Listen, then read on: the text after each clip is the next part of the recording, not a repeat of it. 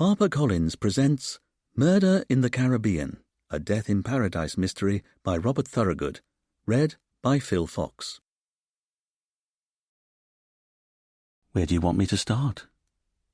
At the beginning? Okay. Then you have to go back 20 years. That's when it all began. With a single gunshot. Nothing before then matters.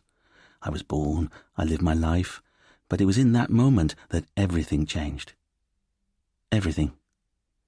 You can't even begin to imagine what that's like. You think you can, but you can't.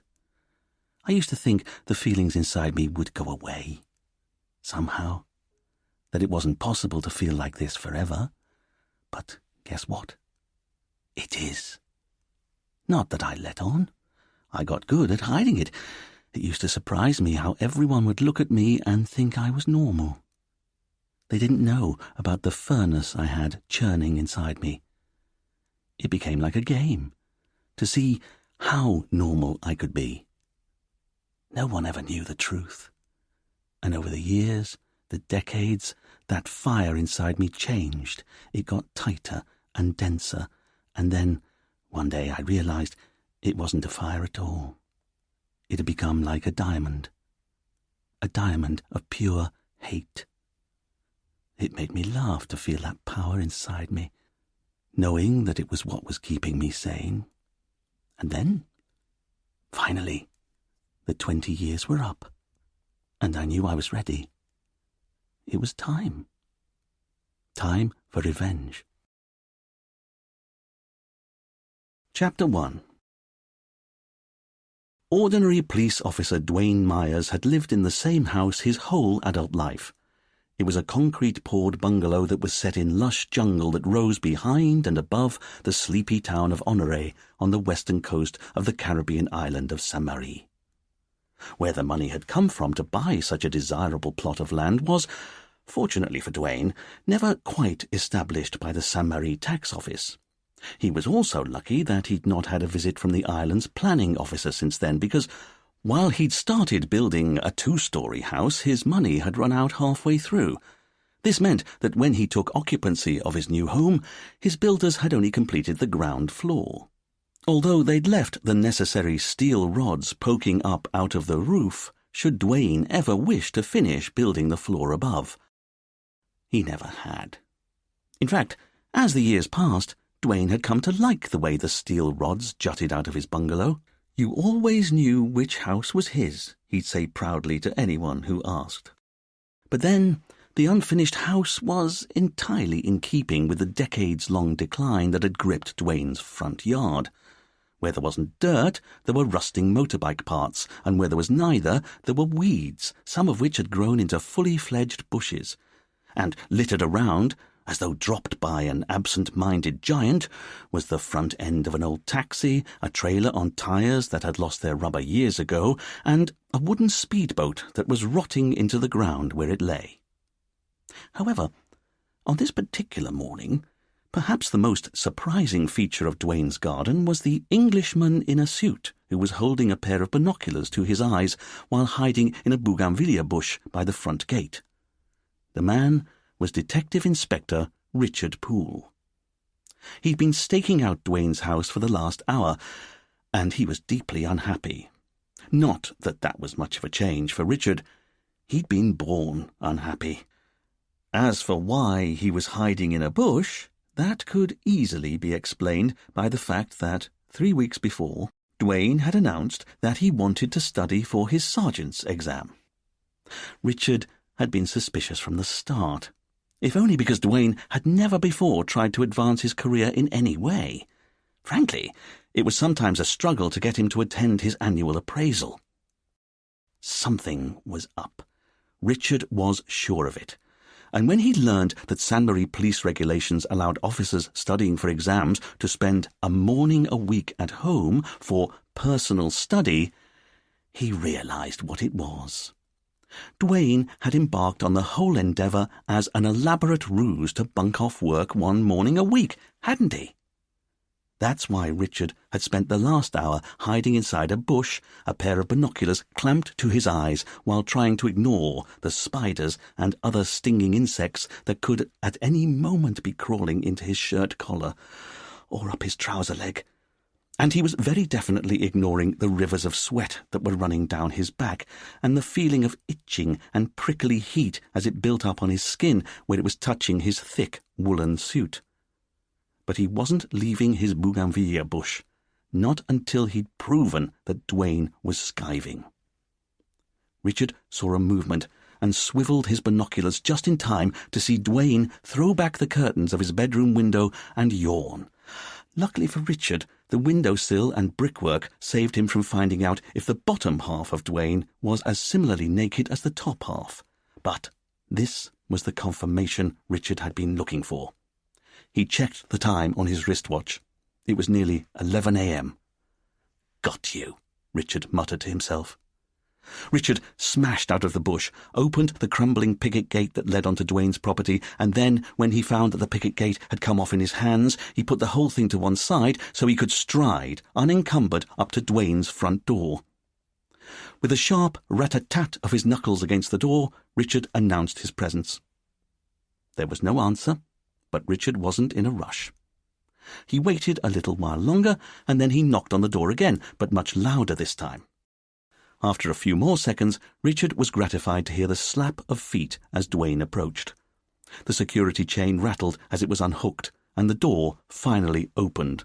"And what time do you call this?" Richard said, pointing to his wristwatch, before realizing that the door hadn't been opened by Duane. In fact, it had been opened by a woman with mussed-up blonde hair, and she was barefoot, Richard noticed, just before he realized that this was because she wasn't wearing any trousers, for that matter. As for the rest of her clothes, it very much seemed to Richard as though the woman was holding a bath towel loosely across her front, and was, possibly, otherwise, completely naked. Oh, heavens, Richard realized in a panic. The woman had answered the door wearing next to no clothes. He immediately fixed his eye on an area of space directly above the woman's left shoulder, causing the woman to laugh easily as she turned her head to call back into the room. "Duane, it's your boss," she said, with what Richard recognized as an Edinburgh accent. Before Richard could ask how this woman could possibly know who he was, she turned and padded off into the recesses of the house, Richard making sure to keep his eye line fixed firmly mid-air. "What are you doing here, Chief?" Duane said as he came to the door. Richard finally lowered his eyes and was relieved to see that Duane had thrown on a bright blue silk dressing gown that depicted Chinese fighting dragons, even if it only just reached down to the top of his thighs. "What am I doing here?" "Sure, you're supposed to be at work." Richard was rendered almost speechless. Almost. "You answer the door and have the gall to say that it's me who should be at work?" "Oh, I see. Something's up at the station, and you've come to pull me from me books." "Your books?" "Sure, you know what it's like. Thursday is for home study." As Duane said this, he winked slowly for his boss's benefit. "Why did you just wink at me?" "Because, Chief, Thursday is for home study," Duane said with another slow wink. "But that's clearly not what's going on here, especially as I just saw you open the curtains to your bedroom wearing next to nothing, not to mention your friend I just met, whoever she is." "That's Amy," Duane said with a delighted smile. "She's something, isn't she?" "I'm sure we can all agree she's something, but she shouldn't be walking around in a towel on police time." "But she's not on police time. She's on holiday." "I don't care what she's doing on the island," Richard interrupted. "It's what you're doing on the island that bothers me. Because you're supposed to be using Thursday mornings for personal study time." "Why do you keep saying that?" "Because it's supposed to be what you're doing." This statement seemed to take Duane by surprise. "But you never really meant that, did you?" "Of course I meant it." Richard took a deep breath to steady his rising blood pressure. Dwayne was a good copper in many respects, but it was safe to say that his and Richard's approach to work weren't entirely universe-adjacent. "All right," Dwayne said, understanding finally coming to him. "You actually want me to be doing personal study on my mornings off." "They're not mornings off, they're study periods." Okay, Dwayne said, holding up his hands. "You've made your point. I'll make sure I work every Thursday from now, but don't worry, no harm done. I mean, it's not like there's much going on the island at the moment." Before Richard could reply that it really wasn't for Dwayne to decide what was or wasn't going on the island, they both saw a flash of light from the direction of Honoré Harbour that was followed a few seconds later by the crack and boom of a massive explosion. "What the hell was that?" Richard said, as a thick cloud of black smoke started to blossom from about half a kilometre out to sea. "I don't know about you, Chief, but that looked to me like an explosion." Richard turned back to his subordinate and dead-eyed him. "Dwayne, get dressed. Personal studies over." By the time Richard and Dwayne arrived at the harbour, the smoke from the explosion had long since cleared, and they found Detective Sergeant Camille Bourdet and Police Officer Fidel Best securing the police launch, which was really no more than an old wooden skiff that had a pair of massive engines strapped onto the back and the words Saint Marie Police written in white down the side. "Did you see that, sir?" Fidel asked as he pulled the old tarpaulin off the steering position. "Of course I did. Or what do you think I'm doing here?" "Anyone know what it was?" Dwayne asked. "I was on the veranda of the station when it happened," Camille said, "and I saw a ball of fire out in the harbour. I think a boat went up." "Then we need to get out there," Richard said, as he boarded the boat and sat down on the bench that ran down one of the sides. "Yes, sir," Camille said, joining him as Dwayne cast off. Camille started the twin engines, Dwayne stepped onto the boat, and it started to move off. "Not too fast," Richard yelped as Camille opened the throttle and the boat started to surge through the water. "What's that, sir?" Camille asked over the roar of the engines. "Not too fast." "Can't hear you, sir," Camille shouted as Richard's old-school tie freed itself from his suit jacket and started flapping wildly behind him. It was perhaps a sign of how seriously Richard was holding on for dear life that he didn't make any attempts to grab it and force it back down the front of his suit jacket so that sartorial decorum could be restored. As Camille drove the boat in a wide arc around the clutch of yachts that were at anchor, she, Dwayne, and Fidel shared grins, knowing how much their boss hated any kind of physical danger, real or imagined. They came across their first piece of debris from the explosion less than a minute later, and Camille cut the engines, the launch slowing to a slooshy stop almost immediately. Looking about themselves, the police could see that it was one of those days in the tropics of almost perfect stillness. There wasn't a cloud in the sky. The sea seemed to be breathing as it gently rose and fell, and there were sparkling diamonds of reflected light all around them on the water. But there were also what looked like thousands of different-sized pieces of ripped-up wood floating on the surface of the water. "Look over there," Fidel said, and they all saw that there was something much larger floating in the water just off their port bow. With a quick squirt of power, Camille steered the launch towards the object, and it revealed itself to be the back end of an old boat. The prow should have been pointing vertically downwards towards the seabed, but Richard could see that the front half of the boat was missing from where the explosion had split it in two. The section of the stern that was still just above the waterline had a boat's name written in white letters. It was called Soundman. "Anyone know who owns the boat?" Richard asked, before he realized that his team was looking at an area of the hull just above the painted name. As Richard looked for himself, he could see why. There was a bright smear of what looked like blood. In fact, the way the smear ran down the wood, it was easy to imagine that someone who was heavily bleeding had briefly clung to the side of the boat before subsiding and slipping into the sea. There even appeared to be a rather macabre handprint in blood just to the side of the smear. "I'll call the Coast Guard," Duane said, pulling out his phone. "They can maybe winch the boat out of the water and help us get it back to shore. And in answer to your question, Chief, Soundman belongs to a guy called Conrad Gardner. He lives in a house on the beach to the side of the harbor." "And what do you think happened here?" Richard's subordinates looked at each other, nonplussed. "It exploded," Fidel eventually said. "I can see it exploded," Richard said in exasperation. "But how did it explode? Do boats normally explode?" This time it was Duane's turn to answer. "No, Chief." Richard pulled a hanky from his jacket pocket and wiped the sweat from his brow, his face, and then the back and front of his neck. "Very well," he said. "We need to keep this bit of boat above water, and we also need to keep our eyes peeled for any survivors." Even as Richard said this, he could see that there was no one in the water near the debris, either alive or dead.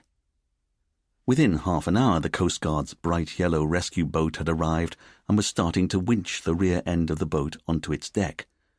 This allowed Richard to order Fidel and Duane to stay with the Coast Guard and coordinate the safe return of the boat, while he and Camille drove the police launch in wide circles through the expanding spread of floating debris.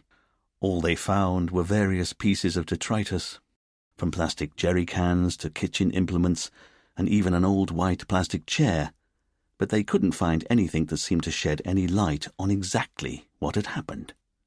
Once it became apparent that there was nothing left to find on the surface of the water, Richard ordered Camille to drive them back to harbour. When they arrived, Richard saw a small crowd of locals gathered on the quayside. Richard couldn't imagine why. After all, the explosion had happened hundreds of metres away. There was nothing much for the crowd to see. But then he noticed that everyone seemed to be clustered around one woman in particular. While Camille tied the boat up, Richard saw the crowd jostle the middle-aged woman forward, and he went to find out what was happening. "I'm afraid I'll have to ask you all to move on," he announced as he came within earshot. "There's nothing to see here." "But is it true?" the woman at the front asked. "Is what true?" "That it was Conrad's boat."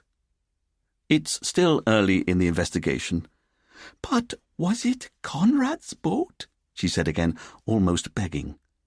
Before Richard could reply that he couldn't possibly comment, Camille pushed past him and took the woman's hands in hers. "Natasha," she said, "I'm so sorry. It was Conrad's boat." "Detective Sergeant," Richard said, irked that Camille had so effortlessly taken control of the situation. "Yes, sir," Camille replied. "You know each other?" Richard indicated the woman.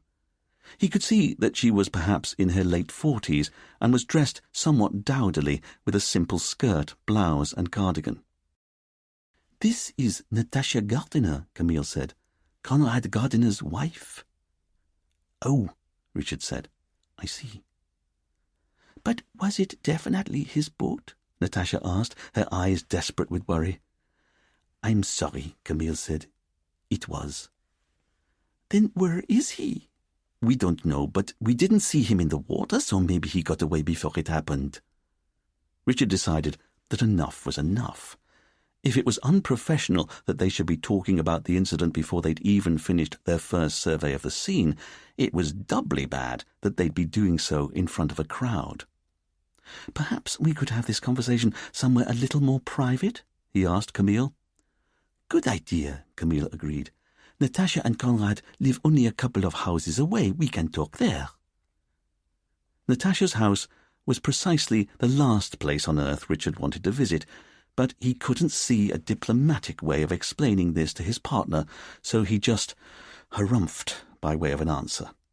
"Good," Camille said, and then started to lead Natasha off, telling her how she shouldn't prejudge the situation. There were a million things that may have happened, and maybe they'd find a very damp and embarrassed Conrad already waiting for them back at her house.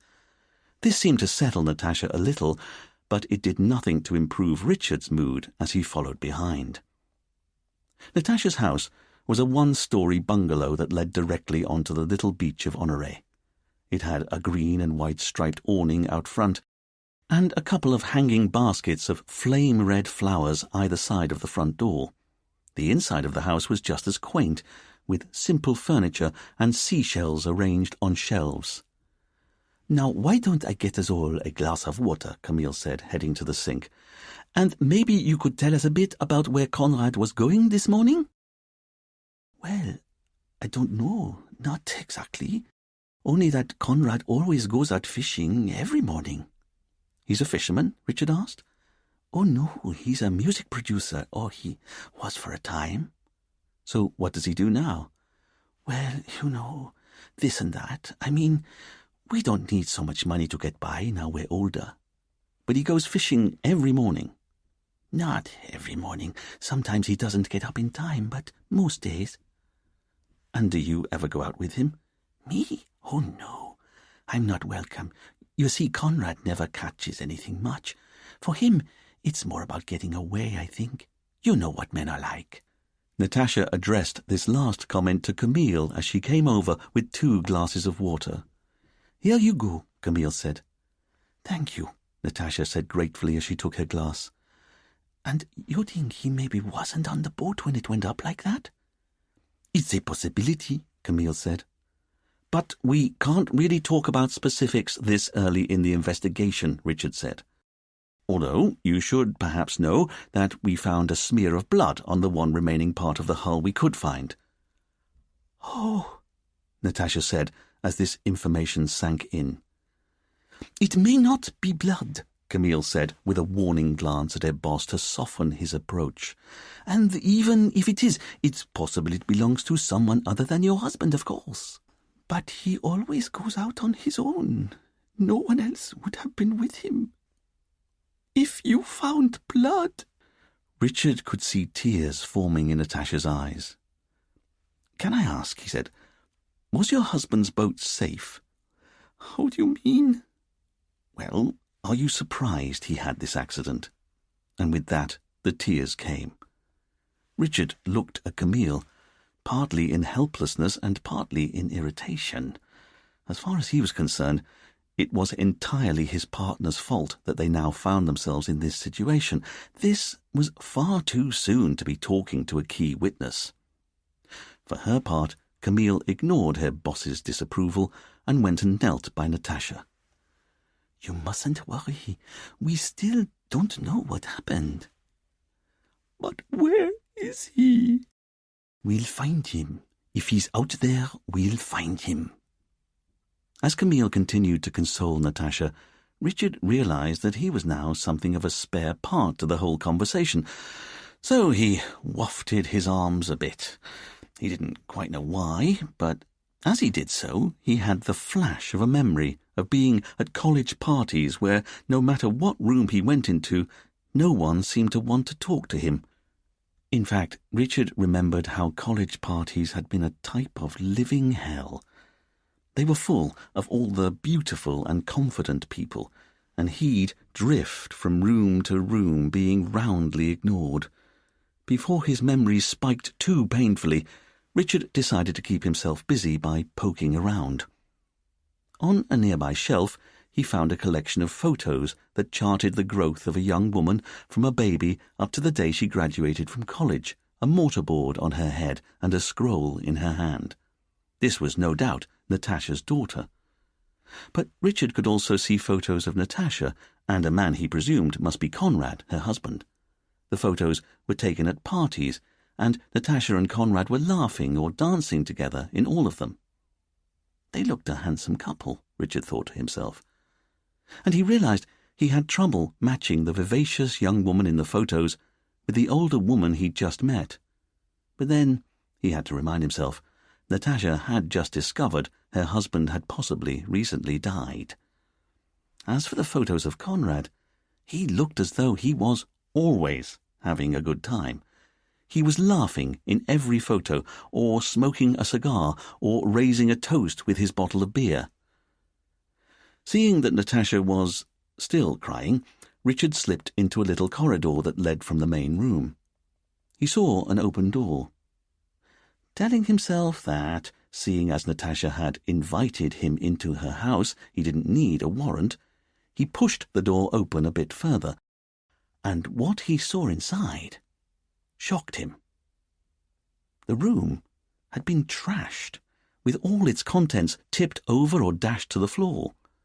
What's more, Richard could see that the room's one window had been smashed, and there was a fist-sized chunk of concrete lying in the middle of the glass-strewn rug. Clearly, someone had thrown the chunk of concrete in through the window. But what had happened next? Had this person then climbed in afterwards looking for something?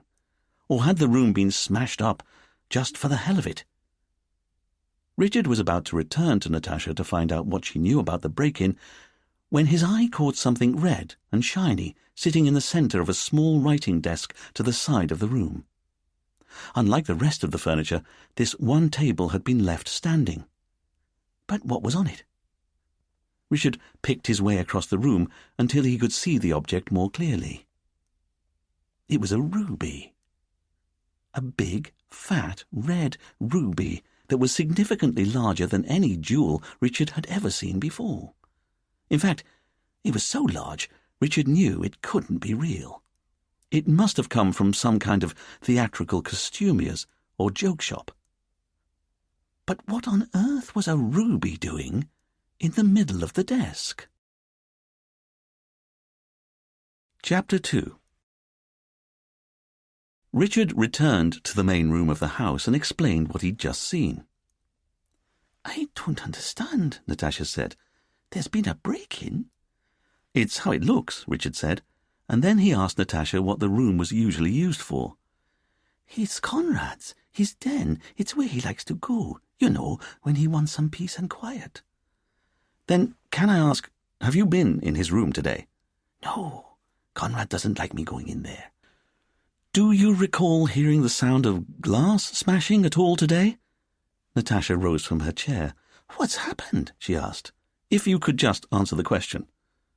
Natasha looked to Camille for support, and she nodded kindly, which seemed to give her strength. "Okay, well, no, I didn't hear any glass smashing today." "Thank you. And have you been in the house all day?" "I've been cross-stitching a Neela for the church." As Natasha said this, she indicated some brightly coloured threads that were piled on an occasional table nearby. "I see. You're involved in the local church." "Of course, aren't you?" Richard didn't quite know how to reply, if only because he always felt a touch bashful that religion had never quite taken for him. As he tried to think of a suitable reply, Camille stepped in. "And what church do you belong to?" "Father Luke Durrance. He's such an impressive priest, don't you think?" Richard had no idea who Father Luke was, but he recognized that he was in danger of losing control of the interview entirely. "Then can I ask," he said, "if you didn't hear any glass smashing, and you were here all morning, what time did you leave?"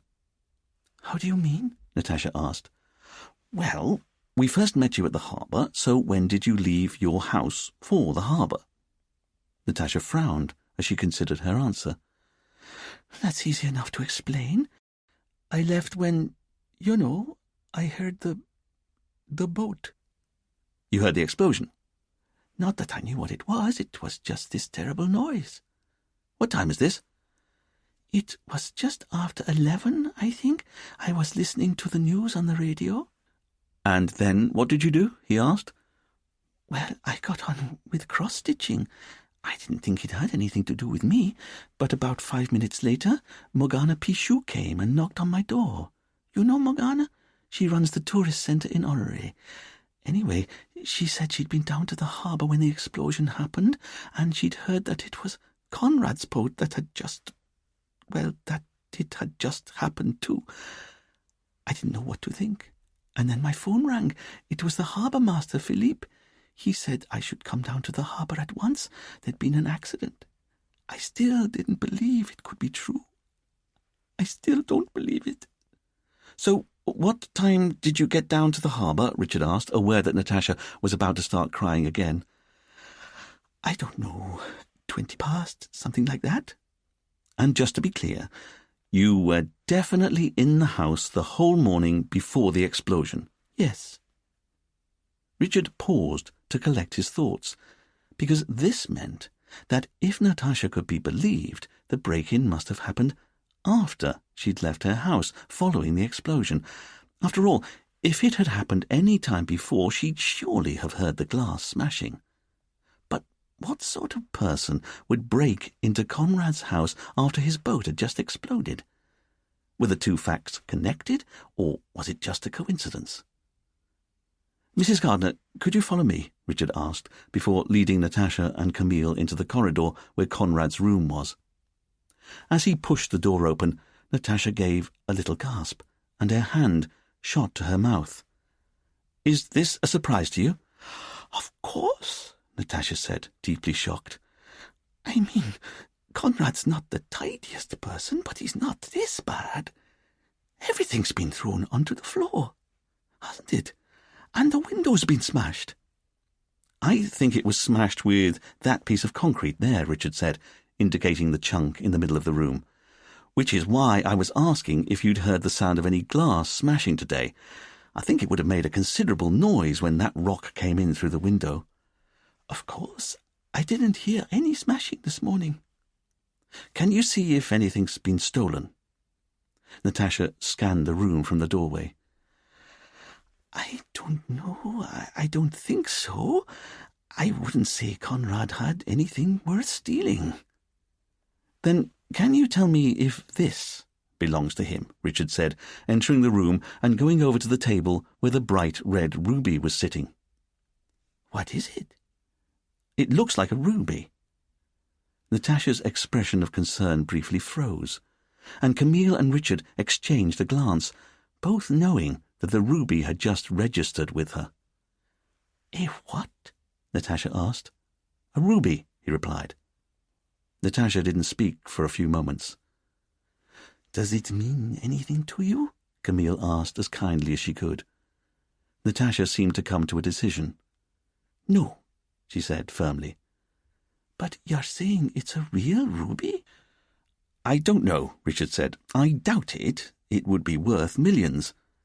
"Then I've no idea how that got there," Natasha said with finality. "Do you think it belongs to your husband?" Camille asked. "Oh, no. Where would he get something like that from?"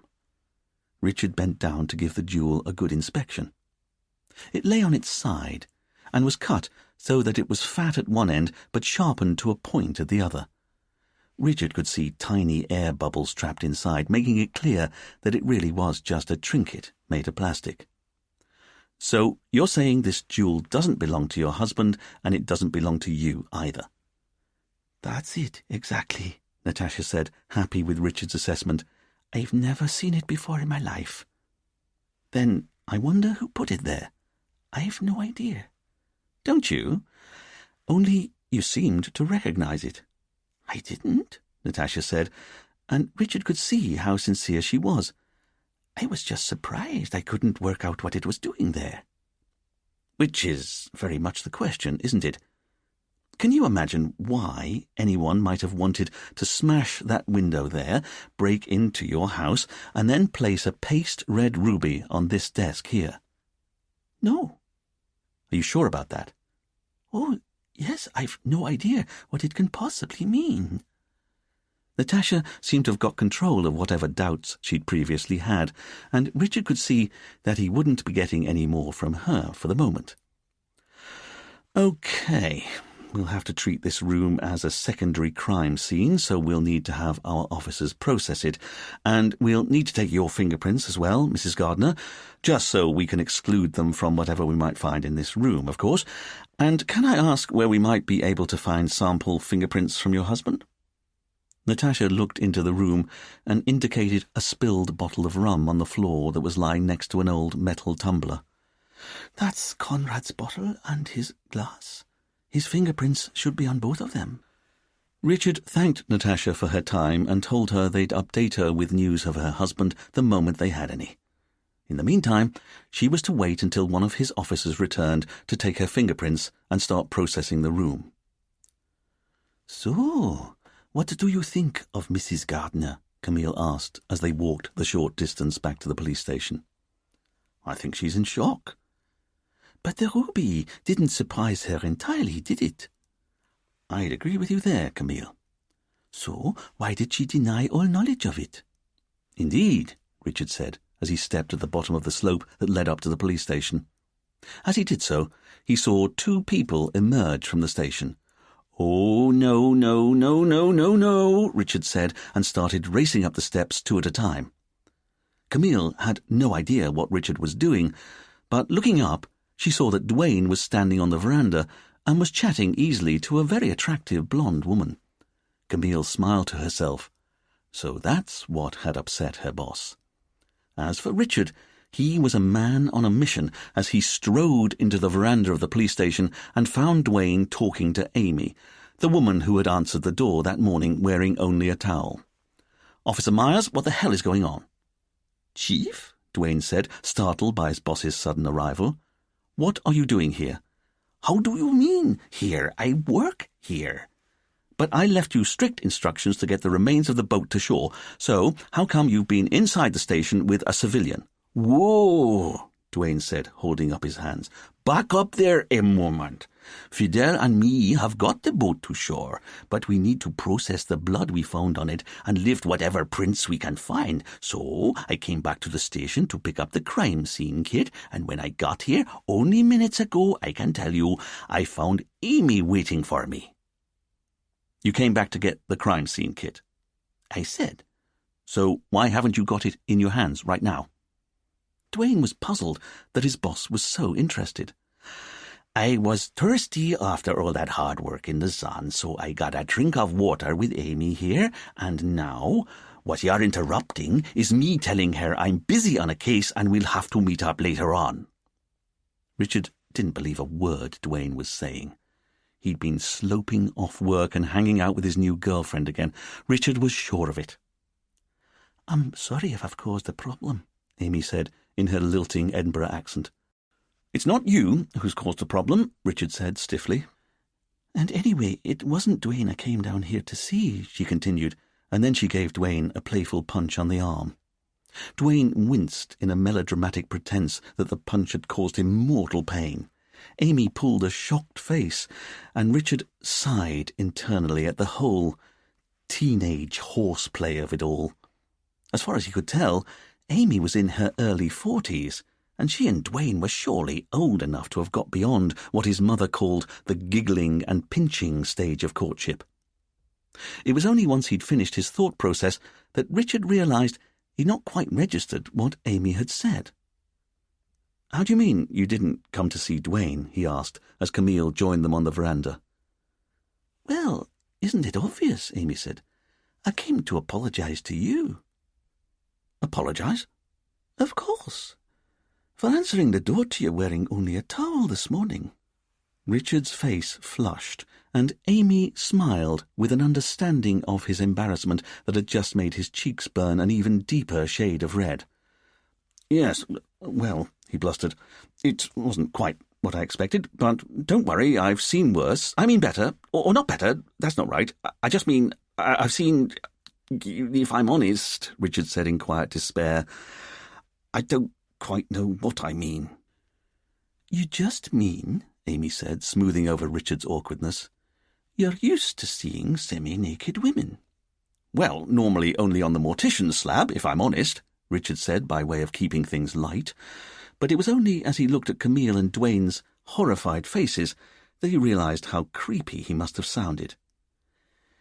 "Anyway," Amy said awkwardly, "no harm done. I just wanted to apologize and introduce myself properly to you.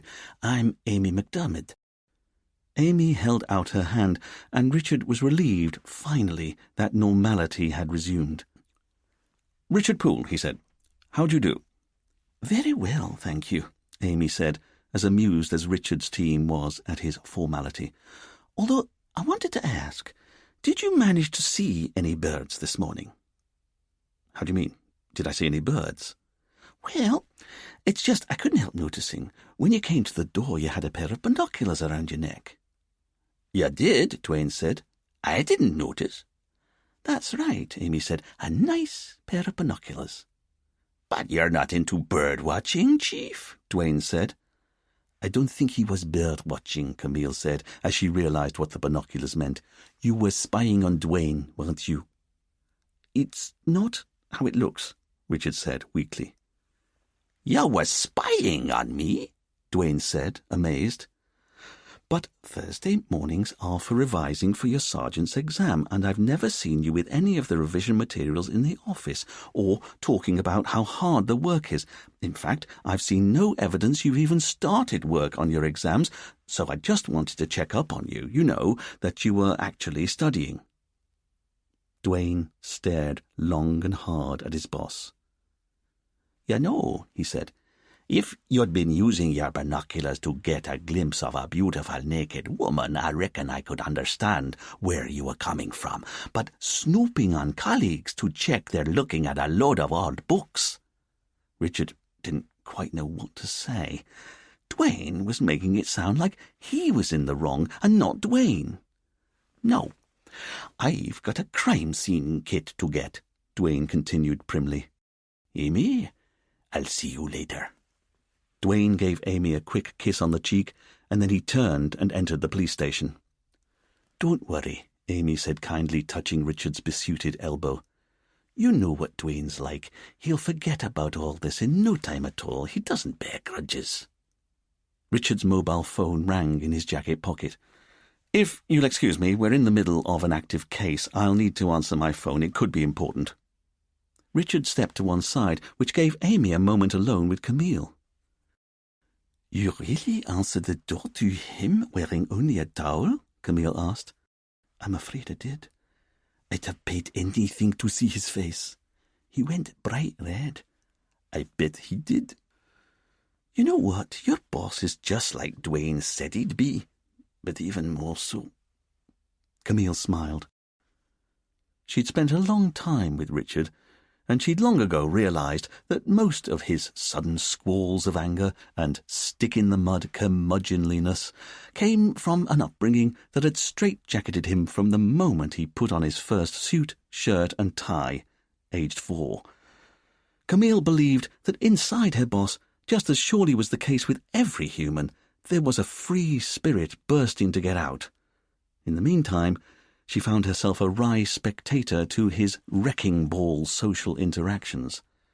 And the fact that Richard was utterly dedicated to solving crimes went a long way in her mind to making up for all his other inadequacies.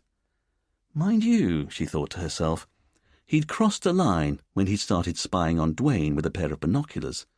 She knew she'd have to speak to him about that later on. Richard returned from his phone call, energized. Okay, that was Fidel, Camille. He says he's found something on the boat we need to see. At once. Amy, you'll have to excuse us. Of course, Amy said, and called out, Send my love to Dwayne, as she started clipping down the stairs to leave the police station. I'd rather not, Richard replied before turning back to Camille. Right, then. Seeing as we've now got 2 scenes to work, I suggest we split up. You take the crime scene kit back to Natasha and Conrad's house, dust the window frame and windowsill for fingerprints. Also, someone should see if there are any prints on that chunk of concrete that was used to smash the glass. And while you're about it, check for footprints in the soil outside the window and do a quick door-to-door. Did any of the neighbours see or hear anything suspicious like breaking glass before or after the explosion this morning? And above all else, make sure you bag the paste ruby.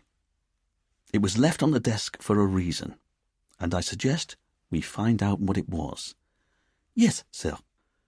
Dwayne came out of the station holding the large metal flight case that was the station's crime scene kit.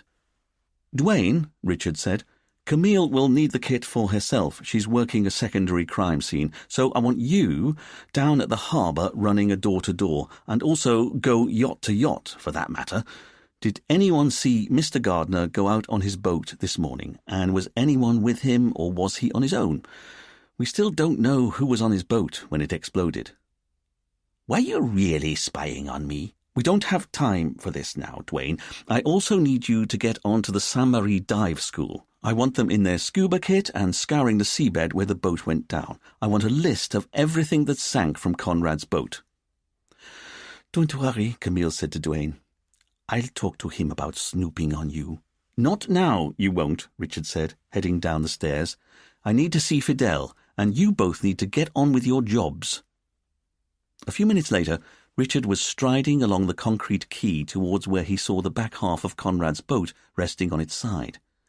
Fidel was erecting "Police, do not cross" tape around it, and to the side of the quay, the Sainte Marie Coast Guard were making good the winch on their boat.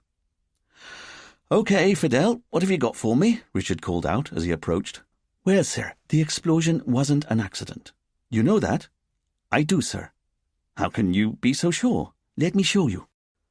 Fidel led Richard around the structure, and Richard could see that the wooden sides of the hull were jagged and torn in a way that looked as though a leviathan had risen from the deep, snapped the boat in two with its jaws, and this was the bit of the boat that it had then tossed aside.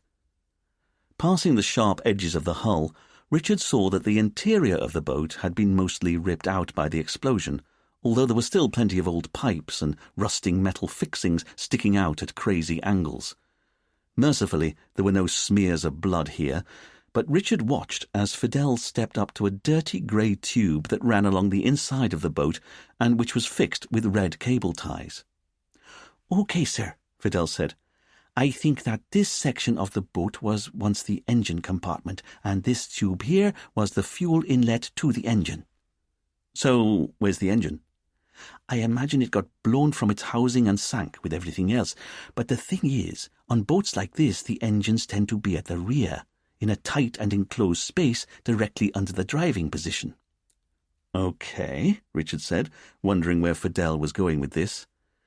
"It can make them seriously dangerous if there's any kind of cut or tear in the fuel inlet, like we've got here." Fidel indicated a point on the pipe with his forefinger, and Richard could see that there was a deep cut that ran along it for about 3 inches. "How did that get there?" "I've looked at it, and it's pretty neat. I think someone slit it open using a sharp knife." "But why would they want to do that?" "Well, a tear in the fuel line like this isn't enough to let much petrol leak, but it's enough to let fumes from the petrol get out." "Oh," Richard said, understanding finally coming to him. "Petrol fumes that then build up inside the enclosed space." "Exactly, sir, and then the tiniest spark and the whole thing goes up." "But how did you find that rip?" Richard asked, looking at all the dozens of feet of pipes that ran around the inside of the boat's hull. "Well, sir, I was carrying out a visual inspection of the wreck when I found this."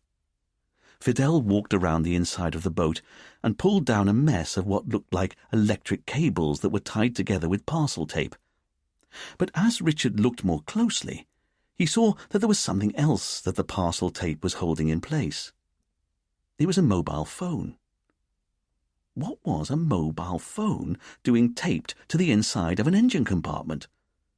As Richard looked again, he could see that it was one of the old-fashioned plastic phones that had no touchscreen.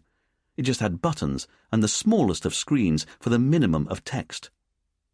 But there were also 2 thin electric cables emerging from the housing of the phone, and the plastic at the end of each cable was stripped back to reveal copper wires. Richard took a step back, the sheer enormity of what Fidel had uncovered hitting him. "Good grief," he said. Someone had sliced into the fuel pipes of the boat so that the enclosed engine compartment would fill with petrol fumes, but this person had also taped a doctored phone inside the same engine compartment. When the boat was heading out to sea, the compartment filled with petrol vapor, and this person had then rung the number of the mobile phone. The incoming call had turned on the circuit that was supposed to drive the motor that made the phone vibrate, but it had been rerouted to a couple of cables that led outside the casing. And once the current was flowing in these 2 little cables, the electricity had arced and caused the tiniest of sparks. The spark had caused the petrol to explode, and the boat had blown apart.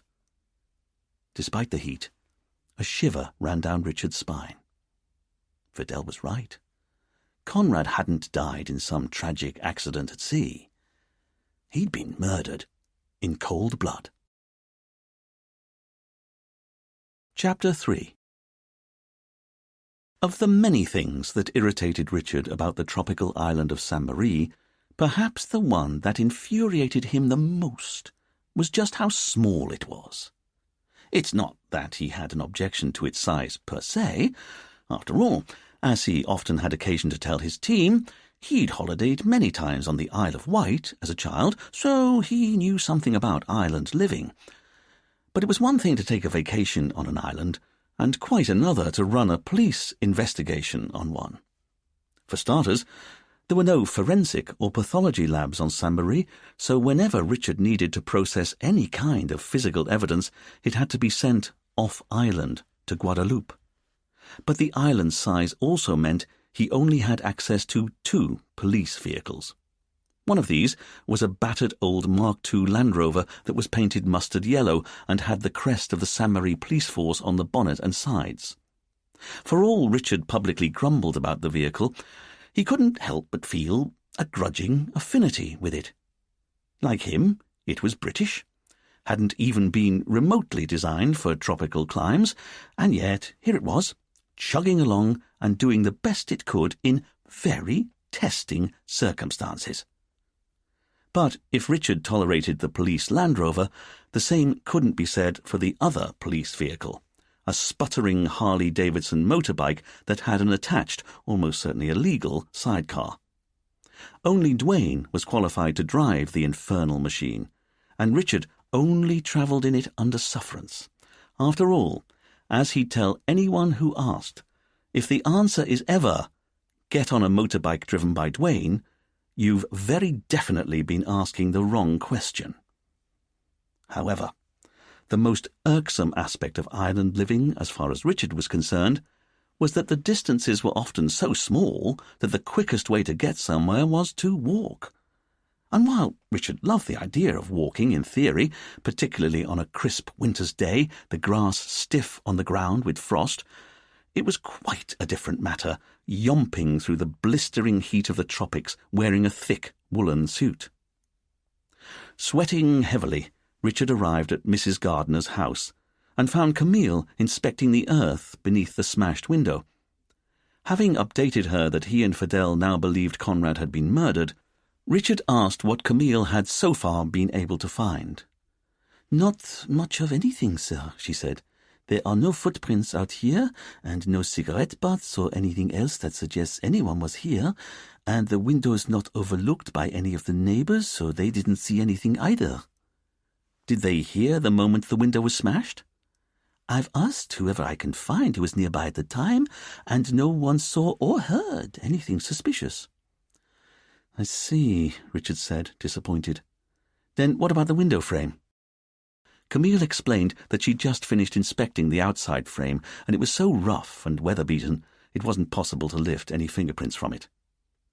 "Then what about the break-in? Has Mrs. Gardner got any theories?" "None, although I asked her to have a proper look at everything that was thrown on the floor, and she says she's not sure, but she thinks nothing's been stolen." In which case, the break-in was all about leaving the ruby. Which is kind of crazy, sir. I'd agree with you there, because why bother? It's a message, isn't it? That's what I'm thinking. It's got no intrinsic value, so it must be symbolic somehow, or a warning of some kind. To Natasha? It's a possibility. Because it wasn't a message for Conrad, was it? I mean, with him dead, he's not going to receive it, is he? Look, let's talk to Natasha again.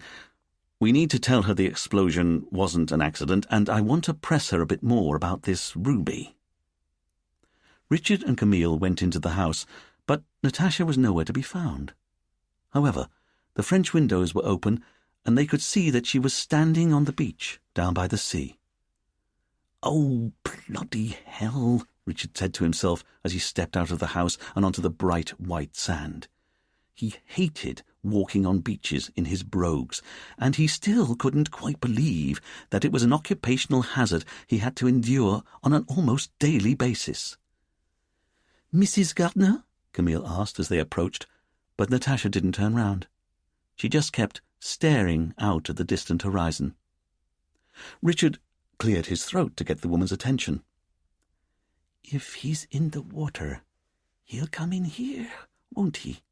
Natasha said, almost to herself. "I mean, this is the nearest beach." "It is," Camille said kindly. "But there have been developments. It looks like maybe your husband's boat didn't explode by accident." Natasha's brow furrowed, but she didn't say anything. "It looks like it was set off by an IED," Richard said, "an improvised explosive device." This finally registered with her. "I'm sorry?" "Now, I understand this is a terrible shock," Camille said, before her boss could be any more insensitive. "But if someone was behind this terrible event, then every passing hour will make it harder for us to catch them." "You're saying it wasn't an accident?" "I'm sorry. But why would anyone want to do that to Conrad?" "That's what we'd like to know." Natasha took a moment to compose herself, and then she said, "No, it's not possible. It's monstrous." She then headed back to her house. After a quick glance of surprise at each other, Richard and Camille followed her across the sand. "You don't think anyone could have wanted to harm your husband?" Camille asked. "No way. Even though it looks as though someone did." "But who'd want to harm him?" Natasha said, turning and looking at the police officers with what Richard realized was a fair amount of desperation. "Everyone likes Conrad. That's the whole point of him. He's popular." "Do you mind me asking, what exactly does he do?" "Well, it's like I told you before. He does this and that." "But what sort of this and that?" "He used to be a record producer, with his own recording studio and everything. He's always been a champion of island music." "He used to be a record producer?" Richard asked. "For many years, but you can't keep making hit records. Your luck eventually runs out, and that's how it went with Conrad. He hit a bad patch, and when the money ran out, he had to let his studio go." "That must have been hard," Camille offered. "Not to Conrad. Nothing's ever a problem to him. If we're rich and we've had plenty of money in the past, he's happy. If we're poor, he's also happy. He's just happy with everything and everyone." This comment really seemed to resonate with Natasha. "So it's just impossible that anyone would do this to him. You must have made a mistake." "You think so?" "I know so." "Then perhaps you could explain why a ruby was left on a table in your husband's study." There was a flash of surprise in Natasha's eyes that Richard could see her quell just as soon as it appeared. "I don't understand." "Because I think you know what it means." "I don't." "It's better if you tell us what you know now," Camille said, playing the role of the good cop. "But I don't know anything about why that ruby was put there. Nothing at all, I promise you." Natasha said this statement with such finality that Richard was left in no doubt that she meant it. The only problem was, both Richard and Camille knew she was lying. But why would she lie about why a ruby was left in her house? Just before it was time to finish for the day, Richard gathered his team at the whiteboard in the police station. "Okay, so what have we got so far?" he asked, popping the lid on a fresh board marker. "Well, sir," Fidel said, "I've lifted the prints from the bottle of rum you got from Natasha's house, and assuming those prints belong to Conrad, I can say that they match the fingerprints we've been able to lift from the blood we found on Conrad's boat. It was his handprint in the blood. I've got definite matches for his first, second, and third fingers on his right hand, and matches for his left thumb and first finger." "So it really was Conrad who was injured in the explosion." "And who then slipped down the side of his boat into the water," Duane added. "Which means he went into the water bleeding." Richard shuddered. They all knew how slim the chances were of a heavily bleeding man lasting long before attracting the attention of a nearby shark. "And it was a big explosion," Dwayne said.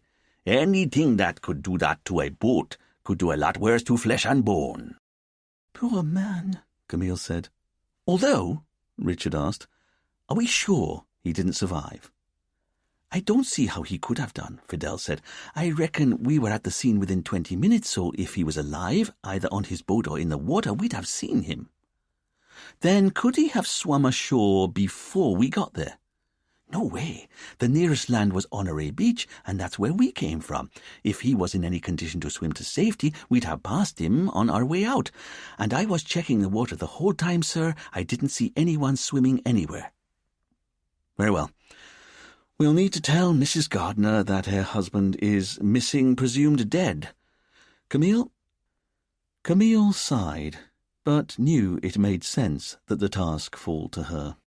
After all, she was the only detective at the station who wasn't Richard Poole, and that was reason enough for her to handle all of the conversations that required any kind of sympathy.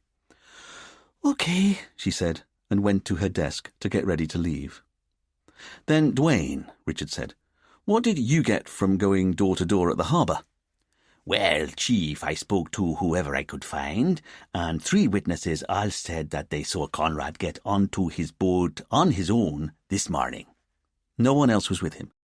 "That's what they're saying, and the harbour master Philippe said he talked to Conrad this morning, and he was sure he was on his own.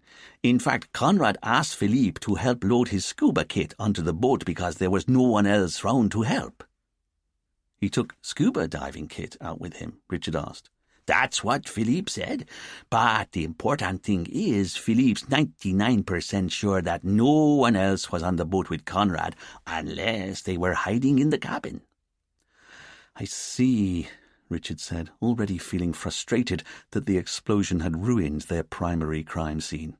How could they run forensics or test any of their theories when half of the boat had sunk to the bottom of the sea?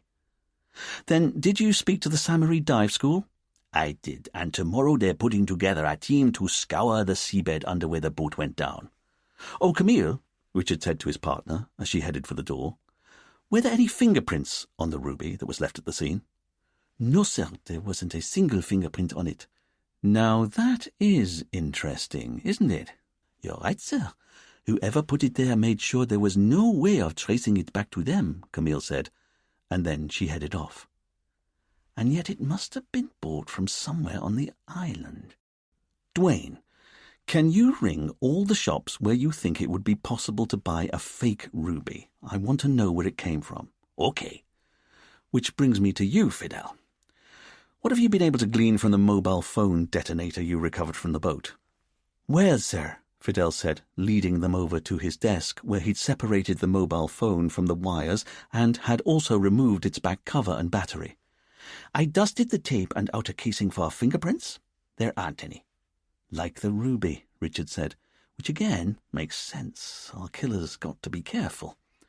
"But I also removed the battery and casing and dusted them all over as well, just on the off chance I could find a fingerprint or a trapped hair or something."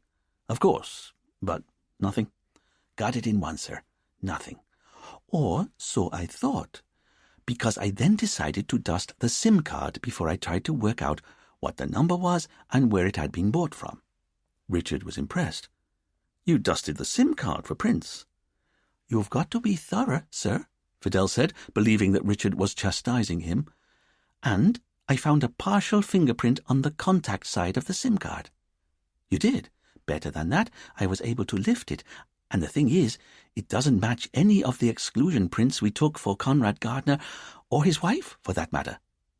"The print from the SIM card belongs to some unknown third party?" "I believe so." "Have you uploaded the print to the CPCN?" Richard asked eagerly. The Caribbean Police Computer Network was one of the few saving graces of working on Saint-Marie as far as Richard was concerned. It was a database of information that unified all of the police forces in the Caribbean and also linked to data held by the FBI and Europol. "I uploaded it as soon as I could," Fidel said, "and I've set it looking for a match." "Very good work. Very good work indeed. Although, did you by any chance learn anything from the information on the SIM card? Nothing that I think will help us. Because it's got an IME number, so I ran it through the computer.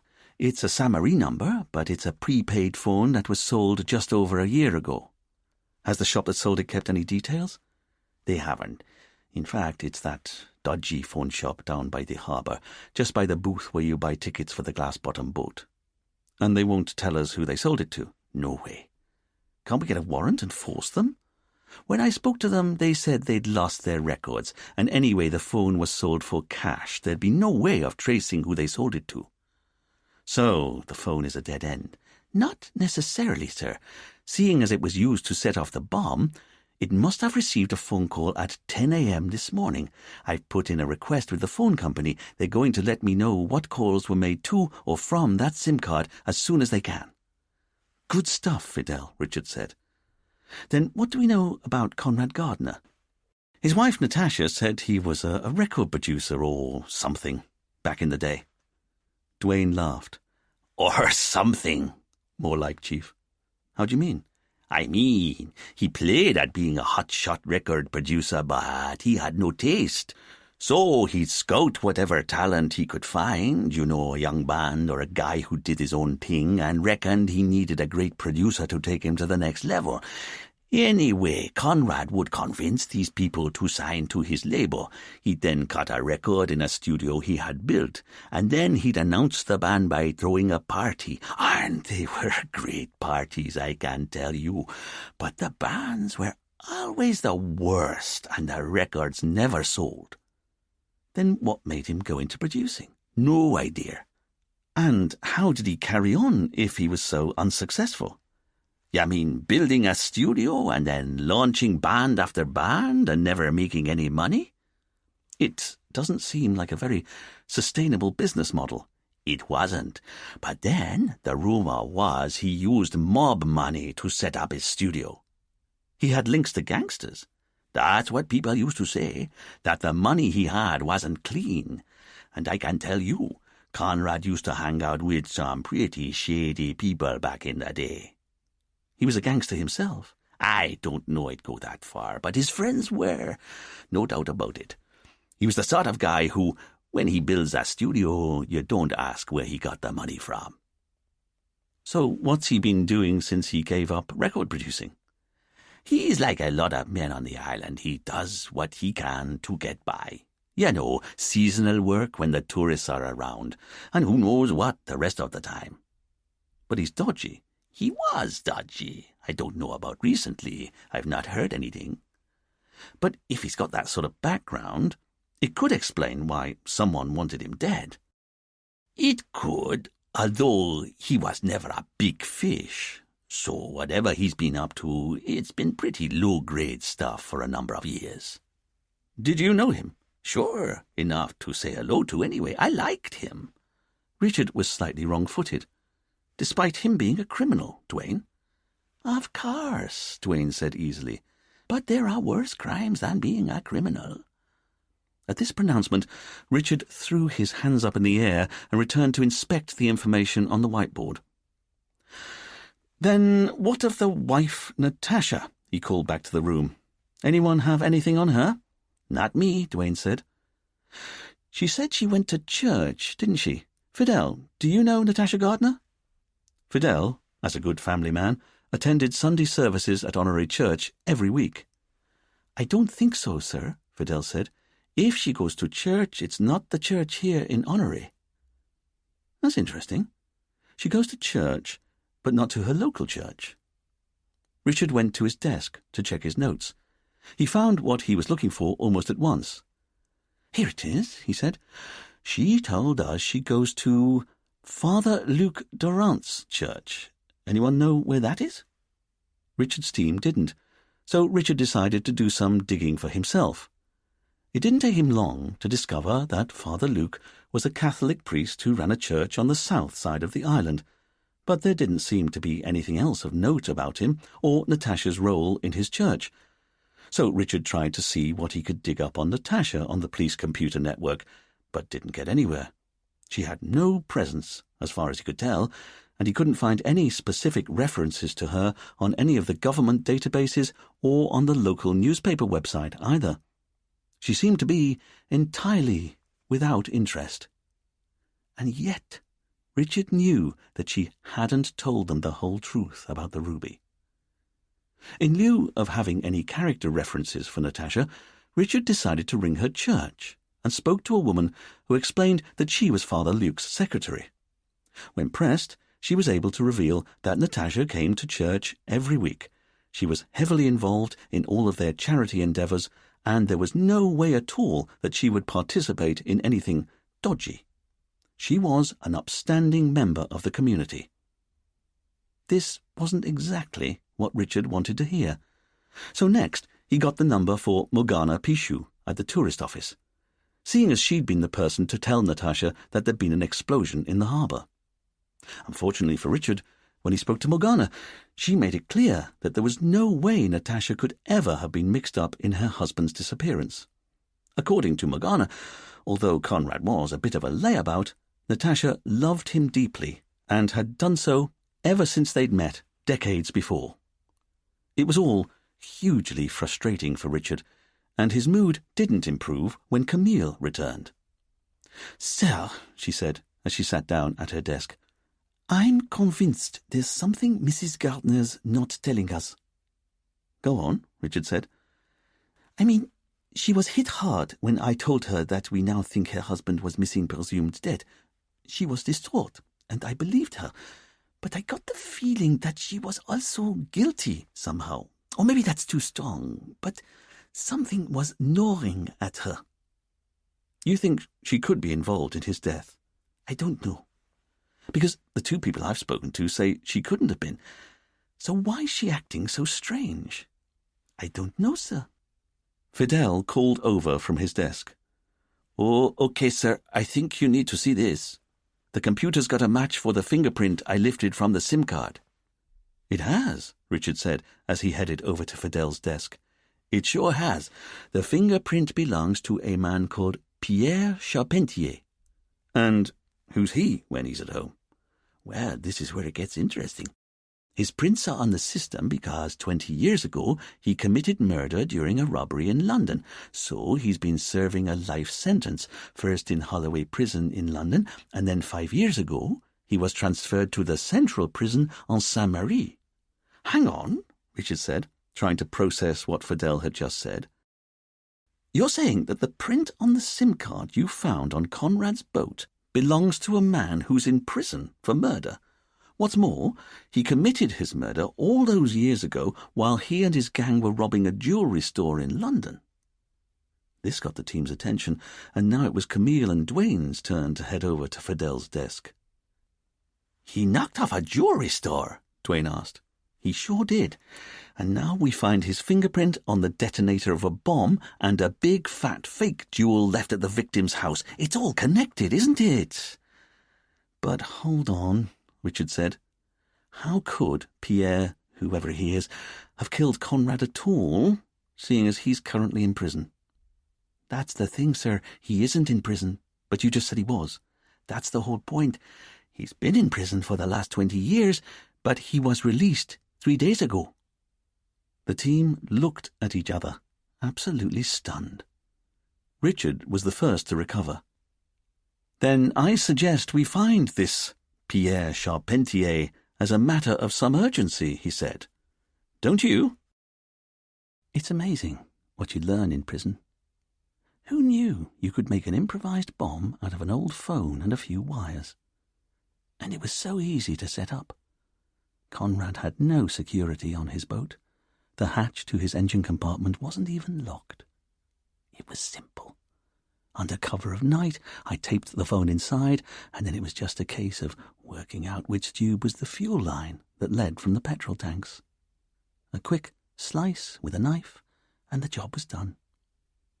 It was amazing, the rush I felt, knowing I now had his life in my hands. After 2 decades of waiting. One call, that's all it would take, and that's all it took. I dialed the number when his boat was out in the harbour where everyone could see it. I then waited a few seconds for the call to connect, and then the boat went up, just like that. Boom! Then, when everyone rushed to the bay, I went to his house and smashed in the back window. Wrecking his study wasn't part of the plan, but I couldn't help myself. I felt alive. Finally alive. And then I left the ruby. That had always been the plan, to leave the ruby. Because it wasn't enough to kill Conrad. I wanted to make a statement, to let the whole world know. I was back.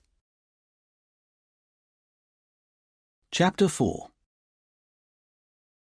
It took a quick phone call to the administration department of the central prison to find out that Pierre Charpentier had indeed left prison 3 days before, and his registered address was a halfway house a few miles away. When Richard told his team Pierre's address, Duane offered to come along. "Why?" Richard asked.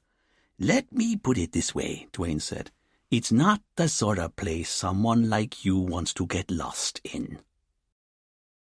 As the police jeep arrived, Richard found himself agreeing with Duane's analysis.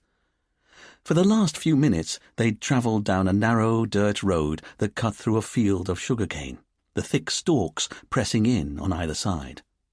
Then, once the field ended, the track opened up into a dirt clearing that contained half a dozen clapboard houses that were nestling in scrubland right next to the sea. Camille parked the police jeep by some overflowing bins. There was no one around, just some laundry drying on a line and a scrawny dog sleeping in the shade of an old pickup. It felt like something out of the Wild West, Richard thought to himself. "Come on, let's get this over with," he said, heading to the crumbling building that was listed as Pierre's halfway house. Stepping up onto the porch, Richard knocked loudly on the wooden door. There was no answer from inside, although Richard saw a net curtain twitch in a house nearby. Interesting, he thought to himself. The enclave wasn't as deserted as he'd first thought. Richard took a few steps back and looked at the upstairs windows of the old building. They had yellowed copies of the Saint-Marie Times taped to the inside, and there was a bush of some sort growing out of the gutter above.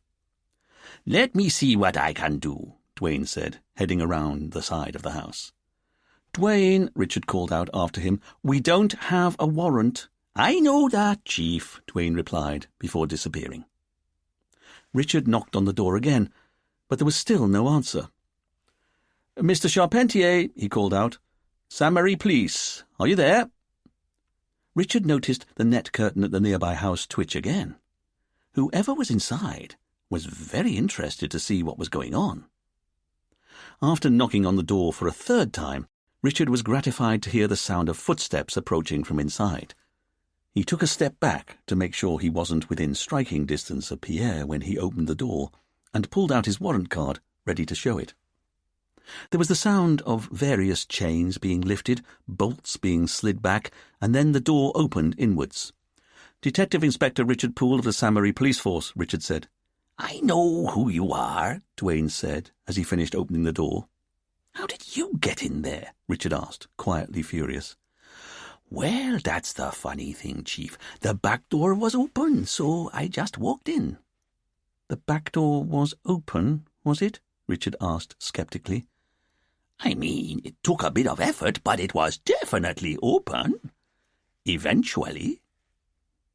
After a moment's indecision, Richard pushed past Duane into the house, his interest in Pierre's whereabouts drawing him in. After all, if the back door really were open, they could claim that they were investigating the security of the house as a matter of community policing. If Duane had broken in, then that was something he'd have to explain to a tribunal, if it ever came to that. As Richard looked about himself, he saw that the house was shabby and was only furnished with the bare minimum. He saw a little side table with an ashtray and packet of cigarettes and matches next to it. There was also a bottle of beer that Richard saw was half full. Pulling on a pair of crime-scene gloves, Richard went into the kitchen at the back of the house and saw a brown paper bag on the worktop.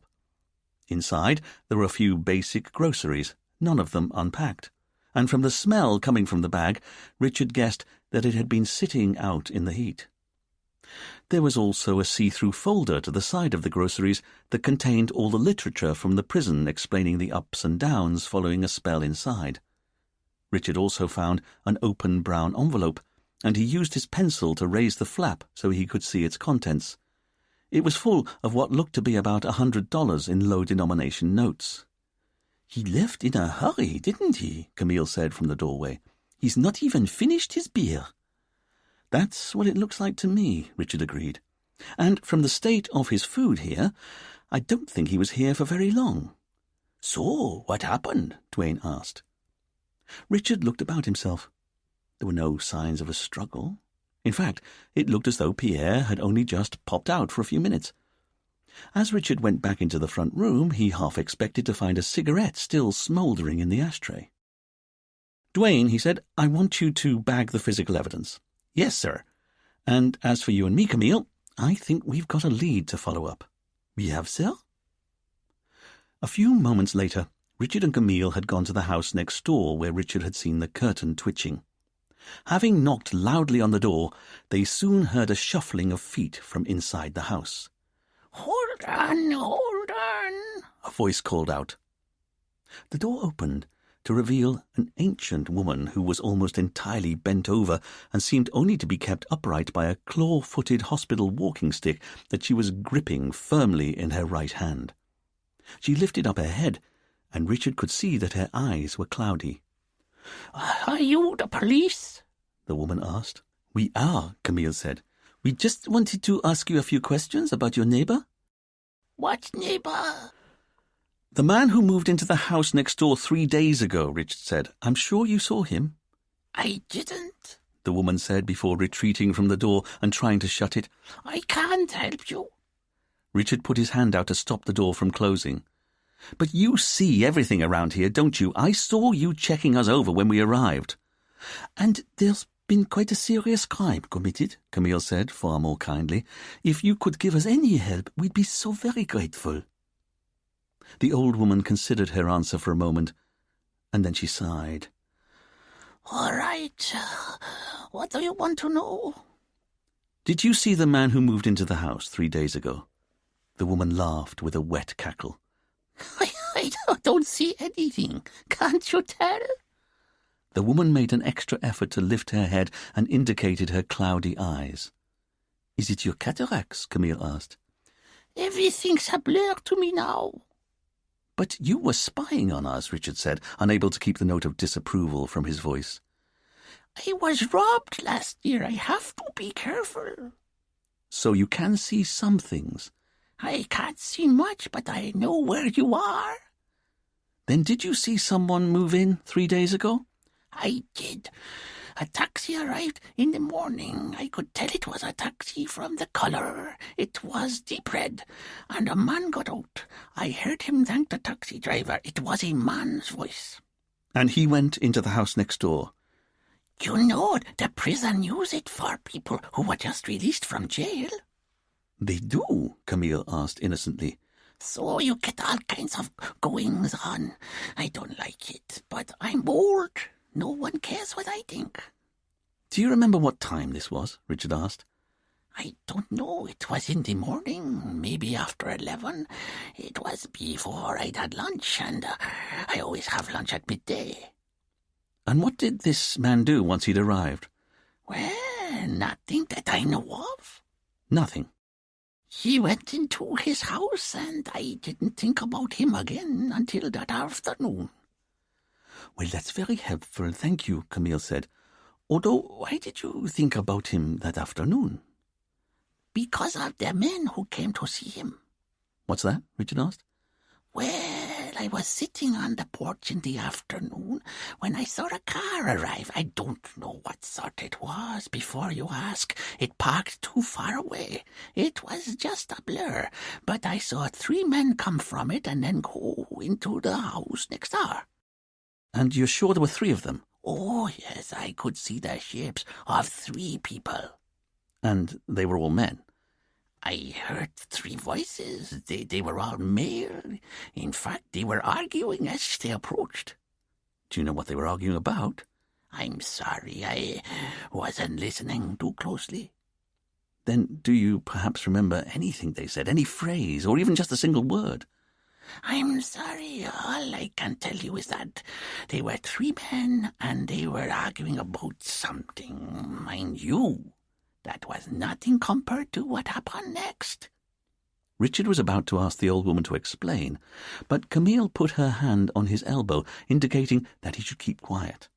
She'd recognized that their witness had finally warmed up and was enjoying the sound of her own voice. The man who'd arrived first, he was wearing a blue jacket, was happy to see them to start off with because he greeted the 3 men like old friends. But after a few minutes, I heard the man in the blue jacket start to get angry. Did you hear what was said? The woman thought hard. It was something about him wanting his share, I think. That's right, he kept saying, "Where's my share?" over and over. And then the 3 men who'd arrived together started arguing among themselves as well. It got quite heated, and it ended with the man in the blue jacket telling them he wanted them all to leave. And a few minutes later, that's what they did. But I got the feeling the 3 men left with their tails between their legs. They weren't so chatty on their way out as they'd been on their way in. And it was the same 3 men who left as who'd arrived? I think so. The man in the blue jacket was still in his doorway after the others had left. I appreciate you don't see too well, Camille said, but can you describe any of these men at all to us? I'm sorry. I think one of them had a red top, like a T-shirt, but I couldn't tell you anything else. Did you maybe see what color their skin was? They were dark-skinned. And did they speak with local accents? Oh, yes, very definitely. They were all from Saint Marie or from an island nearby. So there were 3 dark-skinned men who you think were from the island? That's right, the old woman said with another chuckle. Which isn't bad for someone who can't see, is it? It sure isn't, Camille agreed. Then what happened? Richard asked. How do you mean? Well, we've just looked around your neighbour's house, and it looks like he left somewhat suddenly at some point. Oh, that was later that day. It was? I was in my kitchen when I heard a car pull up outside. I didn't think much of it, and I didn't even see which of the men had come back. But I saw the first man who'd arrived that day, the man in the blue jacket, step out of his house. I could see that from my window. He said something, and then I saw him leave. A few seconds later, I heard a car start up and drive off. Did you hear what he said?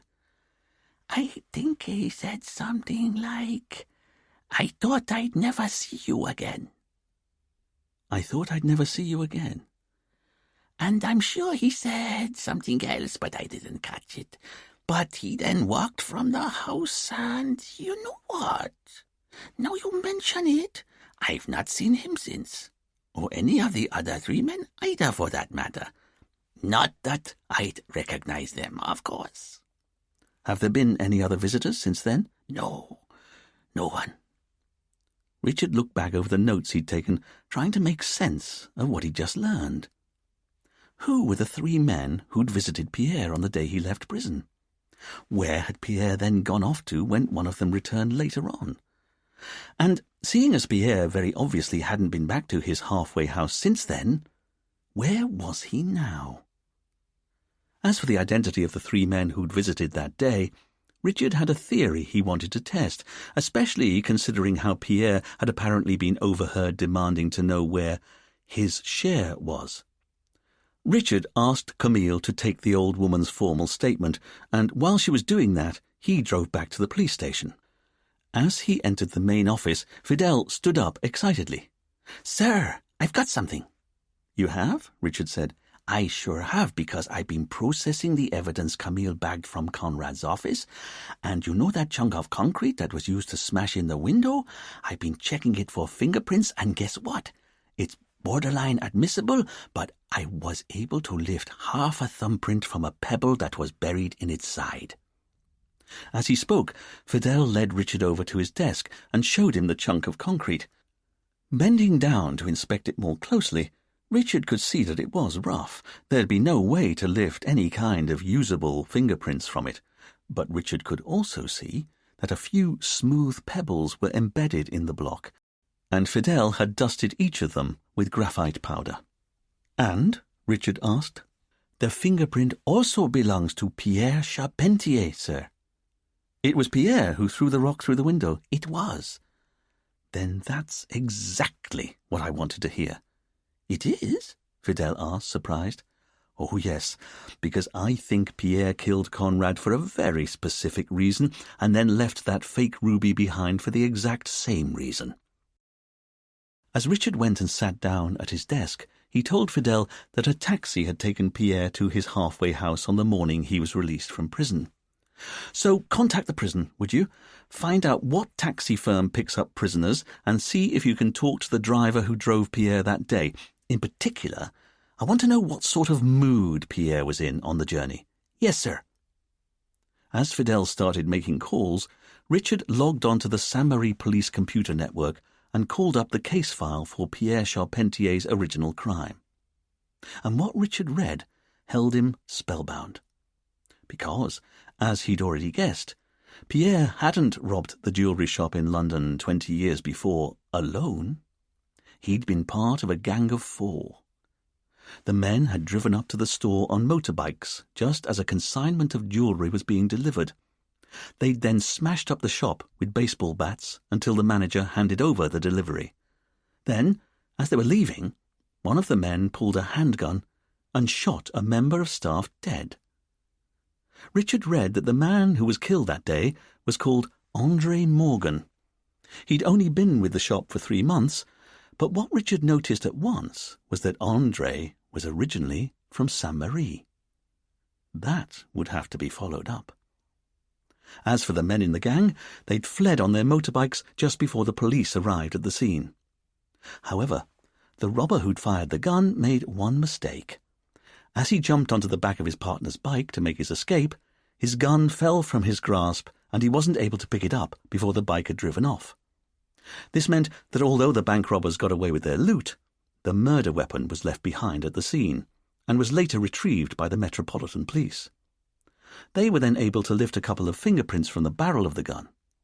But the fingerprints didn't match anyone on the UK police database, nor did they match anyone on Interpol's database. In fact, the police weren't able to match the fingerprints with anyone. Even worse, although the motorbikes were later found dumped in a back street, the men had vanished into thin air. And the bikes had been stolen from Brick Lane the night before. So that was a dead end as well.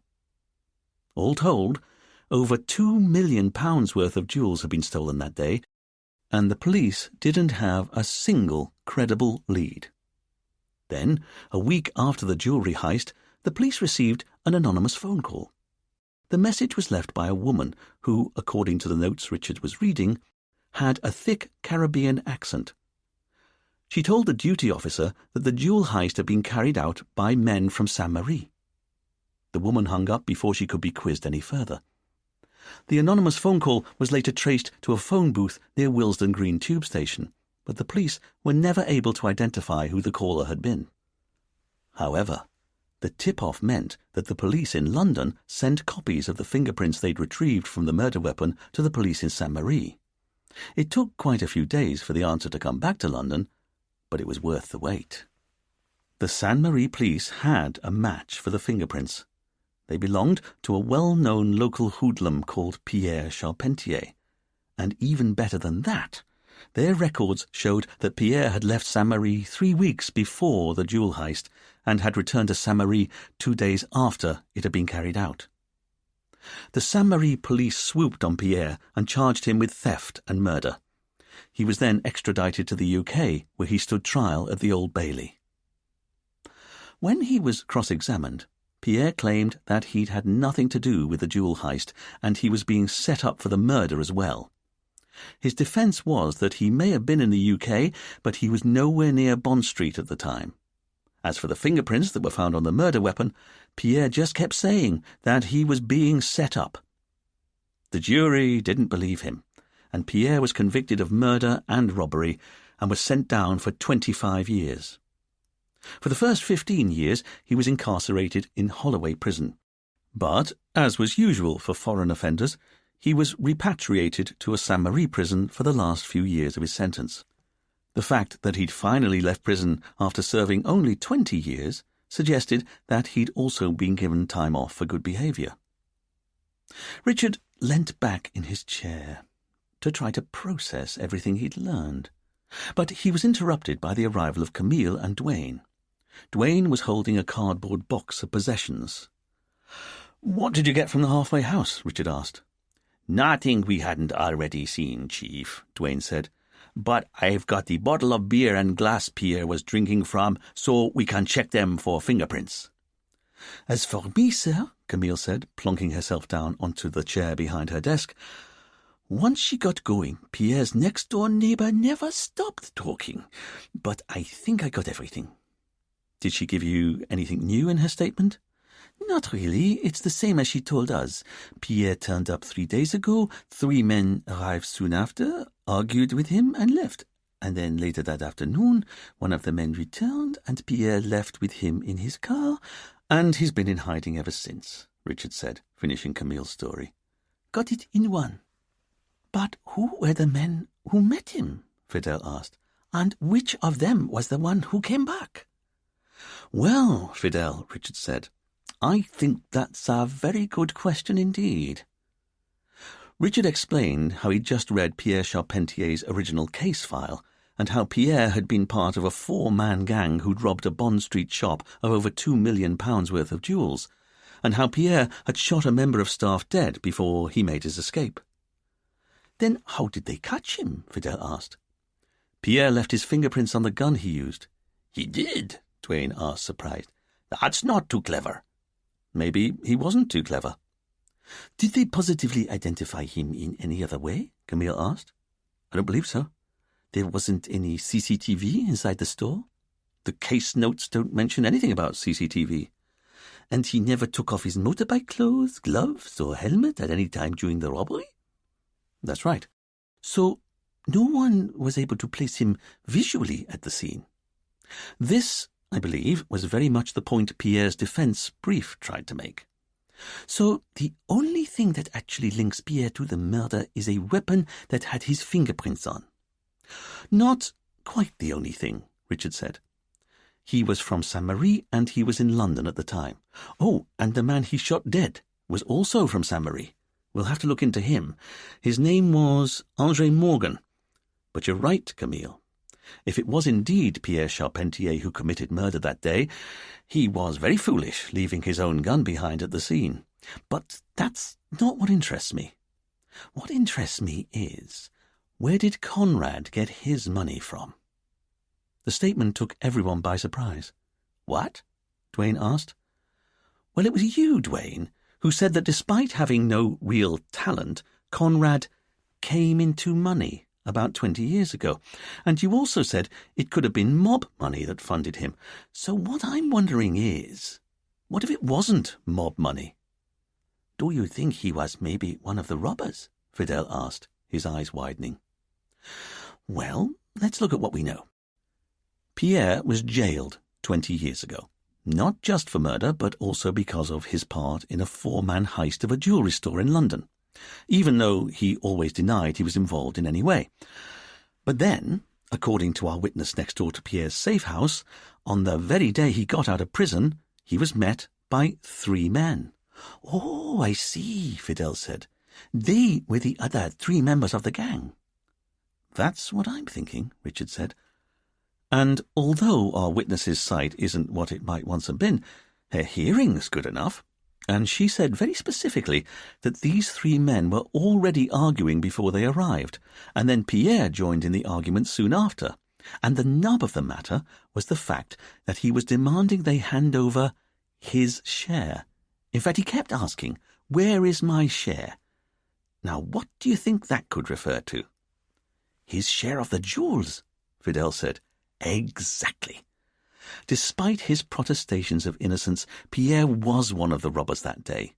And I think that for the last 20 years, as he rotted in a high-security prison, there was only one thing sustaining him, and that was the knowledge that all he had to do was keep quiet, and the moment he left prison, he'd finally get his share of money from the heist. "You really think he kept quiet all that time?" Dwayne asked skeptically. "I think anyone with the right incentive would keep stum, and £2 million worth of jewels is quite the incentive. I imagine that once the rest of the gang had paid their fence and any other intermediaries to recut the stones, they'd maybe have cleared as much as £1 million by the end. So, divided by 4 people, that's £250,000 each, and in San Marie dollars, that's maybe as much as $300,000 to $400,000 per gang member." "Yep," Dwayne said, now in accord. "I'd keep quiet for a lot less, especially if I was already in jail for murder." "So, what are we saying?" Camille asked. "Was the day Pierre got out of prison the day he also found out he wasn't going to get any of his money?" "That's exactly what I think happened," Richard agreed. "His share of the cash had been spent or mismanaged. We don't know. But we do know how angry Pierre was to find out that his share was missing.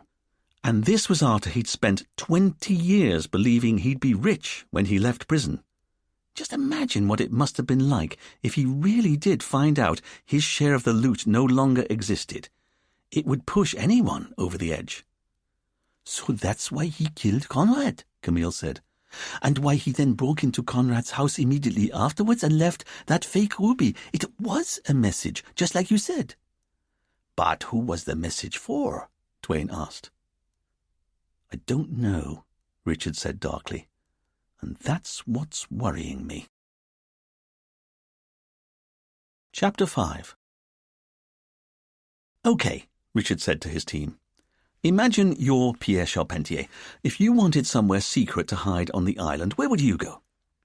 Fidel, Camille, and Dwayne were full of ideas. It was possible Pierre was hiding in a nearby boarding house or hotel, or was staying in a local homeless shelter, or maybe just living rough in the jungle. Really, he could be anywhere. And as the suggestions arrived thick and fast, Richard made a list of them on the whiteboard. Having done so, he then divided the list up among himself and his team. But first, Fidel was to go to the prison and speak to the guards and whoever else he could find to discover who Pierre was friends with. Camille was to try to discover what kind of digital footprint Pierre was leaving now that he was out of prison, and Dwayne was to go and tap up whatever contacts or informants he could find to see if Pierre's return to civilian life had caused any ripples on the island. As Dwayne put his police cap on and left, Richard ghosted out after him and stopped him on the veranda. "And Dwayne," he said, "about the whole spying thing." Dwayne smiled easily. "You want to apologize?" Apologize?" Richard said, confused. "No, I just wanted to say that I may not be able to keep tabs on you while you're visiting every dodgy bar on the island, but if I find you've actually sloped off and hooked up with Amy McDermott again, there'll be trouble, I can tell you." "Hang on. You're not apologizing to me." "What is there to apologize for?" "You ran an observation on my house." "You make it sound like a bad thing." "It was." "Anyway, it wasn't anything so formal as an observation. I just hid in a bush." "You hid in a bush?" "But you were with your girlfriend when you should have been working on your sergeant's exam." So? So. "I can revise any time, Chief, but I only met Amy a few weeks ago. What we've got's really special, and, we're still at that stage of our relationship." "And what stage would that be?" Dwayne looked at his boss, trying to work out if he was pulling his leg. "What stage?" "That's right, I said. What stage?" "You honestly don't know what I'm talking about." "All I know is you were with your girlfriend when you should have been revising, and you even let her visit you at the police station." "But she only came here to see you. I don't want to meet your girlfriends, Dwayne. I'm trying to solve a murder case, and so are you, I'd like to add. Dwayne cocked his head to one side as he considered his boss. He knew that Richard was English and uptight and repressed, but was he really this English, uptight and repressed? Good, Richard said, misreading Dwayne's silence as agreement. I'm glad we finally sorted that out. And with that, Richard tried to return to the main office, but he found that Camille was standing in the doorway, holding a printout, and, seeing the look of disapproval on her face, he realized she'd been standing there for some time. "What?" he asked defensively. "Oh, nothing, sir," Camille said. "I just wanted to let you know what I'd got on Pierre so far." Richard grabbed the piece of paper from Camille's hand and headed back into the office. After a sympathetic glance at Dwayne, Camille followed. Richard read the printout as he sat down behind his desk. So, Pierre Charpentier is 54 years old, he's got no siblings, no wife, no children, and his parents died when he was 15. So, that pretty much rules out his family as the people who could be providing a refuge for him.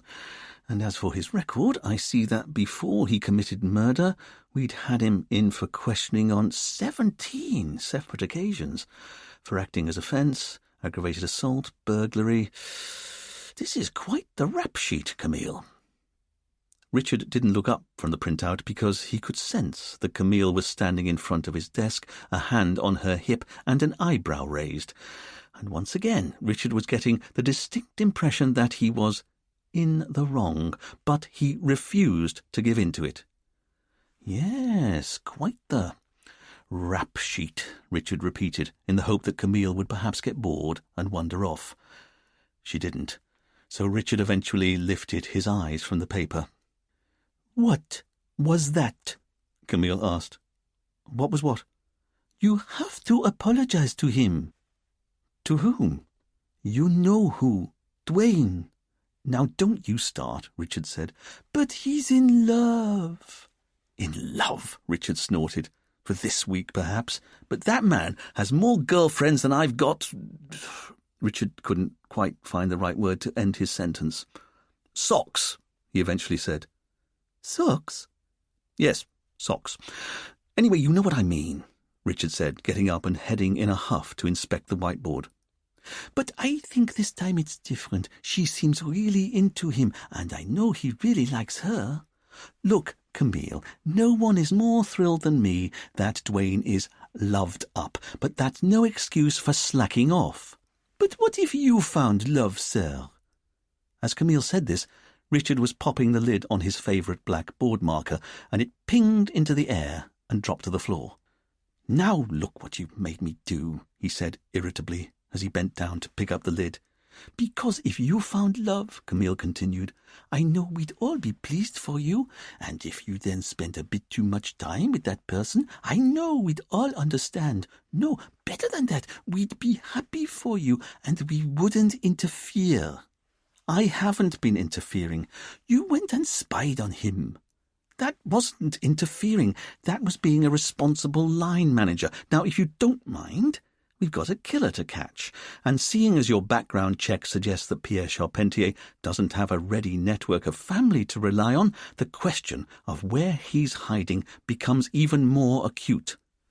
"You're right there, sir," Fidel said, relieved that the conversation had moved on from his boss's love life.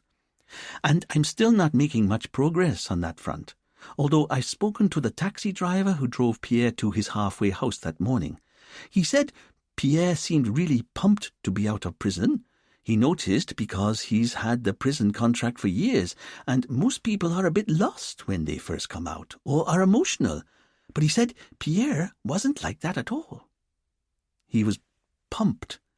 It was like he had a sense of purpose. That's how the taxi driver put it to me." "I see," Richard said, as he went back to study the whiteboard where the names Conrad Gardner, Natasha Gardner, and Pierre Charpentier were written up in big, bold letters. "You know what?" Richard said after a few moments. "If Conrad's dead and Pierre's in hiding, that doesn't mean we're without leads." Richard pointed at Natasha's name on the board. Because we now know the ruby was left behind because of the burglary 20 years ago, and Natasha Gardner was married to Conrad 20 years ago. I think it's time she told us the truth. Leaving Fidel in the station, Richard and Camille returned to Natasha's house.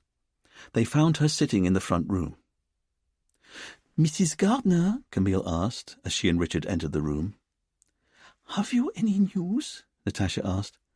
"I'm sorry, we haven't. He can't be dead. I just don't believe it. We'll let you know the moment we have anything definite, but in the meantime, there has been a development elsewhere in the case. We'd like to see if you recognize this man." Camille handed over a copy of Pierre's mugshot, and as Natasha looked at it, she seemed to crumple. "Oh, God," she said, her hand going to her mouth. "You recognize him?" Camille asked. "It's that Pierre man, isn't it? You know him?" Natasha nodded. "And he's the reason why a ruby was left behind in your house, isn't he?" Richard could see that Natasha had no ready reply. "Mrs. Gardner?" he asked sternly, but Natasha only had eyes for Camille. "You go through life," she said, "and you just hope the past won't catch up with you. But that's not how life works, is it?" "The ruby is connected to your past?" Camille asked. "Not mine," Natasha said. "And I wasn't sure when I saw that ruby. I mean, I had an idea. I worried, but I didn't know for sure. That's why I didn't say anything. But if that man Pierre is behind all this, then I know exactly why he's done what he's done." As Natasha said this, she burst into tears. Richard rolled his eyes to himself. Bloody hell, why was it always so hard getting witnesses to talk without them turning on the waterworks?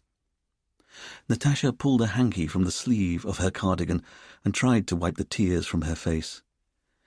"My husband was a good person," she said in between her sniffs. "You have to believe me. He was kind to me and a loving father to our daughter. He meant well in so many ways. But he was also weak. In the past more than now. But what he did caused a stain it's not possible to wipe away. And it was all because of him," Natasha said, indicating the photo of Pierre. "Because if Conrad was a good man under it all, Pierre was the worst. I knew he was trouble from the start." "You knew Pierre from before he went to prison?" Richard asked. "I married Conrad 25 years ago.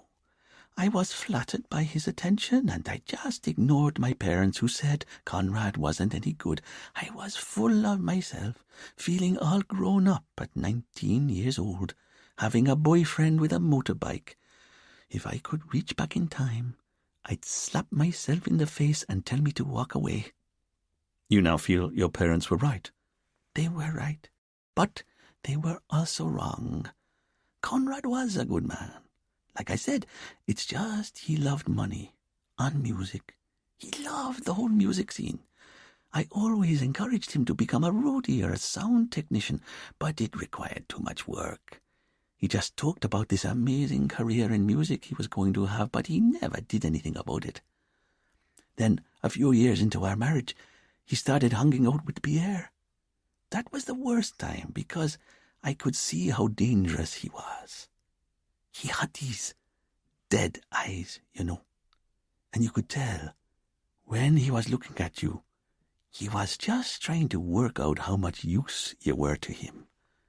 Conrad and I argued a lot about him, and my husband became very secretive. I knew he was seeing a lot of Pierre, but what could I do? Our daughter Jessica was 2 years old and quite a handful. And then one day, Conrad said he was going to be away for a few weeks, and the next time he saw me, we'd be rich. I knew that this was somehow connected with Pierre, and I begged him not to go, but Conrad wouldn't listen. He said my responsibility was to Jessica, and his responsibility was to provide for us. That's what he was doing. And then one day, Conrad was gone. He didn't leave any details of where he was. He just vanished into thin air. I was so worried. And alone with Jessica, I didn't know what to do. After a few days, I even went to the bars where I knew Pierre drank, and I started asking around. All I learned was Pierre had vanished as well, just as I suspected. Whatever Conrad was doing, he was doing it with Pierre. And the days turned into weeks, and I was falling apart. I heard no word from Conrad in all that time. Then, 3 weeks after he'd gone, Conrad walked in through that door. Natasha pointed at the door behind Camille and Richard. And he was so full of himself. He said he'd struck gold. We were rich, but he wouldn't tell me what he'd done to get the money. And even so, he said it would take a while to get his full share. I didn't know what to think. I mean, Conrad had just vanished, and now he'd returned saying he was rich. There was no way what he had done was legal. And this is my shame. Although I tried to say I wouldn't touch any of his money unless he told me how he'd come by it, my resistance wore down. If I'm honest, I was just so pleased to have him at home, and so was Jessica. And the thing is, Conrad really was rich. Within a few weeks he had all of this money, and it seemed to keep coming. He was throwing parties, wanting everyone to have a good time. It was so exciting, and I turned a blind eye to it all. And a few months later, he bought that old recording studio up behind the old priest's house. It didn't cost him much. You see, it was in a terrible state, but then he spent a lot of money on getting the best equipment shipped in and signing young talent, as he called it, so he could promote these bands and also record their music. He was so sure of himself. He was finally going to be a success. But there was still something not right about it all, I could tell. And I knew there was definitely something not right when I asked him if he was still seeing Pierre. You see, since he'd come back with all this money, he'd not mentioned Pierre once, or gone drinking with him. But when I asked, Conrad just shut down and said he had nothing to do with Pierre anymore. But I could see that Conrad was worried about it. Anyway, I tried to stop worrying about what had happened to Pierre and just get on with my life. And there was so much that was good during that time. Jessica was just beautiful. Conrad had his music career going, and I should have been happy. But I kept worrying about Pierre. Where had he got to? What had gone wrong between him and Conrad? So one day I got up my courage and went back to one of the beachside bars. It was just a shack, really. When I asked the barman where Pierre was, he told me that he was in prison in the UK for murder. I was shocked. And I went straight to the library where I did some research on the internet, and that's when I found out the truth. Pierre had robbed a jewellery shop in London with 3 other men. He'd then murdered one of the employees in the shop and left his gun behind. And I could see the dates of the robbery matched the time that Conrad had been out of the country. I confronted Conrad that night, and that was the only time he physically hurt me. He grabbed me so tight I had bruises on my arms for days. It was like he was trying to crush me. But Conrad said if I wanted to live, I had to never mention Pierre's name again. I didn't know what to think. What had Conrad done? Or rather, I now suspected what Conrad had done. He'd been one of the other men, hadn't he? That's where our money had come from. It had been stolen, and a man had died. Our money was blood money. But what was I supposed to do? Shop my own husband to the police? And I read all the reports I could on the robbery and the trial, and I could see that the only person who'd used any violence was Pierre. In the end, I decided that the fact that Conrad had been so angry when I'd mentioned Pierre's name was enough for me. It told me he'd not wanted what had happened to that poor man to happen, and then I saw that the jewellery shop they'd robbed was part of a chain that had branches all over the world, and they'd even been insured. They'd not lost any money because of the robbery. So that's what I kept telling myself. What had happened was in the past, and I couldn't change that. And, you know, the years passed, and we had other problems to deal with. Like what? Camille asked. Well, it turned out Conrad wasn't a very good music producer after all. I mean, he wanted to be. He worked hard, up to a point, but he slowly slipped into his old ways, hanging out with the wrong sort of people, and somehow he seemed broken. By the time he'd spent whatever money he had, he'd lost all his confidence, his swagger, and he was distant from us. Including your daughter, Camille said, indicating the old photos on the mantelpiece. Natasha looked at the photos, and a deep sadness overcame her. As she got older, Jessica couldn't understand why her dad didn't want to spend any time with her. But I think it was shame that kept him out drinking in the bars or on his boat, that he'd not made anything of his life. You know, Jessica went to university on St. Lucia, and Conrad didn't visit her even once. I went when I could. It's a good few hours on the boat to St. Lucia, but I'd try and see her once a term. When she graduated, she stayed on St. Lucia, and we don't have the sort of money to keep going there, so we don't see so much of her anymore. And she's not even coming back now, even with her father dead. You think he must be dead? Richard asked, picking up on the certainty in Natasha's voice. I do. For the last few months, Conrad had been getting quieter and quieter, even more withdrawn. And then, a couple of weeks ago, he just told me everything. How my suspicions all those years ago were correct. He'd been in Pierre's gang and had carried out the robbery. I had no idea why he was finally telling me, but I had the good sense to stay quiet. So he'd continue talking. And tell me he did. Did he say who the other members of the gang were? Richard asked. He just said it had been him, Pierre, and 2 other men from the island. All of the men were from Sainte-Marie? Yes, but he never knew Pierre was carrying a gun that day. That's what he wanted me to know.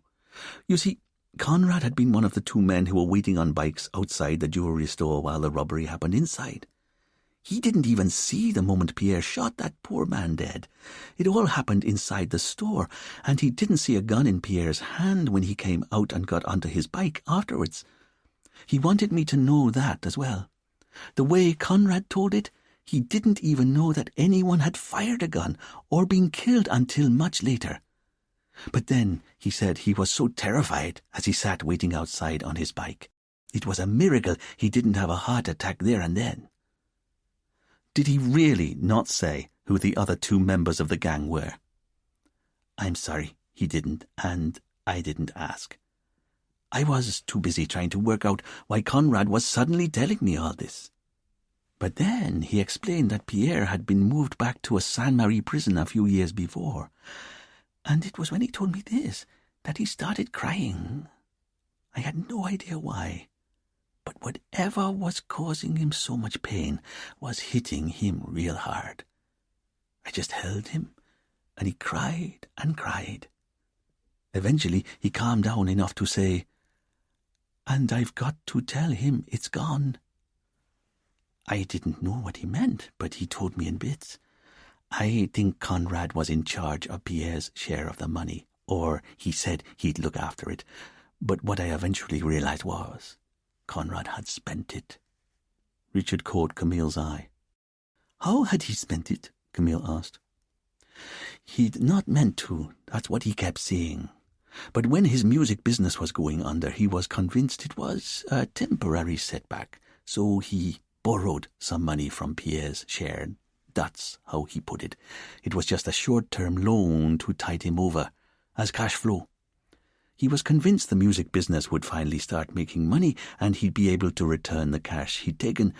But he lost that money as well, so he took even more.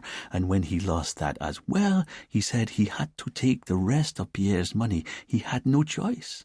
It was the only way of keeping the business alive, and the business was the only way he'd ever be able to repay Pierre.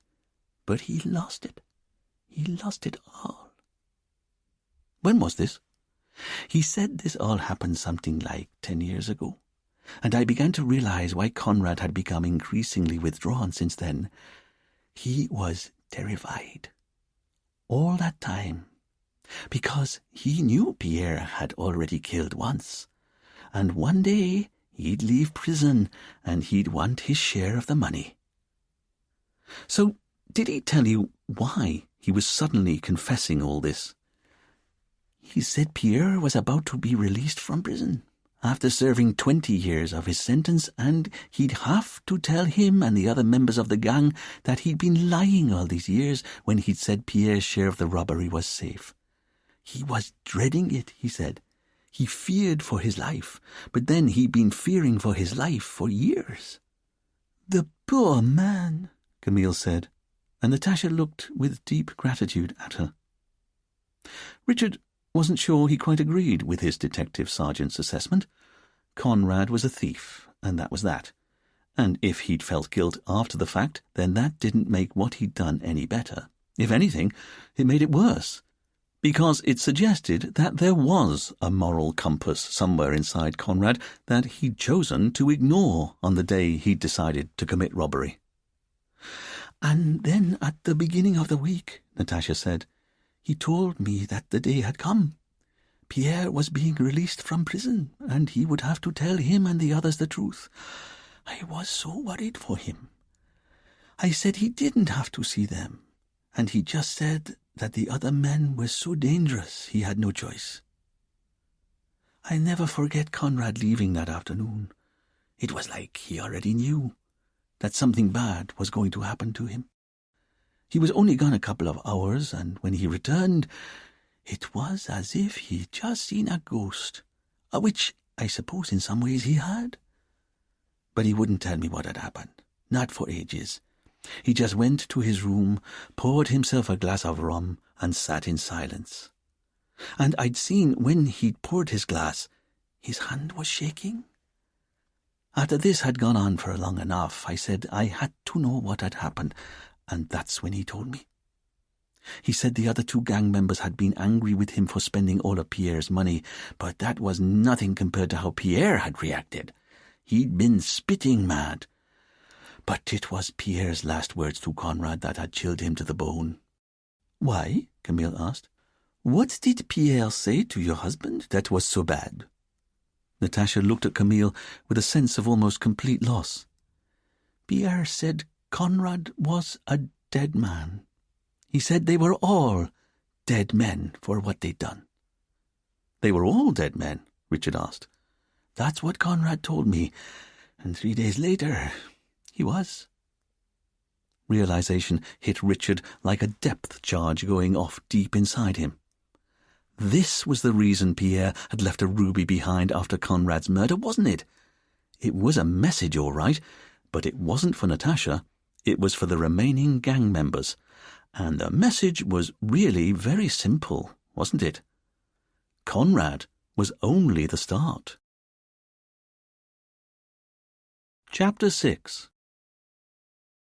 Back in the police station, Richard called his team together. Okay, I think it's fair to say we've got a ticking clock here. Who's got anywhere with working out where Pierre's hiding? Well, Chief, Dwayne said, I put the word out on the street that we're looking for him, but I can tell you the people I've spoken to haven't heard anything. In fact, I struggle to find anyone who even remembers Pierre Charpentier. As far as I can tell, he's not been in touch with anyone on the island for the last 20 years. That fits with what I learned, Fidel said, going to his desk and picking up an old buff folder. I spoke to the guards at the prison, and they all said Pierre was something of a loner. He didn't mix with people.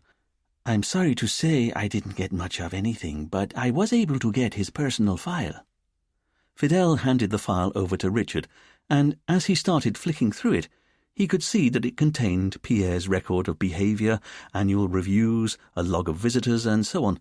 He'd need to read it later on. Good work, Fidel. But you got no hint of where Pierre might have gone to next. Nothing at all, Fidel said. Richard updated Fidel and Dwayne with what he and Camille had just learned from Natasha, in particular the fact that Conrad had been one of the original members of Pierre's gang, and that Pierre had apparently threatened to kill them all, one by one. If we could work out who the gang were, Fidel said, we'd be able to warn them their lives are in danger, but how to identify them after all this time? What about the original case notes from the murder? Camille asked. There's nothing in there that suggests who the other two people could be. In fact, about the only lead I could find that even remotely suggests a link to Saint-Marie, other than Pierre, is the anonymous tip-off the Met got to check Saint-Marie criminals for the killer. What's that? Camille asked. Richard explained how a woman with a thick Caribbean accent had rung the Met police from a telephone number in Willesden Green, tipping them off that they should look for the robbers on Saint-Marie. A woman? Duane asked. Who could she be? No idea, Richard said, and I don't know how we're going to find out 2 decades later, but we need to keep our eyes peeled for a woman who could turn out to be our mystery informant. As Richard said this, he wrote, Anonymous tip-off, woman, ? on the whiteboard. But we need to focus on what we do know. And that's basically that Pierre went to his halfway house that morning. He had a sense of purpose, according to his taxi driver, but then he threatened the other gang members with murder, according to Natasha, and then, according to his half-blind neighbour, one of the gang members came back later on. Pierre got into his car, and that's when the trail goes cold. So, I suggest the 4 of us return to the halfway house. There's got to have been other people around that day who maybe saw something. Fidel made photocopies of Pierre's mugshot from prison, and also copies of a recent photo of Conrad, and they all returned to the halfway house to make inquiries door to door. It was sweltering work in the afternoon sunshine, and the task wasn't made easier for Richard when a chicken bonded with him and decided to follow him wherever he went. The team, plus their new chicken recruit, met up an hour later under the shade of a massive banyan tree. "Okay, what have you got?" Richard asked, using his hanky to wipe the sweat from his brow, face and neck. "I didn't get much, sir," Fidel said, "but a direct neighbour to the halfway house said he'd recognized Pierre's face when I showed him a photo. He said he saw him arrive in a maroon taxi that morning. He didn't know the time, but he said it could have been 11 a.m. Which would fit with what we'd already learned. Just ignore the chicken, Richard added, as the chicken started pecking at his left shoe. "What else have we got?" "Well, sir, I've maybe got something," Camille said, "but don't get your hopes up too much. There's a guy in that house over there." As Camille said this, she pointed at a lean-to on the furthest edge of the clearing. "I'd call that more of a dwelling than a house," Richard corrected. "And you've not even met the man who lives in there. He was pretty wild-looking and had a white beard and crazy hair, you know the sort." As Fidel and Duane smiled, Richard realized that he didn't know the sort at all. Thank heavens. "But I bet you charmed him," Duane said with a grin. "It's funny you should say that, Duane. Before too long, he told me he recognized Pierre's photograph, and he also remembered Pierre arriving in a taxi that Monday morning." "Okay," Richard said. "So that's 3 neighbours who all place Pierre arriving here on Monday morning. And he also remembers seeing an old black car arriving soon after and 3 men getting out. Did he identify Conrad being one of those men? When I showed the photo of Conrad to him, he said he was unsure. He might have been one of the men, but he said he was out on his stoop gutting some fish he'd caught for his lunch, but he wasn't paying much attention. He said he only noticed the 3 guys at all because they started arguing. When that happened, he didn't stay around to find out what it was about. He said the less you know around here, the better. So he took his fish inside and thought no more of it. And then about an hour later he came out again to feed his dog, and he saw that the black car was gone and the men with him. But there was now a grey car parked outside the halfway house." "A grey car?" Richard asked. "Not a black one?" "That's what he said. It was a grey Citroën." He could tell that. "He said in a former life he'd been a mechanic.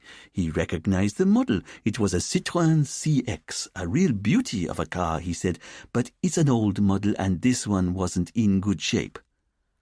"Okay," Richard said, pulling out his notebook and making a note.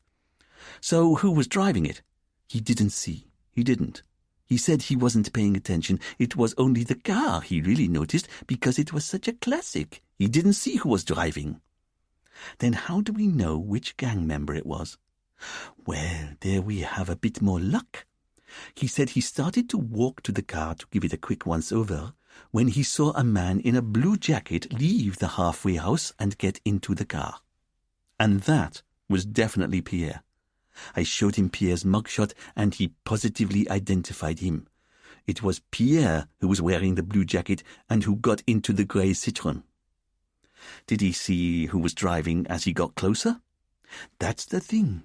He said as soon as Pierre got in the passenger side, the car did a 3-point turn and drove out of here. He never saw who was driving. Look, Richard said, suddenly angry. Would someone please get rid of this bloody chicken? You just had to ask, Dwayne said, reaching down to pick up the offending creature. He then took hold of the bird's head and gently tucked it under its wing. Don't worry, Chief, Dwayne said. Chickens are so stupid. If it's too dark for them to see, they go to sleep. And with that, Dwayne put the chicken back on the floor, its head still tucked neatly under its wing. The chicken didn't move. It stood there stock still. Dwayne, Richard said, I take back everything I've ever said about you. Thank you.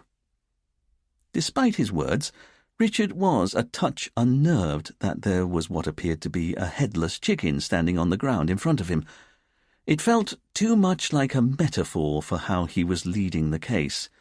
So he decided they should all return to the police station. Over the next few days, Richard set his team the task of discovering how many Citroën CX owners there were on the island. Fidel rang round the list of names he was able to pull from Government House, while Camille rang Natasha Gardner. Did her husband, by any chance, own a grey Citroën? She replied that the only car she and Conrad owned was a black Toyota.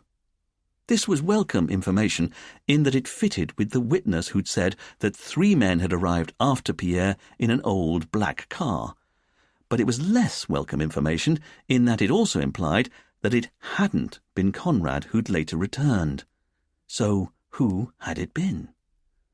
Richard also wanted to know how Dwayne was getting on with identifying the shop where Pierre had bought the red ruby. Unfortunately, Dwayne said that he'd rung every jewellery and tourist knick-knack shop he could think of, but he'd drawn a complete blank. No one he spoke to sold anything like fake red rubies, and nor did they know where you'd go on the island to buy them. Fidel also didn't get good news from the phone company about the SIM card from the phone that had been used to set off the bomb.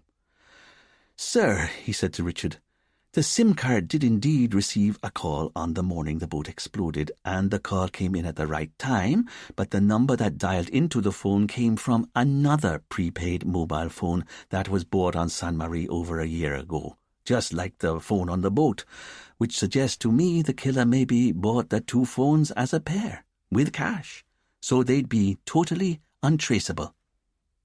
It was another dead end. As for the San Marie Dive School, their search of the seabed under the area of the explosion proved just as fruitless.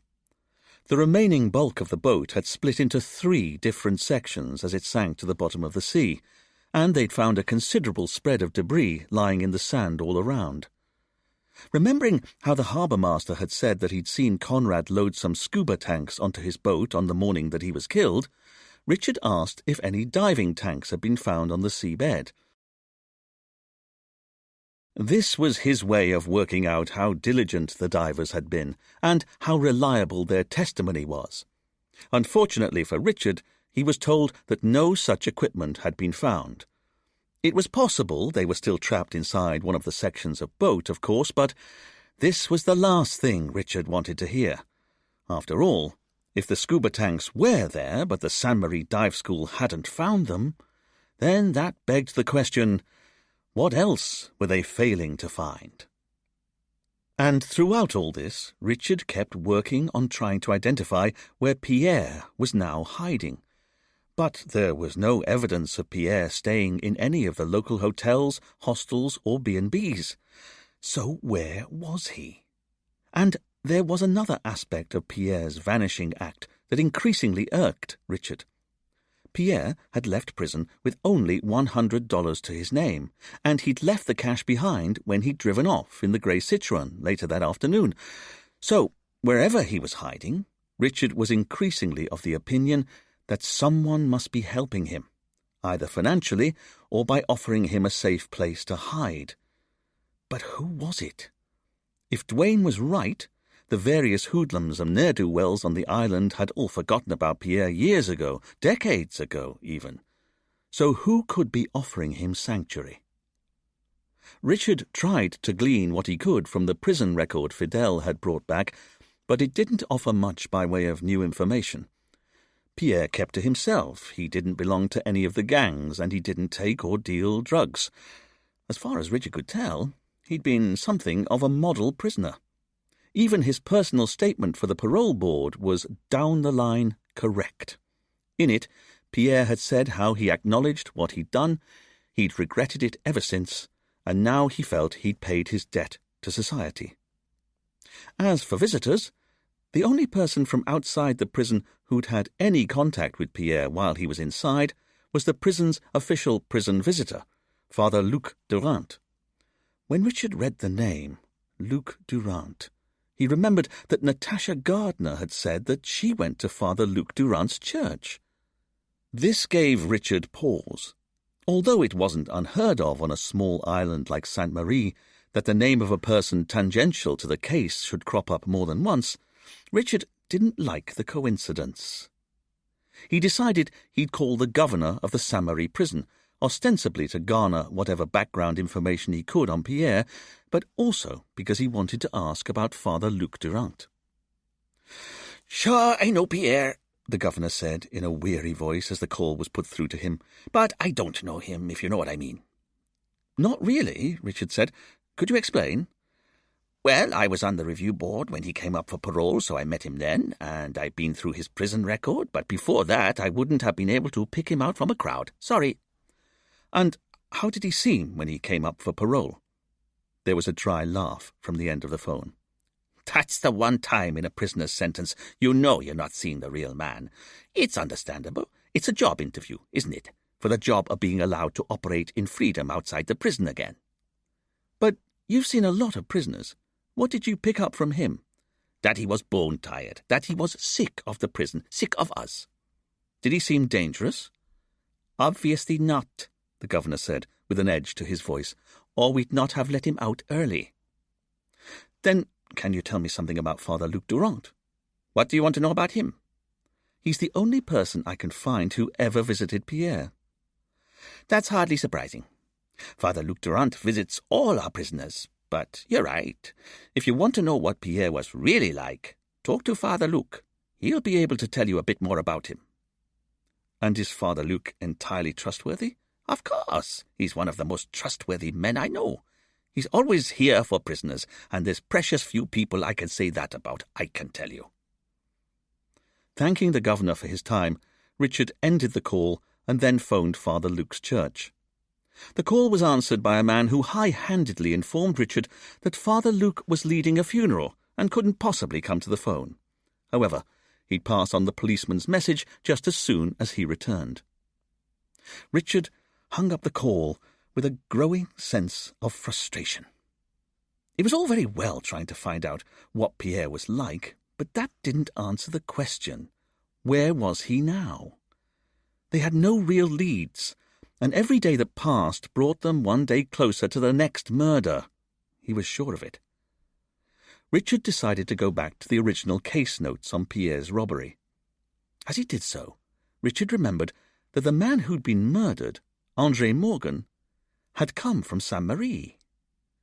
Richard clicked forwards in the digital archive on his screen until he was looking at what the Met Police had on André Morgan. He could see the contact details of his parents, both of whom lived in Honoré. He also saw that André had left school at 18 and had become an assistant in a jewellery shop in Honoré 3 years later. The manager of the Honoré branch had been interviewed by the police after the murder and had said that André was hard-working and superbly attentive to his customers. A year after starting as a trainee, he was promoted to a full-time job, and within another year he'd been made senior salesman for the shop, Then, 2 years later, Andre decided he wanted to travel, applied for a salesman's post at the flagship store in Bond Street in London, and got the job. Richard carried on reading the manager's statement, and was intrigued to see how he'd said he'd not been entirely sorry to see Andre leave, because although he'd had so much potential when he started out, he felt that Andre had perhaps taken his foot off the pedal recently. The manager went on to say that he'd turned up late for work a couple of times, and he'd even given the impression on other occasions that he was suffering from a hangover. It wasn't appropriate behaviour for a member of staff in a shop that had such an exclusive clientele. Wondering what had prompted this possible change in Andre, Richard scrolled on through the notes the Metropolitan Police had taken after talking to Andre's boss in the London store. And here Richard could see that things seemed to have returned to normal for Andre. According to his London manager's statement, Andre worked hard, was punctual, and was an exemplary member of the team. He'd been working at the store for nearly 3 months without blemish when he was murdered. In fact, Richard saw from the statement that the manager of the London store had been present when the robbery had taken place, and he said Andre didn't interact with the robbers at all. He thought the robbers' focus was entirely on the security man and the manager himself and making sure they got hold of the briefcase of jewels. It was only as the robbers were leaving that one of them pulled a gun, turned to Andre, and shot him dead in cold blood. It was as Richard read this fact for the umpteenth time that he realised something. Why hadn't Pierre shot the manager? Or the security guard? Seeing as he was prepared to commit murder, surely they were far more likely to be able to testify against him later on. So why, considering the fact that Andre hadn't interacted with the robbers at all, had Pierre shot him dead? What if it was because he was connected to the robbers somehow? And in a world where he was running out of lines of inquiry, Richard decided that he should pursue the Andre Morgan angle. But how could he even begin to do that, seeing as the young man had been dead for the last 20 years? Richard looked back in the file to the contact details of Andre's parents. That was as good a place to start as any. He picked up his phone and dialed the number that was listed. The phone was answered on the second ring. "Honorary Bakery," a male voice said. "Is that Mr. Morgan?" Richard asked. "It is." "This is Detective Inspector Richard Poole. Can I ask, are you the father of Andre Morgan?" There was a silence from the other end of the phone. Richard listened carefully and began to worry that the man had hung up. "Why are you asking?" the man eventually said. "Can I first just check? You're the father of Andre Morgan, who died in a jewellery robbery just over 20 years ago?" This time the silence on the other end of the call was filled with breathing that Richard could hear had suddenly got heavy. "Why are you ringing?" "Are you Andre Morgan's father?" "Yes, but why are you ringing? Is this to do with Pierre Charpentier?" Now it was Richard's turn to be surprised. "You know about him?" "Of course. I was there the day he left prison." "You were?" "The man who killed my son?" "Yes, I was there." "Look, I can't talk to you over the phone. Come to the bakery. I'll tell you what happened when he got out of prison, if you come to my office." Richard said he'd be along in a few minutes and hung up. He then called across the room. "Camille, I think we've just got ourselves a lead." Chapter 7. As it happened, Richard knew Mr. Morgan's bakery well, as he had a secret weakness he didn't like to admit to his team. He adored French pastry, every buttery crumb of it. In particular, he loved glossy eclairs full of whipped chantilly cream, but he also loved delicately layered millefeuille, sugar-glazed baba au rhum, and pretty much anything that contained chocolate.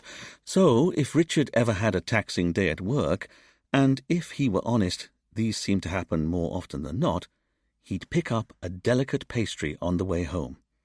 At first, Richard had worried that his ardour for this most fancy of French cooking would result in him piling on the pounds, but he soon realised that the sweltering heat of his walk home was negating the calories the pastry would otherwise have been putting on. In fact, Richard increasingly believed that a quick macaroon, which, after all, was mostly coconutty air surrounded by an almond case of brittle wonder, was the necessary fuel he needed to get home. Not that he did it every day, of course, or had become obsessed in any way. The young man behind the counter looked up as Richard and Camille entered the shop. "Your usual?" he asked, and Richard blushed bright red. This was exactly the start to the conversation he'd been hoping to avoid. "Your usual?" Camille asked, deeply amused. "Oh, yes," the assistant said. "The detective inspector is a most valued customer. But tell me, did you bring that spoon back?" Much too late, Richard realised that he did indeed have a used and washed-up spoon in his inside pocket. He'd borrowed it the day before, when he said he'd like to be able to eat his crème au caramel on the way home. Somewhat shamefacedly, Richard reached into his jacket pocket and pulled out the little spoon. "Thank you," he said. "No worries. Now, how can I help you?" Richard realised he didn't quite have the energy to continue his end of the conversation, so Camille stepped into the breach. "We're here to talk to your boss, Stefan Morgan." "Of course, he's in his office at the back. Come on through." The assistant indicated a little door to the side of the counter, and Richard and Camille went through, finding themselves in a gloomy corridor that was full of tall metal stands that smelled of sugar and flour. "Come here often, do you, sir?" Camille asked, unable to let her boss's recent encounter pass without comment. "Hardly. But I thought you were one of their most valued customers." "Oh, he exaggerated. Even though you've always told me the problem with France is that it's full of French food." "I never said that." "You're always saying that. You can't get a decent meal in a French restaurant." "Well, you can't, unless you want to eat pig's trotters or snails or frog's legs, I know," Camille said, completing Richard's sentence for him. "In fact, as you keep telling us, the French are terrible chefs. And now I realized why you've been so rude about us all of this time. You're repressed." "I beg your pardon?" "You love the French, really, but you're in denial." "I don't, and I'm not." "But you love our pastries, don't you?" "Okay, I admit I quite like the pastries from your country, but they're not that special, you know. The British have pastries too." "Oh, they do they?" Camille said, putting her hand on her hip. "You'd better believe it. I mean, we've got," Richard said, racking his brain to think of a single British pastry. "Sausage rolls," he eventually said. "They're pretty special. And your humble pork pie is a pastry too, don't forget that." "Pork pie? What's that?" "Well, it's bits of pork moulded into a cylinder that's then sealed in meat jelly, and it's surrounded by the most delicious pastry cut through with lard, which is, of course, the secret." "Lard?" "That's right, lard." "What's lard?" "Well, if you're going to put it like that, it's pig fat." Richard's words hung in the frangipan-scented air. "I don't think I've quite done it justice," he added. "No, it sounds lovely. Pig meat in pig jelly surrounded by pig fat." "You've got to taste one." "No," Camille said, going in for the kill. "I want you to admit it right now. French pastry is superior to British." "Different, I'll grant you, not superior." "But you love it, don't you? Which is why you come in here every day, and the assistant greeted you by asking, 'Your usual?'" Richard couldn't quite see a way of denying what was so obviously a self-evident truth, so he decided to do what any true-born Englishman does when confronted with an embarrassing fact. He'd just pretend the conversation wasn't happening. "We can't stand here all day gassing," he said, walking away. "We need to interview Mr. Morgan." Before Camille could reply, Richard opened the door at the end of the corridor and walked in on a very plump man who was sitting behind an enormous desk.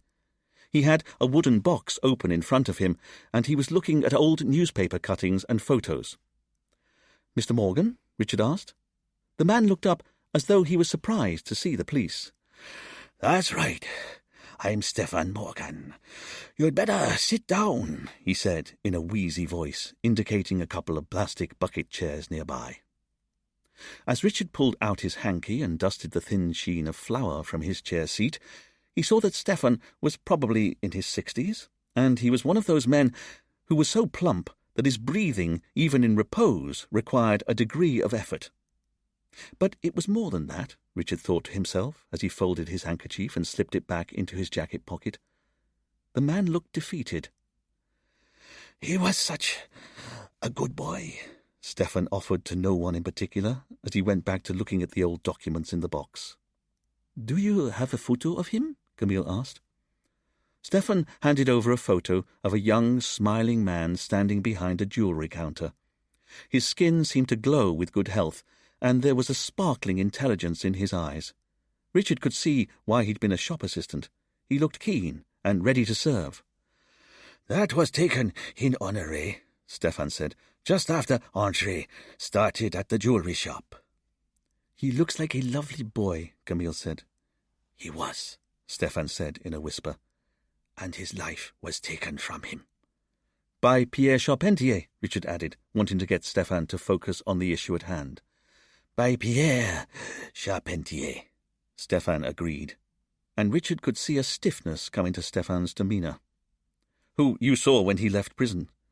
Oh, yes. Why? Stefan turned to look at Richard, puzzled. Do you have kids? No. Then you have no idea. No idea what it's like to hold that new life in your hands, and that feeling of love, the unconditional love you feel for that life. How desperately you realize you'd do anything for them. Lie, steal, cheat, and kill if necessary. And that's the very first moment you meet them. You know you've just got to protect this young baby. It's overwhelming. And then, when someone takes that child's life from you, there are no words to describe what that's like. The horror. Stefan stopped speaking so he could recatch his breath. It killed my wife, he said. It did? Camille said. She couldn't handle the grief. She got so weak that first year after Andre's death. She got a virus. We never knew what it was. But she didn't fight it. And then she got pneumonia, and when she went to hospital, it was like she gave up. She was dead 2 weeks later, from a broken heart. And it was that man's fault, that man who killed my son. He has the blood of 2 people on his hands. My son, my wife. The only 2 people I've ever cared about. I'm so sorry, Camille said. And as you can see, I now hide in the back office. Stefan reached for an opened can of Coke on his desk and took a large slug from it. Can you tell us the last time you saw Pierre Charpentier? Richard asked. Stefan paused briefly mid-gulp, and then he put the can back down on his desk. You want to know about the day he got out of prison? Stefan plucked a tissue from a box and daintily wiped his lips, although Richard got the impression that he was trying to buy himself a few moments to ready his story. It was simple. I just needed to see him, that man, and I needed him to see me. He had to know I was still out here. So you waited for him before he left prison? I knew he'd been released just after 10 a.m. That's when all prisoners are released. So I drove up to the prison and made sure I was waiting there from 9. What car do you drive? Richard asked. Stefan was surprised by the question. An old Nissan. What colour is it? White? You drive a white Nissan car? That's right. And do you own any other cars? No.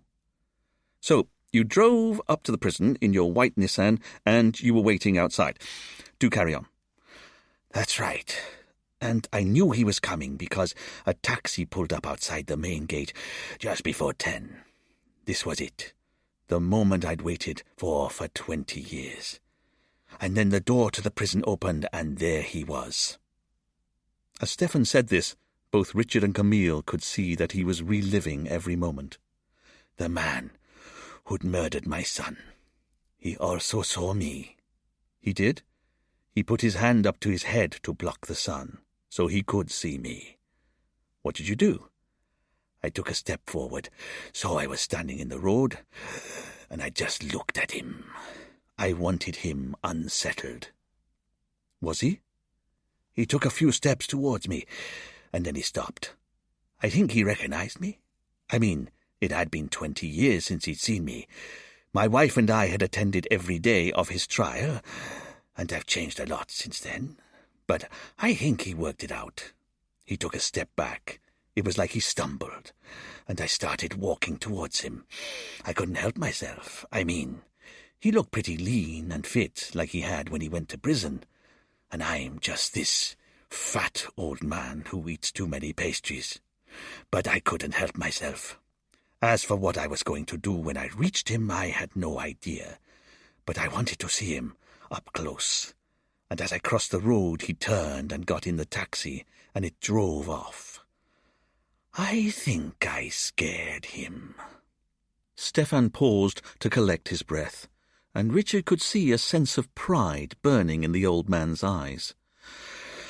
So, that's all I know about Pierre, but what I want to know is why are you so interested in him?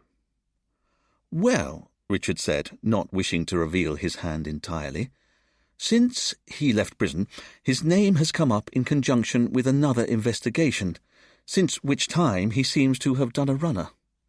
He's committed another crime? Stefan asked. I don't believe it. He only got out of prison last week.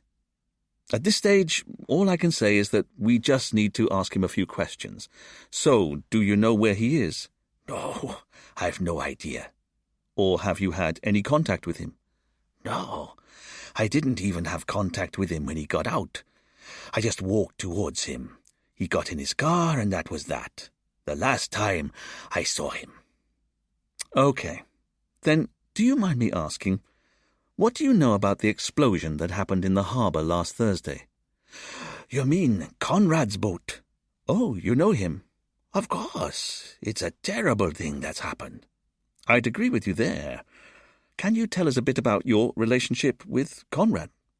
Well, I've known him for years. As a person you could talk to in a bar, or go to if you needed someone to do an odd job for you. You know, he built the storeroom round the back of the building. Did you know him when he was a record producer? For the first time, a laugh bubbled up in Stefan's throat. Record producer? I don't know what you think he was, but he was no record producer. But he made records, Richard said, puzzled. He threw parties. That's what he did. Don't get me wrong, they were good parties, but they were terrible records. That man had more money than sense. No one was surprised when his business collapsed. I think he just used the whole thing to hang out with young people, and girls in particular. He liked hanging out with young girls, Camille asked. He'd always have a string of hopefuls on his arm. Even though he was married? But he's married to Natasha, isn't he? I don't know if you've met her, but she's a weak woman. She could never control her man. So Conrad just slept with who he wanted. He did back in the day. Have you seen him at all in the last few weeks? No, can't say I have. But are you saying Pierre Charpentier is somehow connected to his boat exploding? Richard ignored the question. Can you tell us where you were last Thursday at about 10 a.m.? I'm sorry? Stefan was thrown by the question. Just so we can rule you out of our inquiries. Stefan didn't know what to say, but he reached for a little diary on the desk in front of him. Okay, he said, turning back the pages with his chubby fingers. So, if you're asking me where I was when Conrad's boat exploded, I can tell you I was on Guadeloupe, at the General Hospital, if you must know. Why? I was, Stefan said, not entirely comfortable with the direction the conversation had taken. Do you really need to know? It would be a great help, Camille said. Okay. So I was having an MRI scan. You were? I recently had a fall, and when I went to the local hospital, they found a shadow on my X-ray in my liver. They were worried it was cancer, and the blood tests weren't good. So, yes, last Thursday I had to go to Guadeloupe and have a full-body MRI scan. Have you had the results? Camille asked.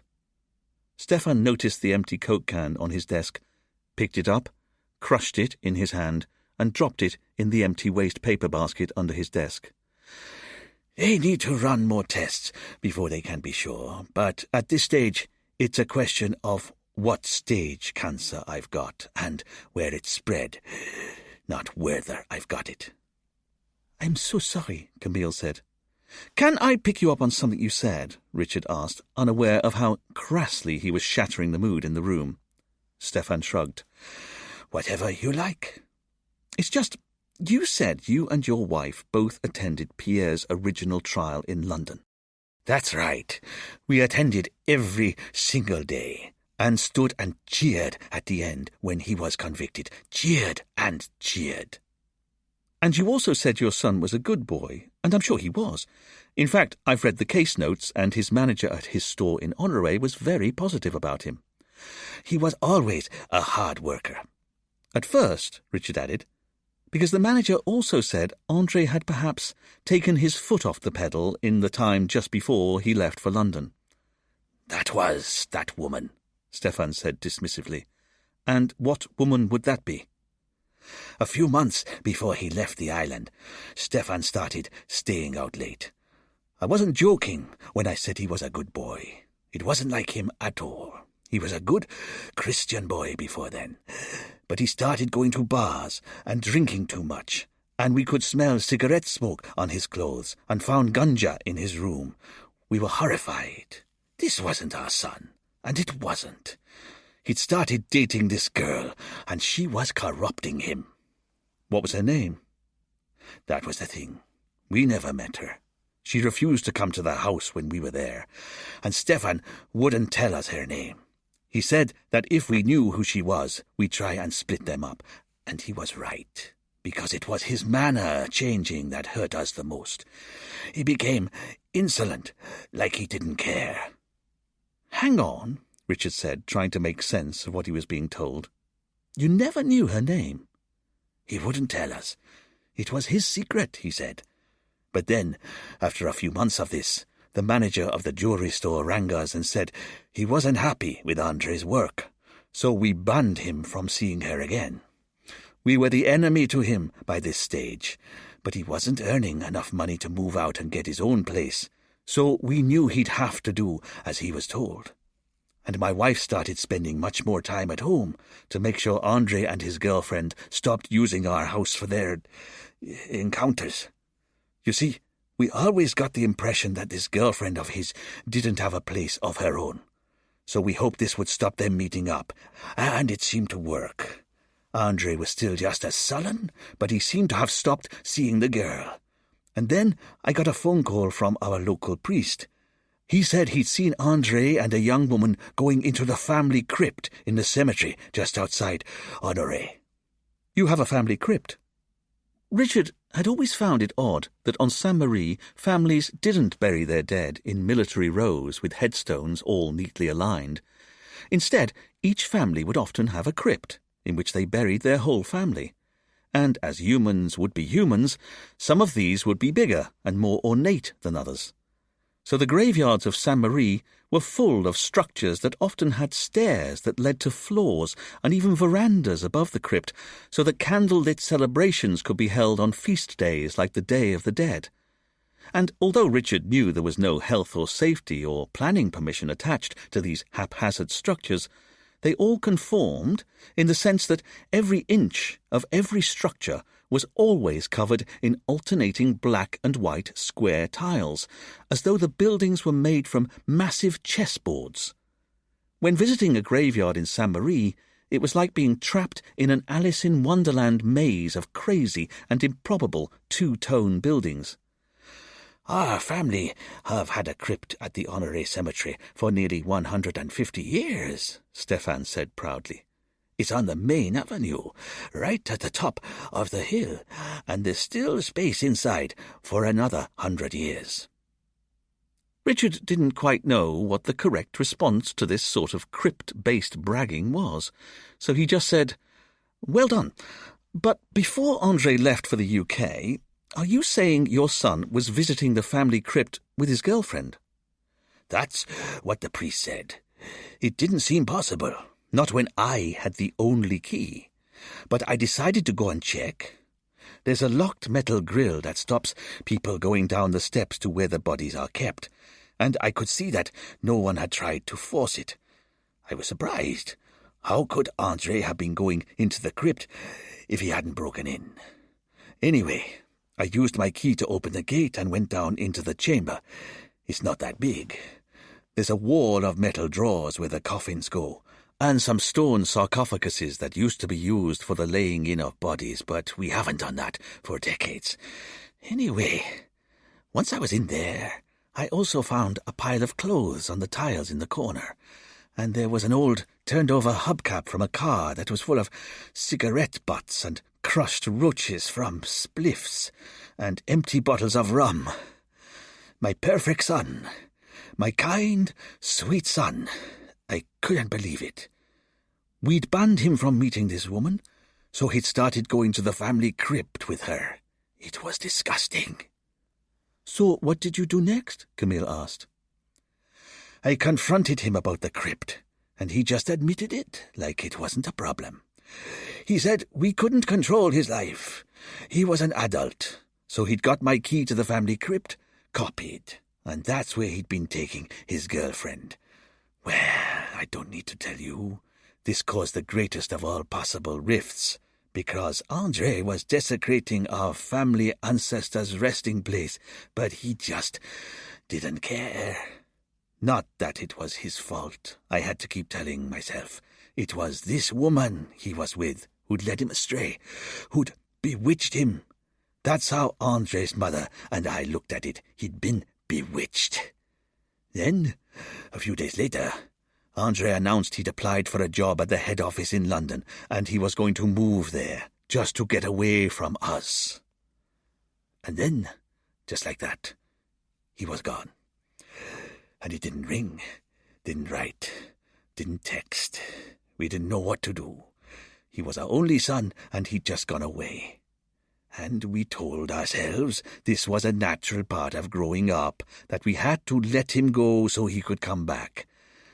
And then, about 3 months later, we got a knock on the door from the Chief of Police in Honore. He said he'd just got off the phone with the Metropolitan Police in London, and he had some very bad news. Stefan couldn't continue as he remembered the day he was told that his son had been murdered. Camille reached over, squeezed the old man's hand, and he looked at her with tears in his eyes. Richard wasn't quite ready to let Stefan off the hook just yet. "What happened to the girlfriend?" he asked. I'm sorry. "The woman who you think bewitched your son." I've no idea. I suppose she's still on the island somewhere. As Stefan said this, Camille's phone started to ring. She made her excuses and left the room to take the call. "Can I ask one last question?" Richard asked. "Shoot," Stefan said. "After you saw Pierre on the day he was released, what did you do?" The question surprised Stefan. I'm sorry? "Did you follow Pierre when he got into his taxi?" Stefan looked deeply uncomfortable. No. "So what did you do?" Do I have to answer this?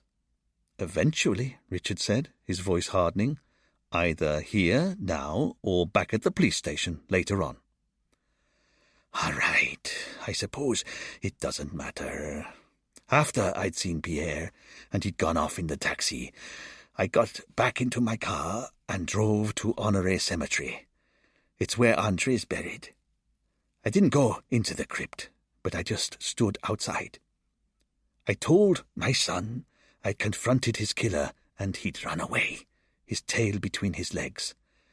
I hoped it would make me feel better, but it didn't, because all I kept thinking was, that evil man was now free, and my beautiful son was still dead, and had been for the last 20 years. Richard could see the pain in Stefan's eyes, but there was also an anger there too. Understandably, Richard thought to himself. "Sir, that was Fidel," Camille said, returning to the room. "He's just taken a phone call from a member of the public. A grey Citroën car has been found abandoned in the jungle." "A grey Citroën car? And not just any kind, sir. It's a Citroën CX. Richard understood the importance of the point Camille was making. Pierre had been picked up from his halfway house by one of the gang members driving a grey Citroën CX. "And you should know, sir," Camille continued, "whoever left it in the middle of nowhere, they also set fire to it. The car's been completely burnt out." Chapter 8. Richard never understood why people would come from all around the world to holiday in the Caribbean. The place was too hot and too humid, and if the heat wasn't enough to put you off, there were creatures on land, sea, and in the air that could hospitalize or outright kill you. As for the beaches, they were covered in a fine sand that frankly got everywhere. And, as he'd tell anyone who cared to listen, the sea was the wrong temperature. After all, when you're boiling hot, the last thing any sane person would want to do is get into a sea that was as warm as a bath, especially considering that this particular bath contained killer sharks. However, if he couldn't understand why anyone would want to book a beach holiday to Saint-Marie, Richard really didn't understand why anyone would then travel to the interior of the island. This was only partly because the centre of Saint-Marie was dominated by a dormant but nonetheless not yet provably dead volcano. It was also because every inch of the island that wasn't coastline was basically jungle. Sometimes the jungle was only scrubby, or had been cut back to make space for goats or gardens. But as you travelled further inland, the tropical rainforest got thicker, the creepers that hung from the trees all the more creepy, and the sense that there was danger lurking behind every trunk became all the more justified. It was fair to say that Richard didn't like travelling around Saint-Marie, and yet here he was, deep in the jungle, looking over the edge of a hairpin bend, where a burnt-out Citroën had come to rest at the base of a tree quite a few feet down the slope that led away from the road. The car was almost completely blackened. "I'm not going down there," Richard said to Camille. "What are you talking about? It's not steep. Look at Duane and Fidel working on the scene." Richard looked over, and Duane and Fidel were indeed moving around the car without any noticeable side effects. "But what if there was a sudden mudslide or earthquake?" Richard said, looking about himself as though he was expecting the ground to open up and swallow him whole. "Okay, sir, you stay here. You can always read my report," Camille said, and headed down to the car, knowing full well her boss was too much of a control freak to leave her in charge of anything. Richard frowned to himself. He knew exactly what his detective sergeant was up to, but what could he do? He couldn't possibly stand on the road watching his team work such an important crime scene without him. There was nothing for it. He'd have to go down and join them. Gritting his teeth, Richard took a first step onto the slope. His foot seemed to hold. That was good. He placed his other foot onto the dirt, but made sure that his body was turned so he was facing to the side of the slope. "You want any water?" Duane said as he passed Richard on his way back to the police bike on the road. Richard realized that maybe the slope wasn't as vertiginous as he'd first thought. He took a couple of steps further downwards and put his hands out to break his fall if he toppled over. He checked his footing again. It seemed secure enough. Duane passed him again, glugging on a bottle of water. "You're sure you don't want any of this?" he said, pausing long enough to offer his bottle to his boss. Richard realized that maybe the slope really was a lot more safe than it had at first looked. "Thank you, Duane," he said, as he took Duane's proffered bottle. Richard took a long, deep drink. There, that was better. He handed the bottle back. "You can just walk up and down, Chief," Duane said. "Yes, I see that maybe I can." "Come on, let me show you what we've got so far," Duane said, and headed over to the car. Richard followed Duane and tried to avoid Camille's eye as he increasingly realized how very firm the ground was. "So there was a guy up here on his motorbike," Duane said. "He stopped just up on the road back there, and that's when he saw the burnt-out car down here." "Do we know the witness?" "He's an American tourist from Miami, and he didn't come down here to check. He just called the car in and then went on his way." "I see." Now that Richard was closer, he could see that the car had come to rest on the slope somewhat askew, and it was the uphill section of the car that had burnt through most thoroughly. There was an area to the front left of the car that was the furthest down the slope, which hadn't burnt at all. The paint on this undamaged section of the car was grey. "And it's a Citroën CX?" Richard asked, going to look at the paintwork. "Sure is, Chief, just like the CX that apparently picked up Pierre from his house." Richard looked high above the car and saw sunbeams slicing through the canopy of trees. He could well imagine someone driving or pushing the car off the road and then setting fire to it. The dense foliage above would help diffuse the smoke, and he knew that the road was rarely used. If you wanted somewhere to set fire to a car, it was almost ideal. "What about the car's owner?" he asked. "Whatever documents were inside were burnt when the car went up," Fidel said. "But we've got the number plate. We'll run it through the computer back at the station." "What else did you find?" Camille asked. "Nothing much," Fidel said, "although Duane thinks the car was maybe stolen." "You do?" Camille said, as she went around to the driver's side where Duane was indicating, and he showed her a flat-headed screwdriver that was jammed into the melted steering wheel column. "Someone used a screwdriver to hot-wire the car," Camille said, surprised. "I didn't think that worked anymore." Like any good copper, Camille knew that before electronic keys became common, criminals could hotwire some models of car by hammering a large screwdriver into the ignition slot. It destroyed the lock, but it was then possible to twist the screwdriver handle as though it were a key and start the engine that way. "It worked up until about the early 90s, Duane said. And then he realized that he'd perhaps revealed a bit too much about his past. "Not that I've used the technique myself, you understand. I've just got friends who have. But this is a seriously old car, easily from before 1990, so the screwdriver in the ignition must have worked." "Which suggests the car was stolen." "I reckon so, and I bet it was chosen because the old trick of the screwdriver would work." "And then our car thief drove the car to pick Pierre Charpentier up from his halfway house. And then what?" "No idea, but the car ended up here, didn't it? We know that much." "But why?" Fidel asked. "Good question," Camille said. "If this is the car that was used to pick Pierre up, what's it doing all the way up here?"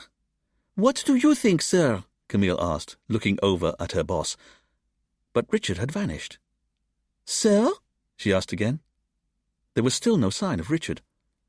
Camille went down the slope and skirted around the bonnet of the car until she found Richard on his haunches, examining the front left wheel of the vehicle with a magnifying glass. It was the only wheel on the whole vehicle that hadn't caught fire. "Sir," Camille said, "Duane thinks the car was stolen." "Quiet, Camille. I'm concentrating." Richard fished out his pearl-handled pocket-knife and oh so carefully inserted it into the tread of the tire. Camille got down to look at what her boss was doing and saw that there was a tiny but bright white piece of gravel stuck in the rubber of the tread. "What is it?" "Gravel." "Gravel?" "Yes, Camille," Richard said testily. "Gravel." Taking out a little see-through evidence bag, Richard used his knife to prise the tiny bit of gravel out of the wheel and into the bag. "But not just any gravel," Richard said, prizing out another piece that was jammed into the tread and placing it into the bag to join the first sample.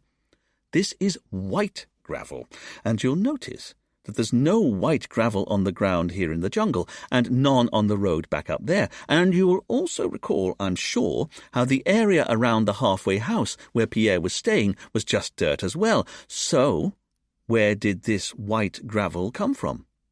"Well, anywhere on the island, sir." "Oh, no, I don't think so. But I'll know it for sure when I compare these samples against my soil collection." "Oh, okay, you've got to stop right there, sir. You have a soil collection? Of course, Richard said. I put it together when I first arrived on the island. I went to all the beaches, dirt roads, tracks, and so on I could find, and took samples of the soil, sand, and gravel. I then labelled and categorised them for just this situation. Camille stifled a laugh. What? Richard said. Oh, nothing, sir. That's all normal. What is? Collecting samples from every dirt track and beach on the island. It's normal for a police officer who wants to solve crimes, Richard said, straightening to his full height, although he was still downhill from Camille, so his eye line was below his subordinates. Now, I suggest we go post-haste to my shack and see if we can find a match for these bits of gravel. Then maybe we'll find out where this car was before it came here. Leaving Duane and Fidel to finish processing the scene, Richard got Camille to drive him to his home on the beach. There was still a part of her that thought her boss was joking, but she realized how serious he was when he pulled out a cardboard box from under his bed and opened the lid to reveal hundreds of test tubes of different soil, sand, and gravel samples, all of them labelled and dated. "Wow," Camille said. "Wow indeed," Richard said, misunderstanding entirely the angle at which his partner was entering the conversation. Camille made her excuses and left, but Richard hardly noticed. He was already beginning to work through his library of soil samples. A few hours later, Richard strode back into the police station and announced, "Well, that was very interesting."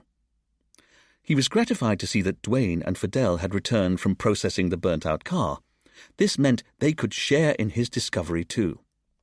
Camille looked up from her desk and decided that she was happy to play along for once. "Okay, sir, what did you find in your collection?"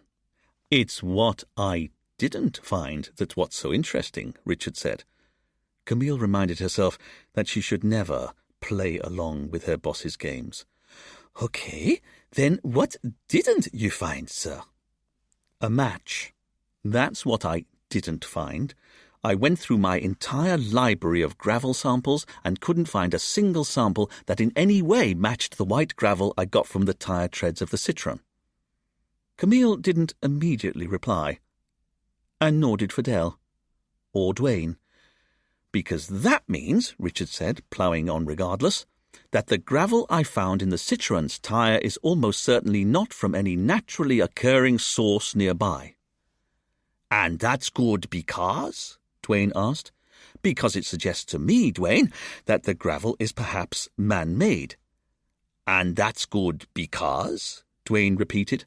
"Because it means the gravel was bought in a shop, and if it was bought in a shop, then we've maybe got a chance of identifying who bought that gravel, and therefore where the car was when it got some of it trapped in its tires." Richard noticed that Camille, Fidel, and Duane were all still somewhat underwhelmed. What was wrong with his team, Richard thought to himself. Sometimes they seemed to lack any thrill in the hunt. Very well, he decided. It was their loss, not his. He'd pursue the gravel angle without them. "What have we got on the grey Citroën so far?" "Well, sir," Fidel said, picking up his notes, "it belongs to a local fisherman called Michel Branet. I've spoken to him, and he says he doesn't use his car much, but he thought it was still in the car park behind the main harbour. After I asked him to go check, he called back a few minutes later and said his car was missing." "Can his testimony be trusted?" "He's an old boy I've known for years," Duane said, "and I wouldn't trust him to keep his boat shipshape or safe, but he's not a criminal, and there's no reason to think he's lying." "So it's not possible he set the car on fire himself to claim the insurance?" "I asked him that, sir," Fidel said, "and he said it was such an old car he didn't have any insurance, and we've no record of him calling in the car as missing, so it doesn't feel like a scam to me." "Then remind me, Fidel," Richard said, "is the car park behind the harbour in any way gravelled?" "I don't think so, sir. It's just dirt." "That's right. It's just dirt," Richard pronounced, and headed back to the office's whiteboard. "So we still can't explain how our mystery gravel got into the wheels of Michel's car." As Richard wrote up the words Mystery Gravel on the board, he called back to Camille. "So, what have you been doing, Camille?" "Well, sir," Camille said, happy to get the conversation off the subject of gravel, "I've been running checks on Stefan Morgan just to see if his story checks out. Good thinking. And I reckon it does. He only owns one car, and it's a white Nissan, just like he said. But more importantly, I rang the General Hospital on Guadeloupe, and he really was having an MRI scan when Conrad's boat exploded. In fact, he was having a 40-minute scan. It started at 10:30 a.m. and finished at 11:10 a.m., which is 10 minutes after the boat exploded.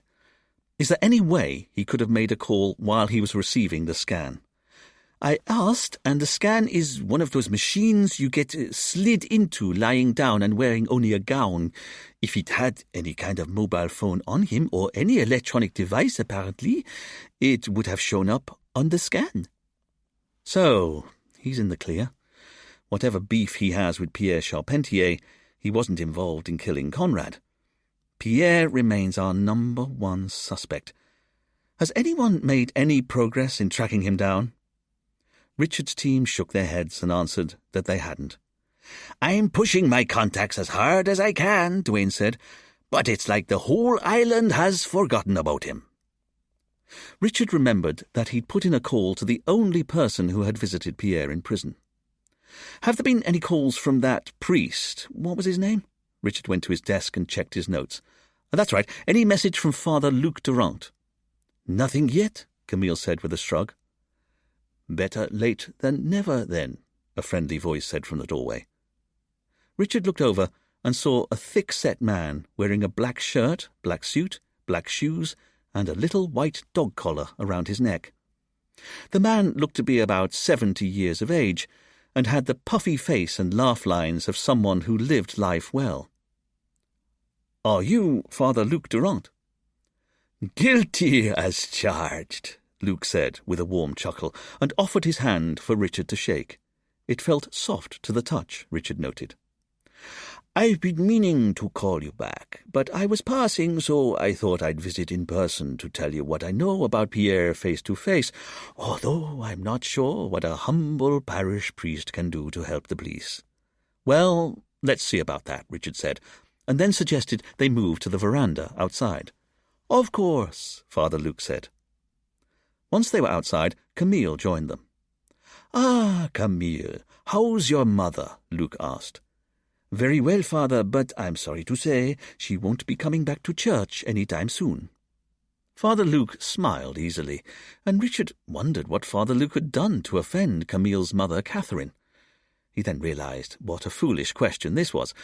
Camille's mother was both French and female, so really there'd have been any number of ways she might have taken or caused offence. As for Father Luke, he smiled. "Don't worry," he said. "The church is never in any rush to get its sheep back. They all seem to wander back of their own accord in the end." He then gently clasped his hands together in front of his swelling belly. "Now, how can I help you?" "I understand you're the visitor at the Central Prison." "That's right." "So you visited a prisoner there called Pierre Charpentier?" "Oh, yes. I even helped Pierre prepare for his parole board. So I'm slightly worried that the police would be asking about him so soon after his release." "Well, his name's come up in conjunction with another case, so we just wondered. Can you tell us what you can about him? According to Pierre's file, you saw him every 2 or 3 months?" "That's right. I try and visit all the prisoners once a month or so, and I have to admit Pierre seemed like a typical prisoner when he was transferred to Sainte-Marie from the UK. He was sullen and suspicious, particularly of me. They're like wounded animals, prisoners, I always think. You have to gain their trust. It takes time. So I'd sit with Pierre and talk to him about whatever was going on in his life, work in the laundry room or sewing mailbags. Anyway, over a number of months, I saw him settle into prison life, and I could see him find his place." "Did he join any of the gangs?" Richard asked. "Oh, no, he wasn't that sort of person. In fact, he wasn't interested in making friends at all, not even with me. I just got the impression that he was Thank you for joining us in this story. Let's enjoy a quiet intermission together. This audiobook is freely given to you. Su manto y su calor, no busca tronos ni oro, ni palacio terrenal. Ella elige al olvidado y lo trata como igual. A Juan Diego lo llamó como a hijo de su amor, y en su tilma se grabó la promesa del Señor. Una rosa en el invierno nunca se puede explicar, pero el amor de una madre todo lo puede lograr. Madre de los humildes, flor del cielo y del Edén, tú Keeping his head down until he could make parole. But I have to say, that wasn't to say he didn't have anger in him. I always felt with Pierre that he was giving me the best version of himself, and there was actually quite a lot of emotion going on under the surface. And that emotion was anger. You see it in a lot of prisoners. There's a ferocity to them sometimes, like a coiled spring. After all, they're locked up all day. And that's what I felt with Pierre. That he had a whole load of energy just waiting to burst out, and not good energy. Anyway, as I say, this is all quite normal for a man who's spent the best part of 2 decades in prison. Would you say he was an intelligent man? Father Luke was surprised by the question. I'd say so, I suppose. He had that sort of brooding intelligence, although now you mention it, I never saw him with a book in his cell. But there was a way he'd look at you, like he was working you out. Did you like him? Camille asked. Father Luke pursed his lips as he thought. I'm not sure that I did, if that's not an uncharitable thing to say about another human being. After all, it's very hard to like the people who are inside for murder. I always show them kindness, of course, and sympathy, but I don't have to like someone after they've taken another person's life. But I see you recommended that he be released early on parole. Of course, everyone deserves a second chance, whether I like them or not, and he'd not been violent at any time in the 20 years he was inside, not as far as I knew. Did he ever talk to you about the reason why he was in prison? He did, actually, just the once. He told me he wasn't the man he'd been then. When was this? Last year. I think I'd started to talk to him about his upcoming parole. And that's when he finally spoke about what he was in for. He didn't talk about it all that much. He just said he wasn't the man he'd been when he'd been sent to prison. He said he'd learned his lesson. Which is why you recommended him for parole. Admission of guilt is a big part of the parole process. Did you believe him? Maybe. Sometimes you just have to trust that human nature is good after all. Father Luke pulled a smartphone from his inside jacket pocket and checked the time on it. Now, if you'll excuse me, I have an evening service to prepare for. There really is no rest for the wicked. Of course, but could I just ask you about Conrad Gardner? I'm sorry, what's that? Did you know Conrad Gardner? I know most people on the island, so of course I knew Conrad. And I must say, I was just as shocked as everyone else when I heard what happened to him. Was he a member of your congregation? I don't believe he was a member of anyone's, Father Luke said sadly. He suffered from the same illness as Camille's mother here, atheism. Then what about his wife? Is she a member of your congregation? Look, you really must excuse me, but I can't be late for my service, Father Luke said, doing up the buttons on his jacket. But how well do you know the family? I barely know Conrad, but we hardly moved in the same circles. As for his wife, now you mention it, she comes to church regularly, and I've got to know her a little over the years. She's a very good woman, if you ask me, and I don't think she deserved to be married to a man as lazy as Conrad was. There, I've said it. Is that what you wanted to hear, that I thought he was lazy? Actually, that's not what I wanted you to say.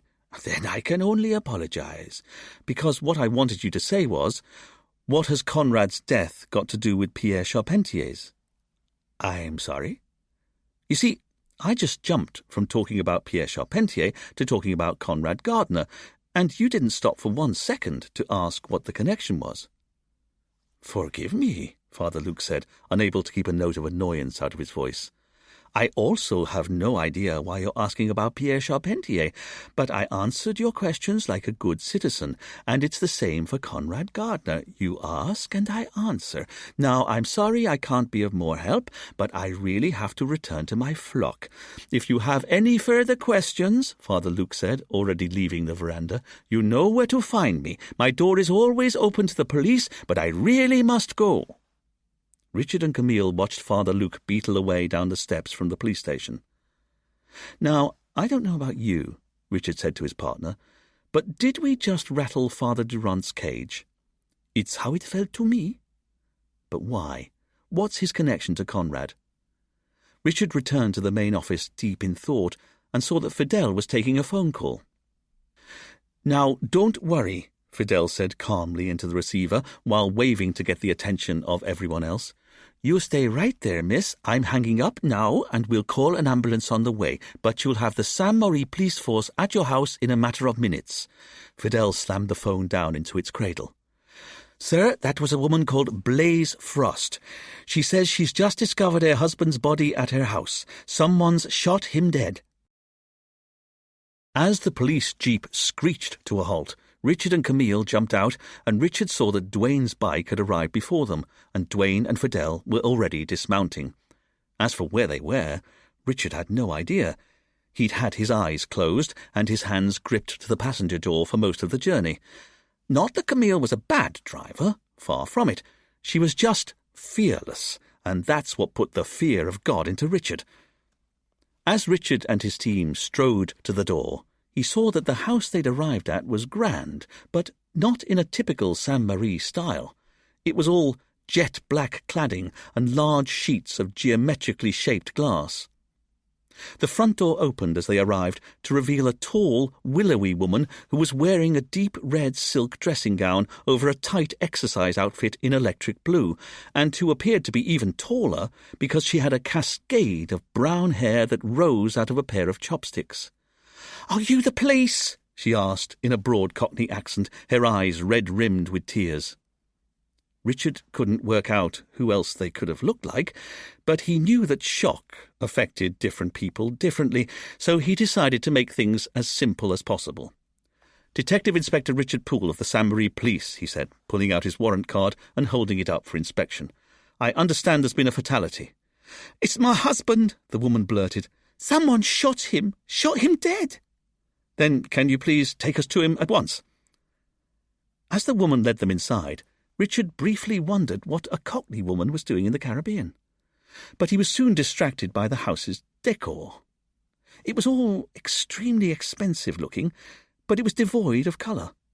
The floors, walls, ceilings, and all of the furniture were shades of white, grey, brown, and black. And there wasn't a single picture on the wall or personal photo in a frame. The whole house felt like an antiseptic show home that hadn't been sold yet.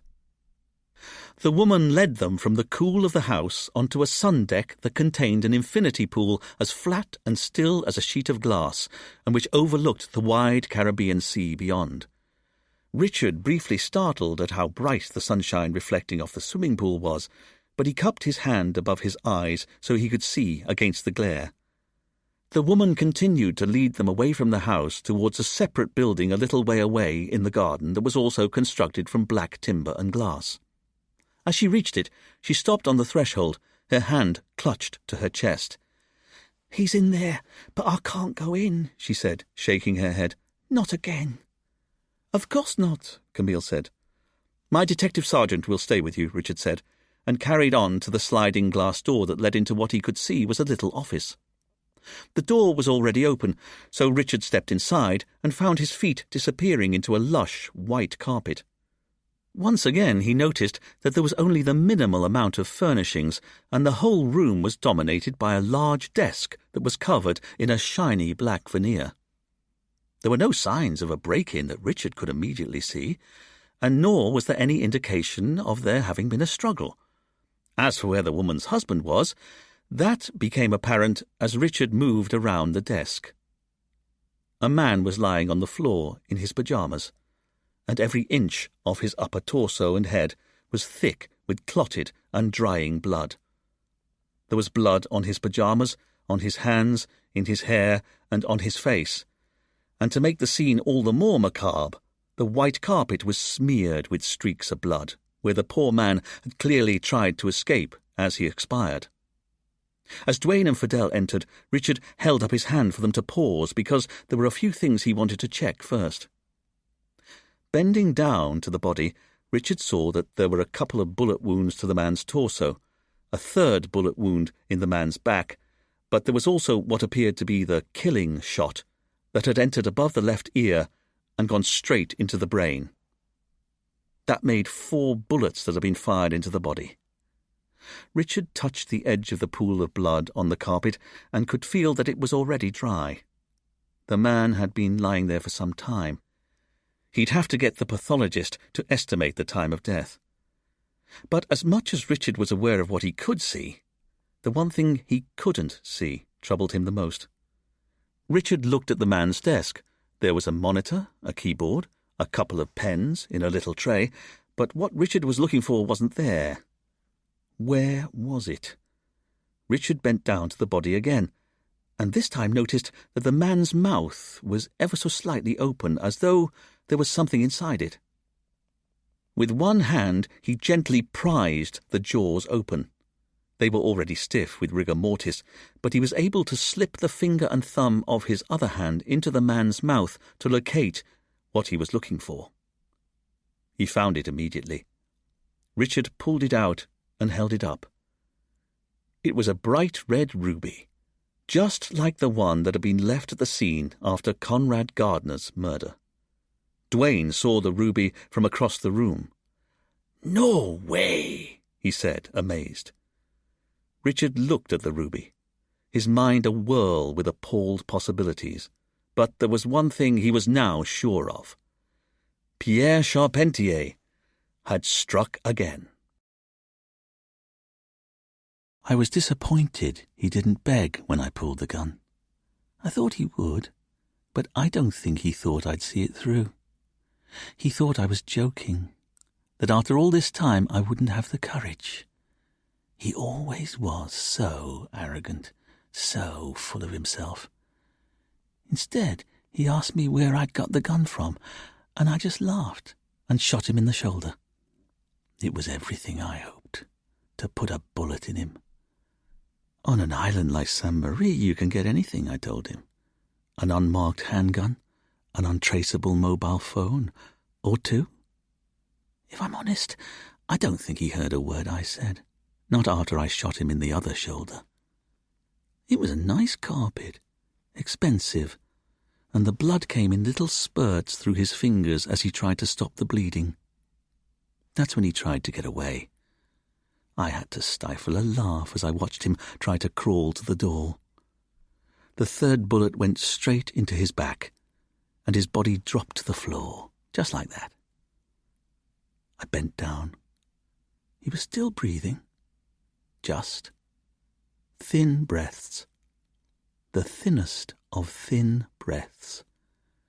His eyes looked at me, and I could see he finally got it. He was going to die. I smiled, put the gun to his temple, and blew his brains out. Chapter 9.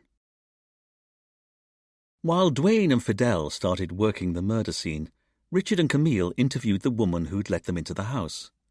She told the police her name was Blaze, and she'd been married to Jimmy Frost, the man who'd been shot dead, for the last 18 years. "So, how did you and Jimmy meet?" Camille asked, more as a way of keeping Blaze focused on simple matters than because she needed to know. "We met in London," Blaze said, briefly transported by the memory, "at a nightclub, just gone 20 years ago." "You met in London 20 years ago?" Richard asked. Blaze didn't seem to pick up on Richard's interest. That's right. I'm from Woodford in East London, so me and my mates would go out west on a Friday night. That's what we always did. And this really sexy guy came up to me with this amazing Caribbean accent and asked me if I'd ever had tea punch before. Well, I'd not even heard of it, and the barman hadn't either. So Jimmy got behind the bar and made it himself. He was amazing. And when he came back to Saint Marie, I came with him. I've not been back to the UK since. You haven't? No.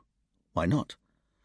Well, I think I was a bit grand when I first married Jimmy, to my family.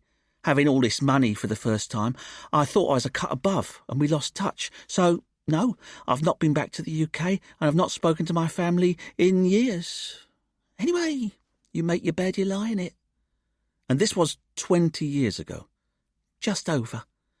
Then can you tell me what your husband was doing in the UK when you met him? Well, he was setting up his first big property deal, so he was only in London for a few weeks, but he explained it all to me. He was going to strike it big, and then he was going to come back to Saint Marie. I found that all very exciting. Did you find out what the property deal was? No. All he told me was that he had 3 partners, and if the deal came off, it would set him up for life. Richard and Camille shared a glance, knowing full well that if there'd been any doubt that Jimmy had been one of the original jewellery thieves before, there wasn't now. So, what happened when you returned to Saint Marie with Jimmy? Richard asked. I take it the big deal worked out. You can say that again. He was cock of the walk. The deal had gone even better than expected, that's what he told me. So it was party time for the next few weeks, for the next few months, if I'm honest. I met all his friends, and then a few months later the money from the deal started to come through, and he was wealthy overnight. Or so he seemed to me. But he didn't want to spend it all on parties, he told me. So with that money, he bought a plot of land by the cemetery just outside Honore and built some flats on it. And it was when he sold that first block of flats that the money really started to flow, and he hasn't looked back since. So that's what he does? How do you mean? Your husband's a property developer, Richard asked. You don't know him? No, Richard said. He's Jimmy Frost of Frost Property Services. Richard and Camille both heard a note of scorn in Blaze's voice. I see, Richard said. Then can I ask what happened today? I don't really know, Blaze said. Perhaps you can tell us the last time you saw your husband. Well, that's easy. It was last night. At what time? I don't know. At about 9 p.m. We'd had dinner, and he said he was just going to the office to finish up the day's work. Was that unusual? Richard asked. Oh, no. He liked to check in on his work before bed most nights. So he went to his office outside at about 9 p.m. That's right. And what did you do? Well, don't really know. I tried to find something to watch on TV, but there was nothing, so I went to bed. I checked my phone for a bit and turned my lights off about 10, I suppose. You went to sleep at about 10 p.m. Blaze nodded. And what time did your husband come to bed? I don't know. If I'm already asleep, he gets into bed without waking me up, so I don't always know what time he comes to bed. And this morning, when I woke up, it looked to me like his side of the bed hadn't been slept in at all. I wasn't worried at first. I just thought he'd maybe worked late and slept on the sofa in his office. He's got this little sofa there, and he sometimes sleeps on it if he doesn't want to come back to the house. So what did you do next? Well, I just got on with my day. I reckoned he'd turn up at some point. You didn't check on him in his office? No one checked up on Jimmy. He didn't like it. And when he still hadn't turned up by lunchtime, I just thought he must have gone out, maybe sometime in the night, in his car. You thought your husband had gone somewhere in the night? Richard asked sceptically. That's what I thought. And was that normal? No, but it's the sort of thing he'd do. If there's a problem, Jimmy has to sort it out there and then. So you didn't see him all morning, and nor did you see him at lunch. What did you do for all that time? I stayed in the house, reading, watching TV, just hanging out. That's what I do. Richard and Camille detected a note of bitterness in Blaze's voice. And you really never thought to check up on him in his office? I've said, by this stage, I thought he'd gone out. So when did you realise he hadn't? Well, just before I called the police station. I was getting a bit fed up, if I'm honest. You know, I'd rung him a few times, but his phone was going through to voicemail, and then I decided to go to the gym just to have something to do. And when I went to the front of the house, I saw his car was still there. I couldn't understand why, because if his car was there all along, and my car was also there, then he couldn't have gone out, could he? That's when I went to his office to see if he maybe left me a note, and that's when I found him. Can you talk us through what happened? Camille asked. Blaise took a deep breath to steady herself. OK, she said when she was ready. I went to his office. His door was open. That's what puzzled me. He always has to have the air conditioning on inside, so why was the door open? But I went in and he was just lying there, behind the desk. And the blood, it was everywhere. That's when I phoned you.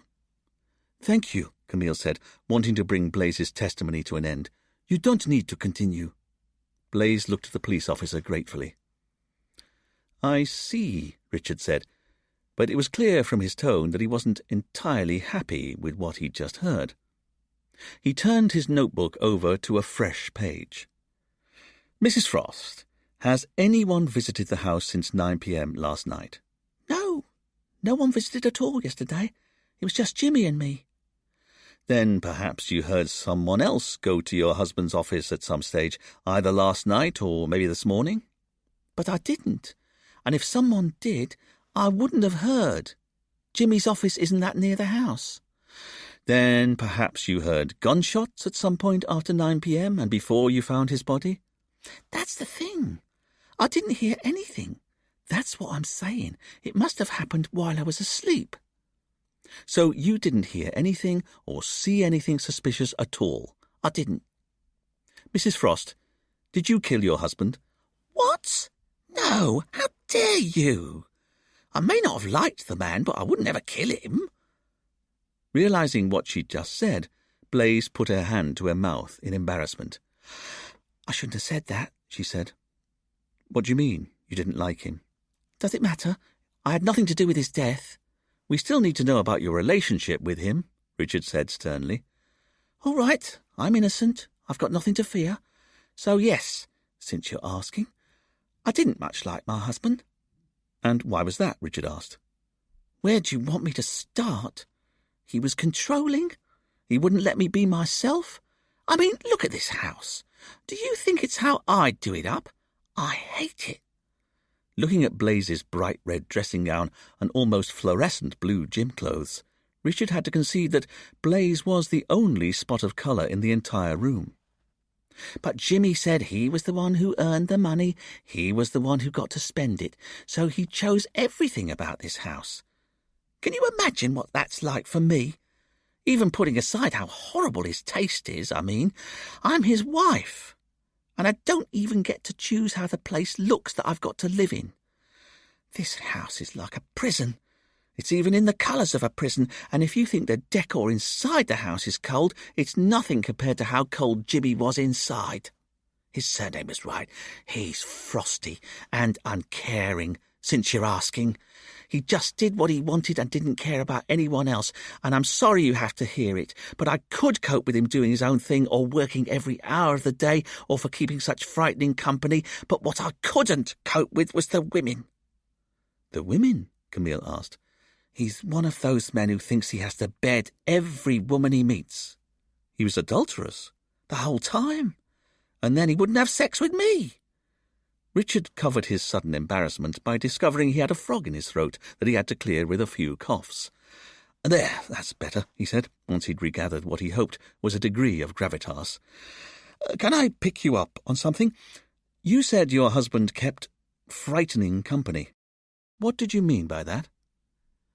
He really doesn't know, Blaise said to Camille, and Camille smiled sympathetically. Mr. Frost was known to have links to the criminal underworld, she told her boss. I thought you said he was a property developer. He was a gangster, Blaise said, all of her anger suddenly spitting out of her. Not that any of your lot ever caught him. He was too clever for that. But he was involved with rackets, with casinos, and I think he only ran his property business as a way of laundering money. for himself and other people. But what could I do? I'd married him. I was thousands of miles away from home, and let me tell you, even with him working so hard and doing what he did, I look about myself here and I think I've got it better here than I did back at home. So, if you want to know who shot my husband dead, you'd better start asking his business partners and the people they worked for, because in Jimmy's world, when things go wrong, you don't always survive. You think one of his business associates did this to him? Or someone he crossed? It could have been anyone. But if I were you, I'd start working out what he was up to professionally, because I bet there are plenty of people out there who would be capable of committing murder. Richard got the distinct impression that Blaise was beginning to enjoy sticking the knife into her deceased husband. And what about you? How do you mean? Are you involved in your husband's work life? No way. I know what side my bread's buttered. As I say, it's not been a perfect life with him, but I'm not short of anything financially, if you see what I mean. And before you ask, I don't have any proof he was a crook, but I was his wife, so I can tell you he was a crook as far as I could tell, and the person who's done this to him is someone from his world. It's obvious. OK, Richard said, and realised that he could possibly pin down whether Jimmy had been one of the people who'd visited Conrad on the day he was released from prison. Can I ask, do you remember your husband's movements last Monday? Pierre had been released from prison on the Monday of the week before. I'm not sure I know. Did he perhaps leave the house in the morning, before 10 a.m., let's say? You know what? He did. This is last Monday? Yes, I remember. He left in his car at about 9 in the morning and didn't come back until about 11 p.m. that night. He was gone all day. That's right. I'd been in bed for an hour or so when he got back, and he was blind drunk. He made such a racket as he got changed. Do you know where he'd been? It's like I said, I never asked. But I guessed he'd not been with a woman. I can normally smell perfume on his clothes when he's been with a woman. And how was his mood that day, or in the few days beforehand? He was fine. Mind you, he's been in a funk ever since then. You know, snappy. I just thought he was under pressure at work. But maybe you're right, Blaise said with sudden enthusiasm. Maybe whatever was worrying him since last Monday is the reason why someone shot him dead. You think it's a possibility? I think it's a very definite possibility. I'm surprised I didn't make the connection sooner. Then, can I ask, did you or your husband know Conrad Gardner? Who? Conrad Gardner. Blaise thought for a moment, and then she realised something. That was the poor man who died last week. That's right. Why are you asking? Was his death connected? If you could just answer the question. Of course. And no. I'd never heard that name before his accident. But if his death is connected to my husband's, then you should look into Conrad Gardner's background, because I bet you it's dodgy as hell. He'll be some hoodlum or something. Richard looked at Blaise and realised that she was looking far more assured than she'd been at the beginning of the interview. It was almost as if previously she'd been nervous of taking a test, but now she felt as if she'd passed it with flying colours.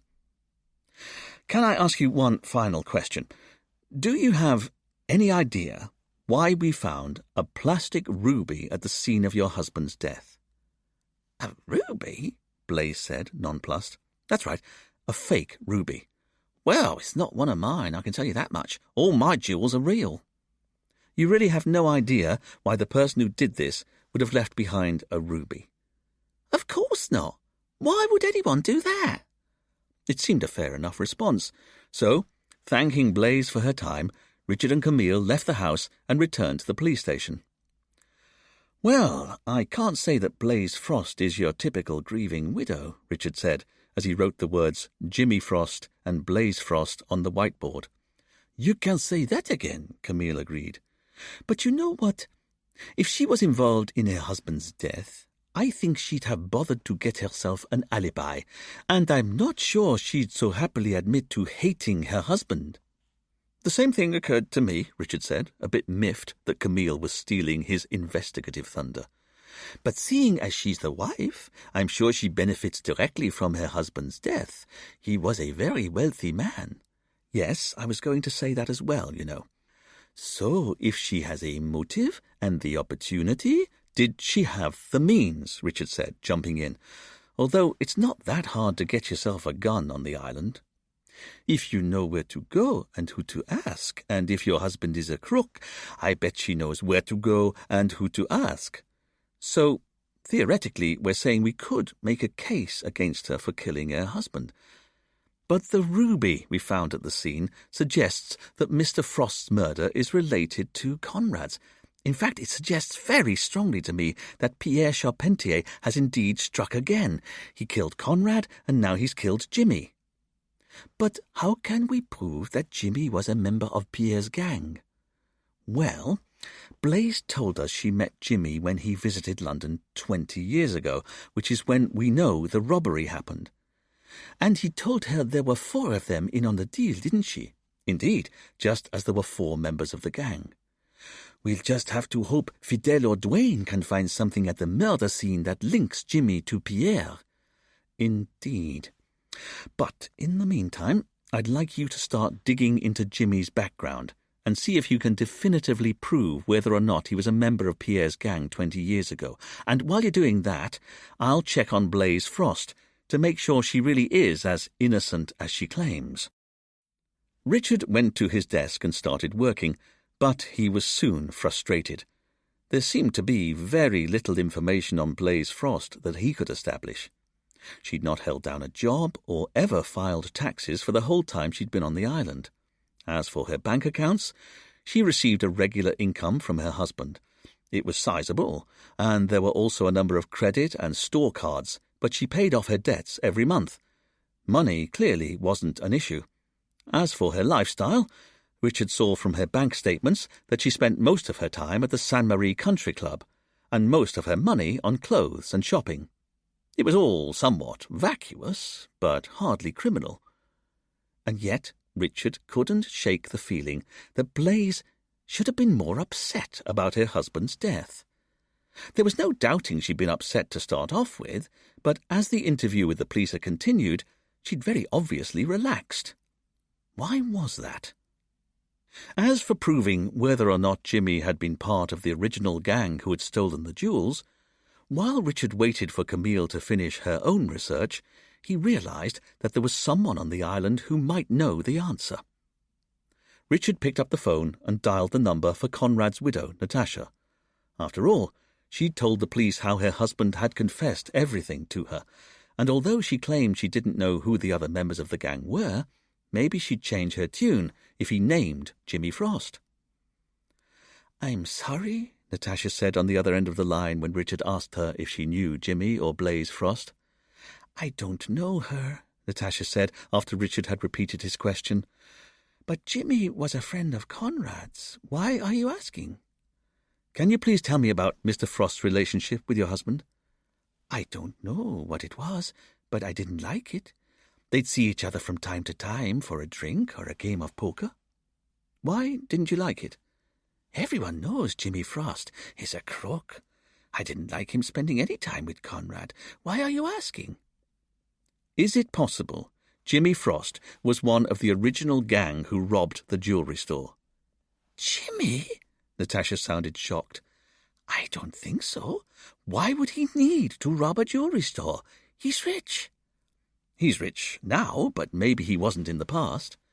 "Well, I'm sorry. I wouldn't know about that. I've barely met the man.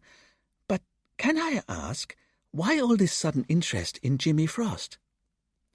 Richard explained how Jimmy had just been found shot dead. "But he can't be dead," Natasha blurted, and Richard's instincts spiked. "What makes you say that?" There was another pause on the phone, and Richard got the impression that Natasha was thinking fast. When the silence had lasted a good 10 seconds or so, Richard repeated the question. "Was there a ruby found by his body?" Natasha asked. "I'm afraid I can't possibly comment." "But there was a ruby, wasn't there?" Natasha said, her voice rising in panic. "Are you saying Pierre killed him as well?" "It's still early days," Richard said, But Natasha interrupted him. "I'm sorry, I can't continue this call. This is all too upsetting. I'm going to hang up now, and please don't call again." Natasha hung up, and Richard found himself wondering what exactly it was about Jimmy's death that Natasha had found so upsetting. After all, if she hardly knew him, it shouldn't have been that shocking. Richard wanted to interrogate this thought further, but he was interrupted by the return to the police station of Dwayne and Fidel. They were each carrying cardboard boxes full of Jimmy's personal effects. "Okay, Chief, we finished at the Frost house," Dwayne said. "And what did you find?" Richard asked. "Well, sir, the glass to the sliding door was covered in fingerprints," Fidel said, "and I picked up a fingerprint on the fake ruby you found in the deceased's mouth." "You did?" Richard asked. "I'll see if it matches the prints we've got on record for Pierre Charpentier." "Please do. Although, seeing as we didn't find his fingerprints on the first ruby, I'd imagine it's not his print on the second. Let me see what I can find." "Then what about you, Dwayne? What have you got in the boxes?" "Whatever files, keys, bank statements, and so on we could find, and the deceased's laptop and mobile phone, although I can tell you already, this man has dozens of bank accounts, and with a lot of cash in them all, he's seriously wealthy." "But you've got his mobile phone." "I have." "Does Jimmy have his email account on his phone?" "Sure does, Chief," Dwayne said, getting out Jimmy's phone. "It's got everything. A calendar, his emails, everything. It's synchronized to his main computer, as far as I can tell." "Good," Richard said. "Can you do a search on Jimmy's phone for the name of Conrad Gardner? Maybe they've been in touch." "No problem," Dwayne said as he started typing into the phone. Not long after, he shook his head. "Nothing's coming up." "Then search for Natasha," Richard said, remembering how Natasha's reaction to the news that Conrad had died had seemed a touch off. Dwayne typed again, and again shook his head. "He's not emailed or texted anyone called Natasha, or received any messages from anyone called Natasha either." Richard harumphed at this news, but he didn't want to give in. There had to be something incriminating in his emails. "Then what about Pierre Charpentier?"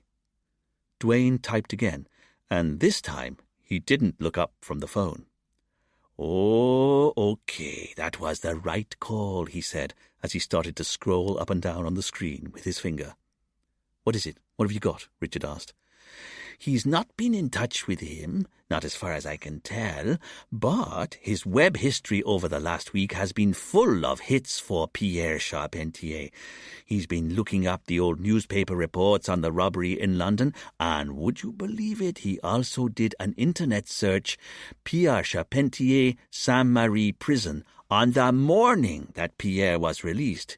It took him to the Justice Department's website and a list of what prisoners are leaving at what date." "He's one of Pierre's gang members, isn't he?" Fidel said. "It's what it looks like to me," Dwayne agreed.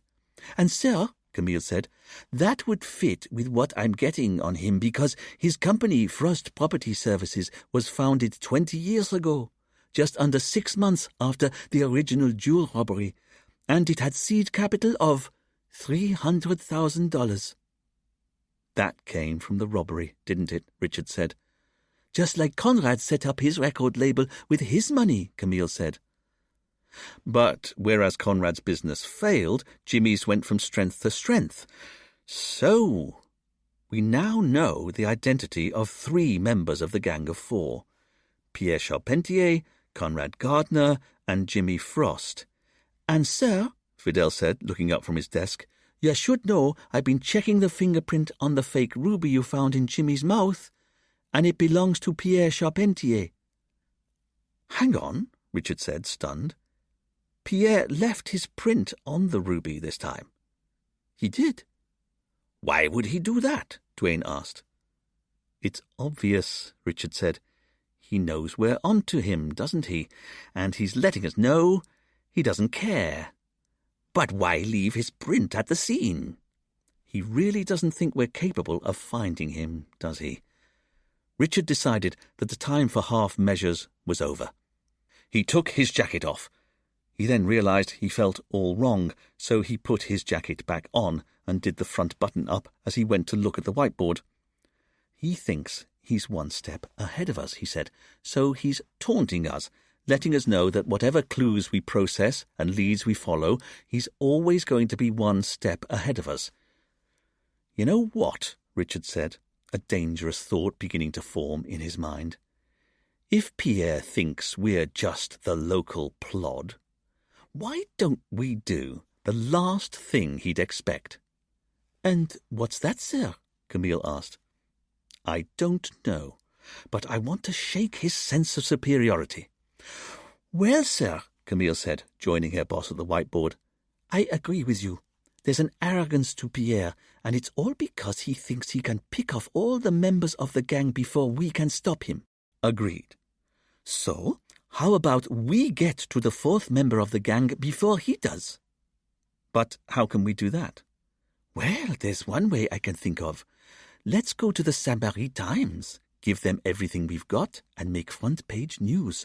How Pierre's on the loose, how he's a suspected killer, how he's already killed 2 of the members of his gang, and the last member of the gang's life is now in grave danger. And either this fourth person takes his chances on his own, or he presents himself to the police, and we might be able to save him. That's a brilliant idea, Fidel said. I agree, Dwayne said. And while we're doing that, how about we get Pierre's mugshot printed up? You know, if we're going to throw a grenade into the room, let's really throw a grenade, with pictures of Pierre's face plastered on every street corner and lamppost on the island. You know, proper, old-fashioned, wanted posters. Great idea, Camille agreed, because someone must have seen Pierre since he left his halfway house. Let's use the whole island to flush him out, sir. Richard looked at his team and had a fleeting epiphany, squashed by his conscious mind even as his subconscious suggested it, that this was why he loved policing. To be part of a team that was purely focused on bringing criminals to justice. Mind you, he thought to himself as he returned to the safety of his desk, what Camille was suggesting went against all known police protocol. It just wasn't the done thing to reveal your hand to the killer like this. And yet, Pierre was laughing at them. There was no denying it. And Richard really didn't like the idea that a double killer felt that he was superior to him. Richard looked at his team and made his decision. He took off his jacket and hung it on the back of his chair after all. Let's do it, he said. Let's do it all. Chapter 10. The following day, the headline in the Saint-Marie Times screamed, "Serial killer on the loose." Even so, Richard wasn't entirely happy, although this was mainly because of the picture of him that accompanied the article. Did he really look that old? So pasty? And so very sweaty? But then it was fair to say that the hastily arranged press conference hadn't gone quite how he'd expected from the start. Richard was used to dedicated meeting rooms and constabulary signage being used at similar events in the UK. Here, on Saint-Marie, the press conference had actually been one man, called Francois, visiting the police station when he got off from his day shift as a tourist guide in the Rum Museum. But for all that Francois was old and wheezing, he got the gist of what Richard needed right from the get-go. In his article, he made it clear that the police urgently wanted to interview Pierre Charpentier in connection with the murders of Conrad Gardner and Jimmy Frost, and that there were 4 gang members who had carried out a robbery 20 years before, and now the 4th member of the gang's life was in danger if he didn't present himself to the police. Putting aside his feelings about his photo, the article was everything Richard had hoped it would be. And if it wasn't enough to put a pep in his step, Richard also made what he considered to be a major breakthrough in the case. "So, I've just been to the bricolage," he announced to his team as he strode into the station. "You have, sir?" Fidel asked. Richard could see that Fidel had a host of fingerprint cards on his desk. He'd clearly been working through the remaining prints they'd been able to lift from the scene of Mr. Frost's murder.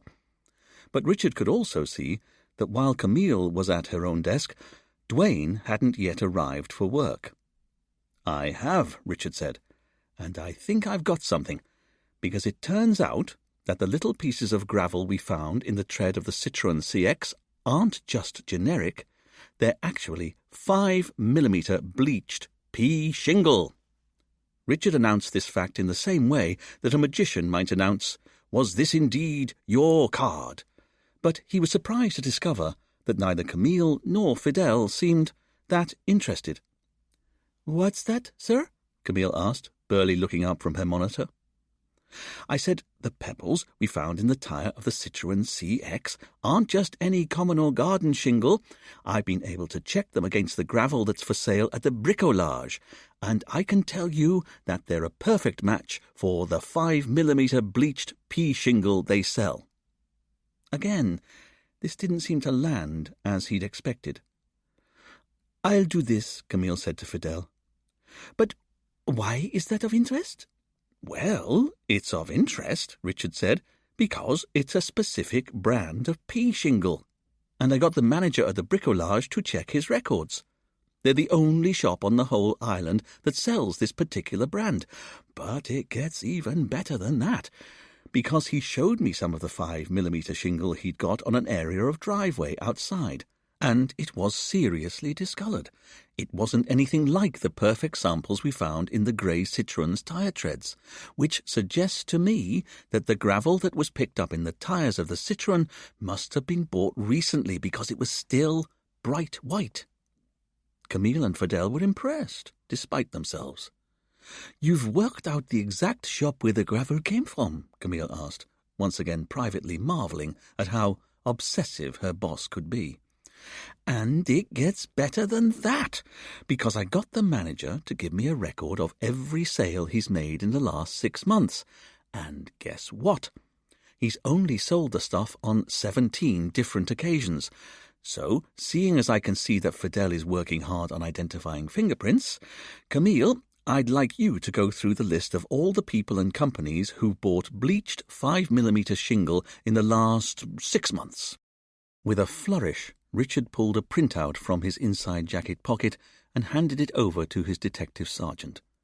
"Contact each person on this list and ask them if they saw a grey Citroën parked on their shingle on the day Pierre was released." Camille took the piece of paper. "Okay, sir." "Now, where's Dwayne?" Richard asked, heading over to his desk. "It's a Thursday, sir," Fidel said, "so he's at home studying for his sergeant's exam."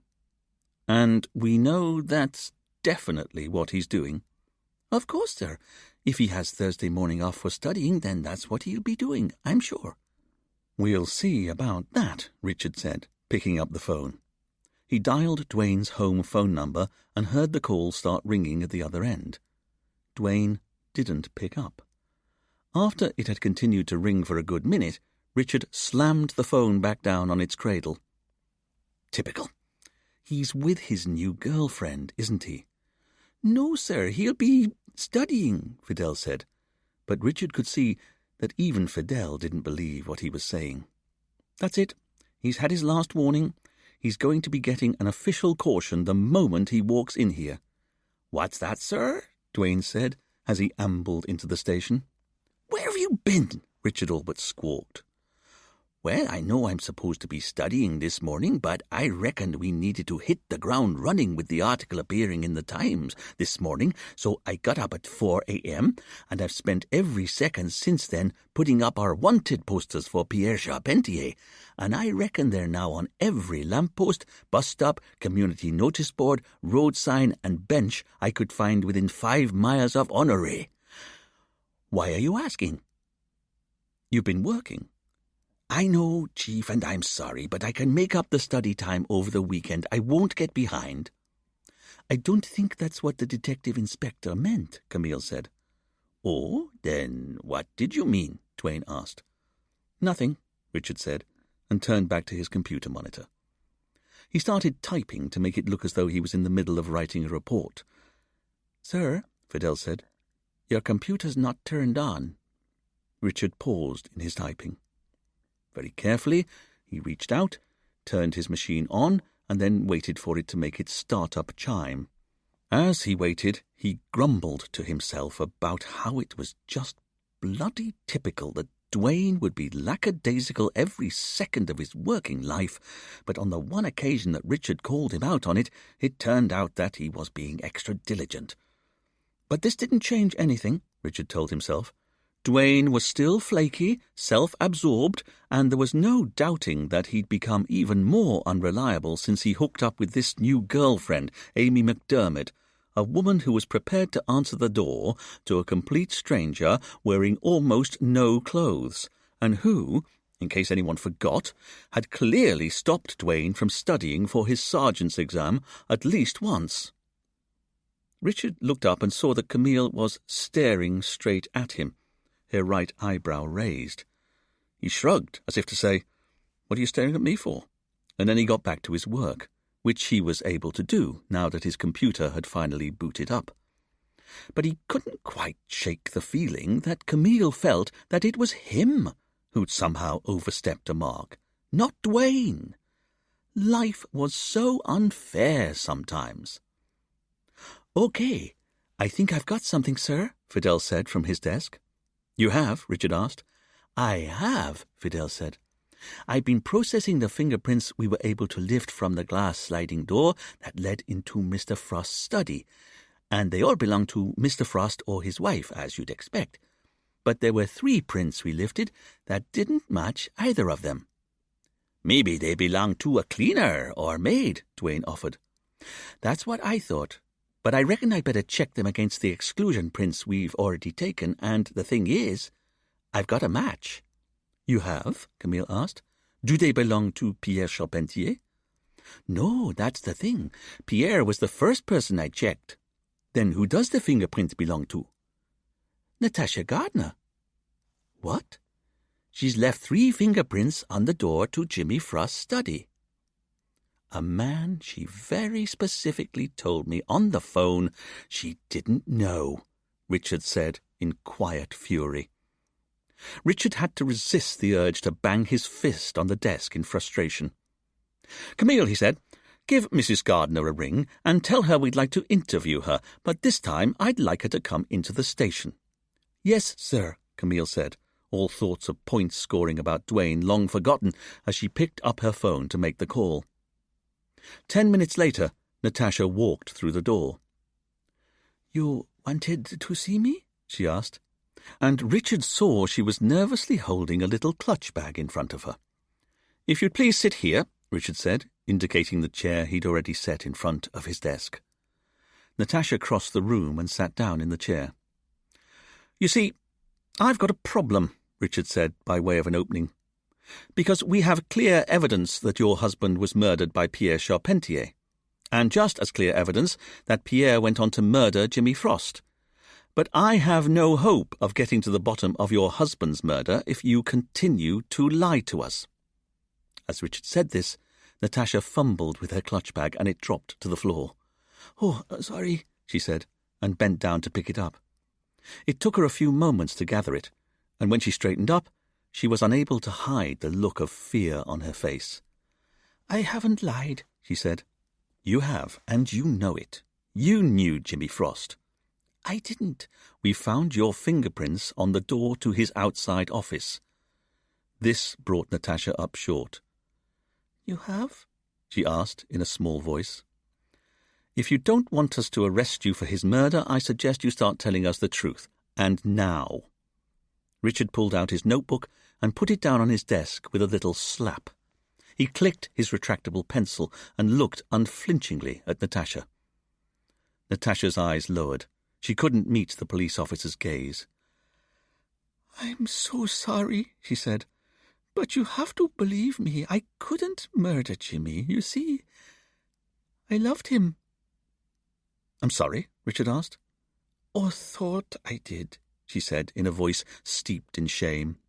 "For a spell." "So you're admitting you knew him?" Natasha nodded. "And therefore lied to us before?" Natasha nodded again. "Very well. How did you meet?" "He came to the house about 6 months ago. As I said to you, I didn't like him being friends with Conrad, but we'd not met before. I'd always stayed out of his way." "Why did he visit that day?" He said he wanted to see Conrad. I told him he was out on his boat. Jimmy laughed and said he was happy to wait. I felt awkward, so I invited him in and offered him a coffee. But he wasn't like I expected him to be. He seemed so charming, so interested in me and Conrad, and he wanted to know all about our daughter Jessica, how she was getting on in St. Lucia. And then he told me. Natasha gulped, summoning the courage to carry on with her story. Yes? He told you... That Jessica was attractive, but then it was no surprise, as she had such an attractive mother. He meant me. So, what did you say? Oh, I just blushed. I was so embarrassed, but Jimmy didn't seem bothered at all.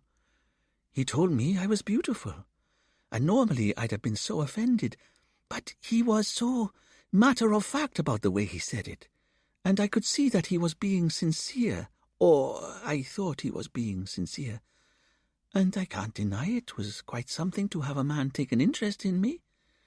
Conrad, well, I can't remember the last time he paid me a compliment or said I looked pretty, and he spent all his time on his boat. It's not like I even saw him, so I couldn't help but feel a flutter of excitement that something was happening in my life that was a little exciting, but I had no idea at all. How do you mean?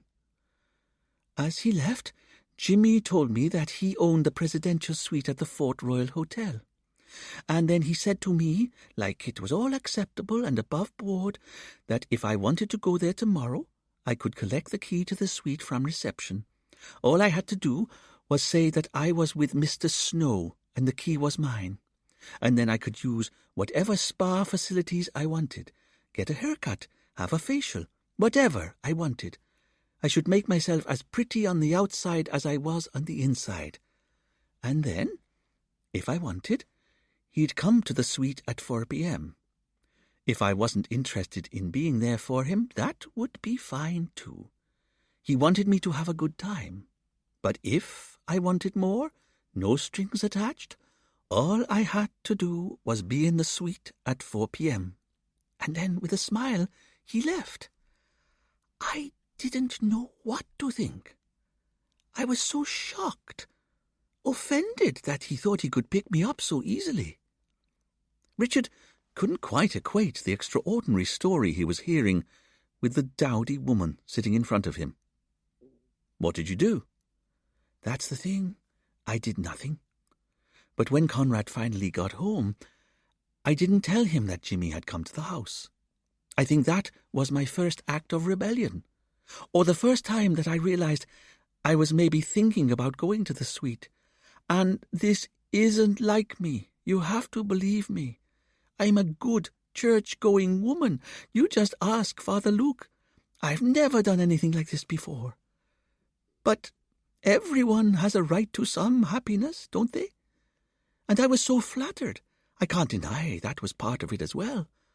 So I didn't tell Jimmy, and then Conrad announced that he and some friends were going away for a couple of days for a big fishing trip, just like that.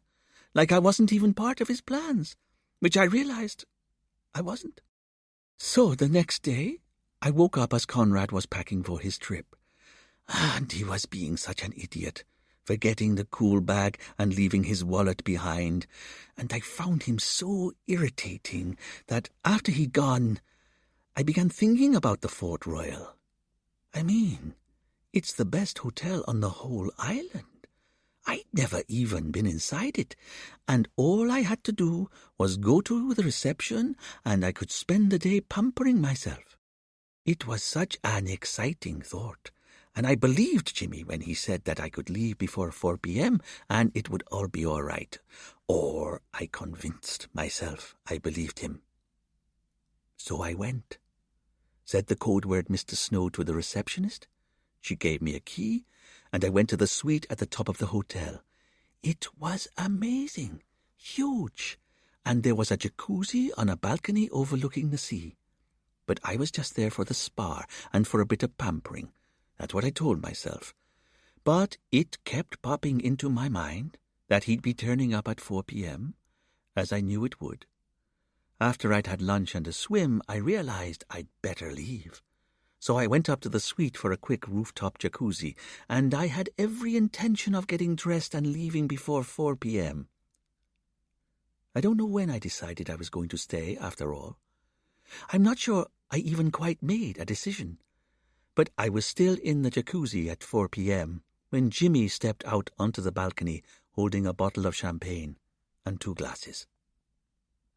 It was clear from Natasha's demeanour that modesty prevented her from continuing the story. "And?" Richard asked, his pencil poised. "And I didn't leave until the next morning." "Oh, I see." "I had one of the best nights of my life." Richard realised that he didn't quite know what his next question was, so he threw a look at Camille, hoping she'd help him out. "Did you see him again?" she asked as she got up from her desk and came over. 3 times, Natasha said. 3 more times I went to the presidential suite, but Conrad got suspicious. He found a bracelet Jimmy had bought me. I said I'd bought it for myself, but he guessed I was seeing someone and threatened to leave me, can you believe it? Conrad had countless affairs over the years. He spends all his time on his boat. And then when the stupid man notices I found someone else, he's shocked. "He threatened to leave you?" Richard asked. "That's what he said, but he wasn't going anywhere. He didn't have the money to leave me. And anyway, I stopped seeing Jimmy." "Why was that?" "He told me he'd had his fun. He was moving on." "Just like that?" "Just like that," Natasha said sadly. "That must have hurt," Camille said. "It did, but I always knew it was going to end. After all, a man who beds other women while still being married isn't ever going to be faithful, is he?" "And yet you said you loved him," Camille said innocently enough. But Richard could see that Camille didn't feel that Natasha's story quite added up. "I did, I do, for the time we spent together." "When did your relationship with Mr. Frost end?" Richard asked. "Only a few weeks after it started, about 5 months ago." "So how come we found your fingerprints on the glass door to his office?" Natasha looked uncomfortable. "I had a moment of weakness." "You went to see him?" Camille asked. Natasha nodded. "When was this?" "A couple of weeks ago. Conrad was out on his boat, of course, and I realized how alone I was. So I drove up to Jimmy's house and waited until I could see his wife leaving. I was shocked to see her, I can tell you. She's so beautiful. I couldn't understand what Jimmy saw in me. It didn't make sense. But when she drove off, I went to the front door. It was locked, but Jimmy had told me he worked in an office in the garden, so I went around, and that's where I found him, in his office. He wasn't happy to see me, I'm afraid." "He wasn't?" "He was furious I was at his house. He said surely I knew he was married, and the thing is I realized how stupid I was being almost immediately. He was right. He was married. We'd had our fun, and now we both had to move on. I apologized so much, but it didn't seem to make any difference. He was just so very angry with me. So I fled, and when I got back to my car, I just burst into tears. I felt so stupid. Why did I have to ruin everything?" "Did you see him after that?" "No. That was the last time, I promise you. And I have no idea why he died, or who did it, or how it was done." "I see," Richard said, and turned the pages of his notes. As he did so, he once again marvelled at how humans seemed hardwired to lie. After all, if Natasha had just told them all this immediately, she wouldn't have ended up looking so guilty. Richard's eye caught one of the first notes he'd made. "You mentioned how the first time Mr. Frost came to your house he was wanting to see your husband." "That's right." "Did you ever find out what that was about?" "I don't think I did." "Then perhaps Jimmy met Conrad at some other time?" "He didn't come to the house again, I don't think. Not after that time." Then did Conrad mention Jimmy, or give any indication as to why he'd perhaps want to see him? No. Very well, Richard said. Then I'm going to ask you one more question, and I want you to answer it truthfully. I'll tell you the truth, I promise you. I've got nothing to hide. Mrs. Gardner, where is Pierre Charpentier? Natasha didn't seem to understand the question. I'm sorry? I believe you know where he is. I don't. I hate that man for what he did to Conrad. But you and your husband didn't get on, Richard said. So? Didn't mean I wanted him to die. And now the man who had an affair with you and then broke your heart is dead, at his hand as well. His death had nothing to do with me. Why won't you believe me? I'm grateful for everything Jimmy gave me. Richard looked at Natasha, and he saw a mixture of confusion, guilt, and fear in her face. But had they finally got the truth out of her? That was the question. Richard dismissed Natasha, and then tried to sift through what he'd learned, because there was no doubting that she had a motive to kill both her husband and Jimmy Frost. Conrad for being a bad husband, Jimmy for being the lover who dumped her. And yet, Richard knew, everything about the case suggested that Natasha had nothing to do with either murder. After all, they only happened after Pierre had left prison and learned that there was no money for him. And the fake rubies and physical evidence that bore Pierre's prints made it clear that he was the person behind both murders. It was possible, Richard supposed, that Natasha was perhaps in cahoots with Pierre, but that didn't seem very likely, did it? "OK, team," Richard barked. "Update me on where we've got to with Pierre Charpentier." Richard listened to his team's reports, but it didn't even begin to improve his mood.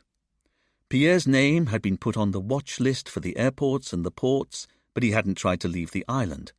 Neither had he tried to set up any bank accounts, nor had continuing checks at an ever-widening list of hotels, hostels and B&Bs revealed his location, and no one had yet called in with a positive ID of Pierre, having seen the posters that Duane had put up that morning.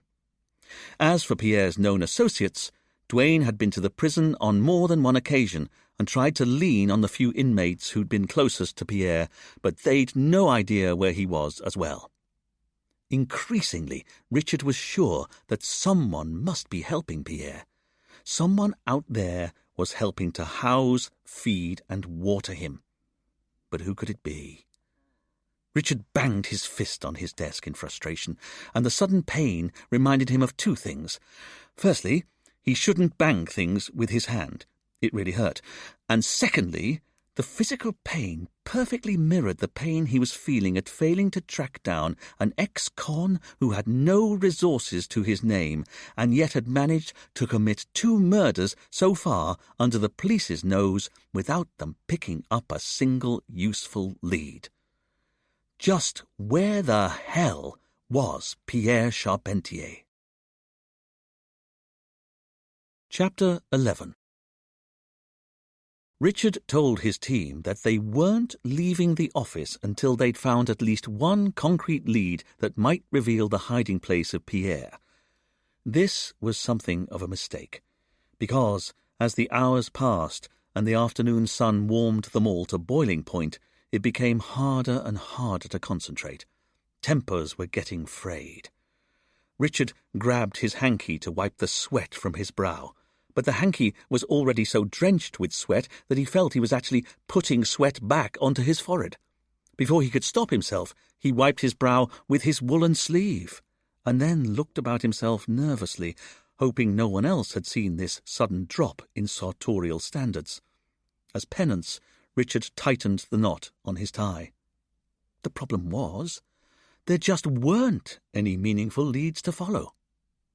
Jimmy Frost's various business dealings were clearly corrupt, but after spending a few hours working through the thicket of his finances, Duane gave it up as a bad job, parcelled up all the paperwork he could find, and bagged it for sending to Guadeloupe to be analysed by a forensic accountant.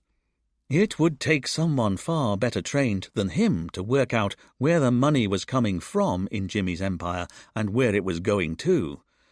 For the moment, though, all that mattered was that Dwayne hadn't been able to find any obvious links between Jimmy and Conrad, or Jimmy and Pierre. There were also no incriminating texts, no emails, no payments, nothing. There was just Jimmy's web history in his browser that made it clear that he'd been following Pierre's release from prison closely.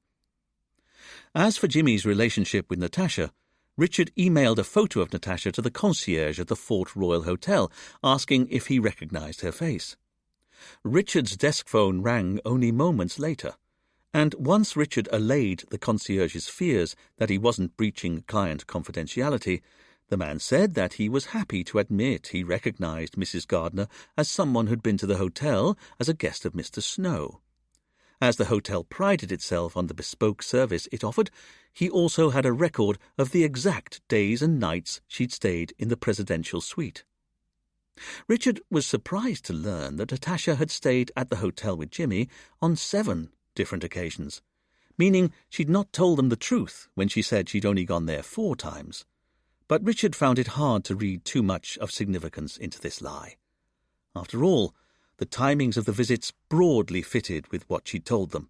They'd all taken place over a 5-week period 6 months ago. "And you're sure Mrs. Gardner hasn't stayed at the hotel since then?" Richard asked. "Quite sure," the man replied smoothly. "Then, can I ask, do you by any chance have a Pierre Charpentier staying with you at the moment?" It was something of a punt on Richard's part, and he was unsurprised when the concierge reported that they didn't. In fact, they'd never had a Pierre Charpentier stay at the Fort Royal. It was another dead end, and Richard was increasingly regretting his threat that he and his team weren't allowed to leave until they'd found a proper lead. However, Fidel came to all their rescue when, just after 6 p.m., he announced that he'd found something. "What is it?" Richard asked eagerly. "Well, I don't know exactly," Fidel said, not sure how to begin. "Don't worry about that," Richard said. "Just tell us what you've got." "Okay, well, I've been looking at Conrad Gardner's bank statements, seeing as he not only burned through his share of the robbery spoils, but also Pierre's as well." "What have you got?" Camille asked as she, Richard and Dwayne all converged on Fidel's desk. "Well, I've got his bank records going back 15 years. It's taken some time for the bank to get the documents to me, but they arrived this morning. And in those first bank statements, he's got over $200,000 in his main business account and quite a few thousand in his personal account. It all looks above board until you notice he's spending thousands more each month than he's earning. But it's not immediately obvious because there are also these cash payments coming into the account every month or so." As Fidel said this, he pointed at some payments he'd highlighted in yellow. Each one of these was a cash credit for a figure in the region of $5,000. "So he was topping up his bank account with cash?" Camille asked. "But his business wasn't successful, so where was he getting the cash from?" Dwayne said. "Are you sure he wasn't selling records or CDs?" 100%, Dwayne said. "No shops ever stocked his band's music. He sold what he could online, and I don't think that was very successful. He had a stall at the market once a week so he could sell to unsuspecting tourists, but there's no way the market stall would generate that sort of income. So he had a secret supply of cash he could tap into, which was no doubt Pierre's share of the robbery, just like Natasha told us." "How much cash did he pump into the business?" Richard asked. "I added up all these one-off cash payments," Fidel said, "and they span 7 years and come to just under $300,000, which is about the same sum of money as Jimmy and Conrad both used to set up their businesses," Camille said. "So that's the proof," Richard said. "Conrad was supposed to look after Pierre's $300,000, but he embezzled it for himself and used it to prop up his failing business." "And the cash top-ups stop 11 years ago," Fidel said, flicking through the pages of the bank statements so he could show everyone. "And from that moment on, the business goes into pretty rapid decline." Richard could see that the bank statements comprised a long list of debits with next to no credits. And then Fidel pointed to an account closed entry. That was just under 10 years ago. So he closed down his business 10 years ago. He did, Fidel agreed. But that's not the big news, because then we come to his personal bank statements, and they make very interesting reading. You see, for years after his business folded, it's pretty clear Conrad struggled to keep body and soul together, but there are quite a few one-off credits to his bank account, all from local people. That's right, Richard said. Stefan Morgan told us he'd employed Conrad to build a storeroom for him. Exactly, sir. It's bits of money here and there. And as far as I can tell, he also did a spell taking tourists out fishing on his boat, although that dried up a few years ago. But check this out. As Fidel said this, he turned to the most recent bank statement and pointed at some text that once again said, "Account closed." But it wasn't just that. Richard could also see that there had been just over $800 in the account at the time, and Conrad had also taken all of that out as cash. The date for this transaction was the day before Pierre left prison. "He cleaned out his account," Duane said. "And then closed it down," Camille said. "The day before Pierre left prison." "Why?" Duane asked. "If you ask me, it suggests he was up to something," Fidel said. "I'd agree with you there, Fidel," Richard said. "Duane, did any of your contacts give you any indication that Conrad was behaving at all suspiciously before he died?" "No," Duane said. "I didn't hear anything." "Okay. Good work, Fidel. Now, I know I said we couldn't leave before we had a decent lead, but now we've got one, how about we all take half an hour to try and find out what Conrad was up to?" As Richard returned to his desk, he wondered where he could start. After all, what sort of traces did the man who spent most of his time on a fishing boat leave? Richard pulled everything they had on Conrad from the case file, but everything in his recent life seemed above board. His car was insured, he had no traffic offences, and although he didn't pay anywhere near as much tax as he should, he always filed his tax returns on time. He also didn't seem to have any shareholdings, company directorships, or any connection to any kind of business.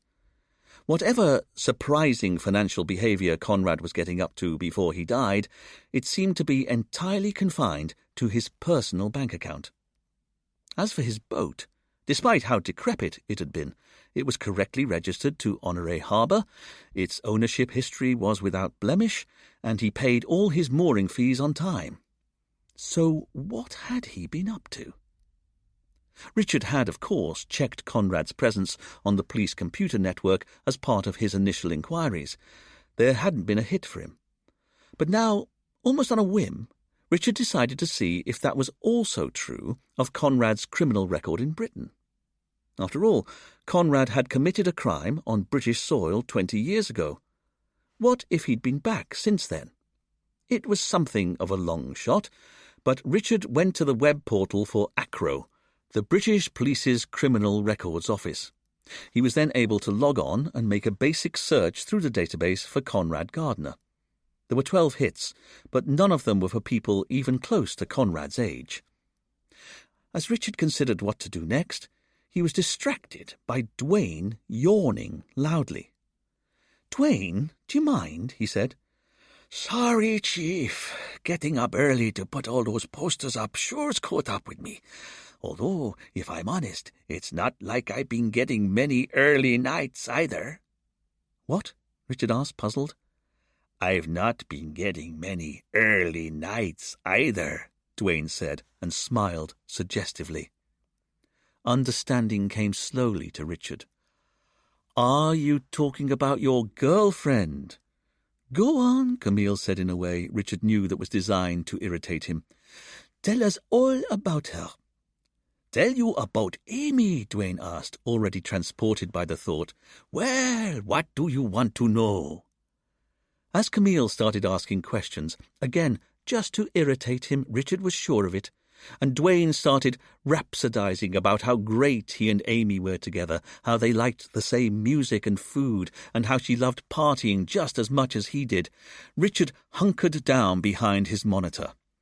What was it with his team? why were they so tolerant of this woman coming into their lives and spoiling everything? They still didn't know who she was, or whether she'd be right for Duane, which Richard very seriously doubted, and it was as Richard considered this point that a somewhat wicked thought popped into his head. He wouldn't act on it, though, he knew that much, or so he told himself, but as Fidel started asking what star sign Amy was, Richard's irritation flamed, so he turned back to his computer, typed Amy McDermott into the search field of the Acro portal, and saw that there were at least 50 people called Amy McDermott who'd been called in for questioning by the police, or charged, or convicted in the last 30 years. This pleased Richard very much, as it proved to him that there was indeed a link between people being called Amy McDermott and that person being a wrong 'un. But as Richard idly scanned the list, his police brain couldn't help noticing that nearly everyone on the list was the wrong age to be the Amy who was currently going out with Duane. Pity, Richard thought to himself. It would perhaps have been good if Duane's new girlfriend were a hardened criminal, but you couldn't win every time. Richard was just about to close down the window when he noticed that 15 years ago, an Amy McDermott had been convicted of dealing drugs and fencing stolen goods, and that her birth year seemed to fit with Duane's new girlfriend. What was more, this particular Amy McDermott lived in Edinburgh, just as Duane's girlfriend did. Richard considered the name on the screen, and then decided that it was actually no surprise that one of the 50 names seemed to fit the basic biometrics of the Amy that Duane was dating. In fact, he decided, with a surname as Scottish as McDermott, it would be odd if one of the 50 or so names didn't appear to have the same birth year and Edinburgh location. Richard clicked on the name anyway. What he saw made him jump up from his chair like he'd been shot. "What is it, sir?" Fidel asked, and Richard could see that his whole team were looking at him. "What is it?" Richard parroted back, his mouth trying to buy himself time while his mind tried to comprehend what he'd just seen. "You look like you've had a shock, I'll tell you that much," Duane said with a smirk. "Me?" Richard said, trying to look insouciant. "I've not had a shock, just a spasm. A back spasm. Ooh, that's better. It's gone." Trying to ignore the puzzled looks from his team, Richard lowered himself back into his chair and dared to look at his monitor again.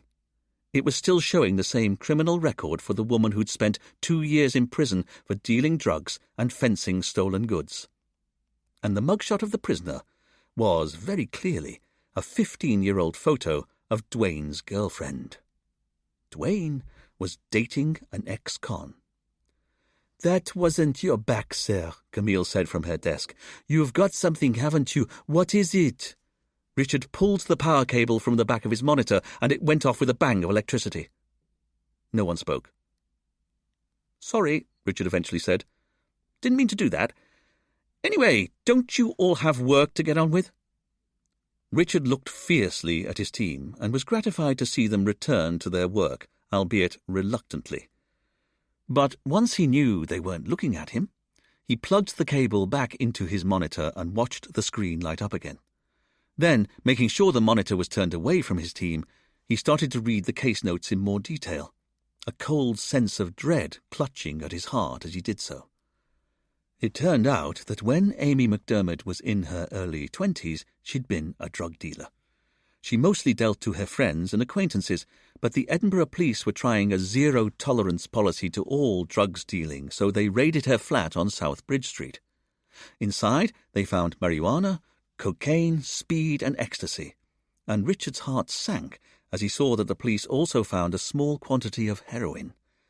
Even worse for Amy, the police then found a book of antique stamps that had been reported stolen weeks before. When the police investigated, it turned out that the book of stamps was worth nearly £5,000. In her interview, Amy told the police that the guy she got her drugs from had asked her to look after the book of stamps, but she refused to give up his identity, if only because, as she said, he really wasn't a nice man and she didn't want to cross him. Scrolling through the document, Richard saw that at her trial Amy pleaded guilty, and because she had no previous convictions, The judge had been as lenient as he could be, but he still had to impose a custodial sentence. Bloody hell, Richard thought to himself. What the hell had Dwayne got himself into? Richard was about to start taking notes from his screen, but he saw Camille head over, so he closed the window at speed. Camille looked concerned. "Sir, could I have a word?" "Of course," Richard said, worried about the look on his partner's face. It wasn't like her to look with sympathy at him. "In private?" "Oh, you want a word in private," Richard said. "Then why didn't you say?" Richard got up from his desk and clacked through a colourful bead curtain to the cells at the back of the office. "Are you all right?" Camille asked as soon as they were alone. "Me, Camille? Why wouldn't I be all right? Only I just saw you pull the cable out from your computer." "Oh, that. And then you refused to tell us what you were doing." Richard went back to the bead curtain and lifted a few strands so he could look at Dwayne. He was happily working at his desk, so Richard returned to Camille. After all, she had as much of a right to know that Dwayne was consorting with a known criminal as he did.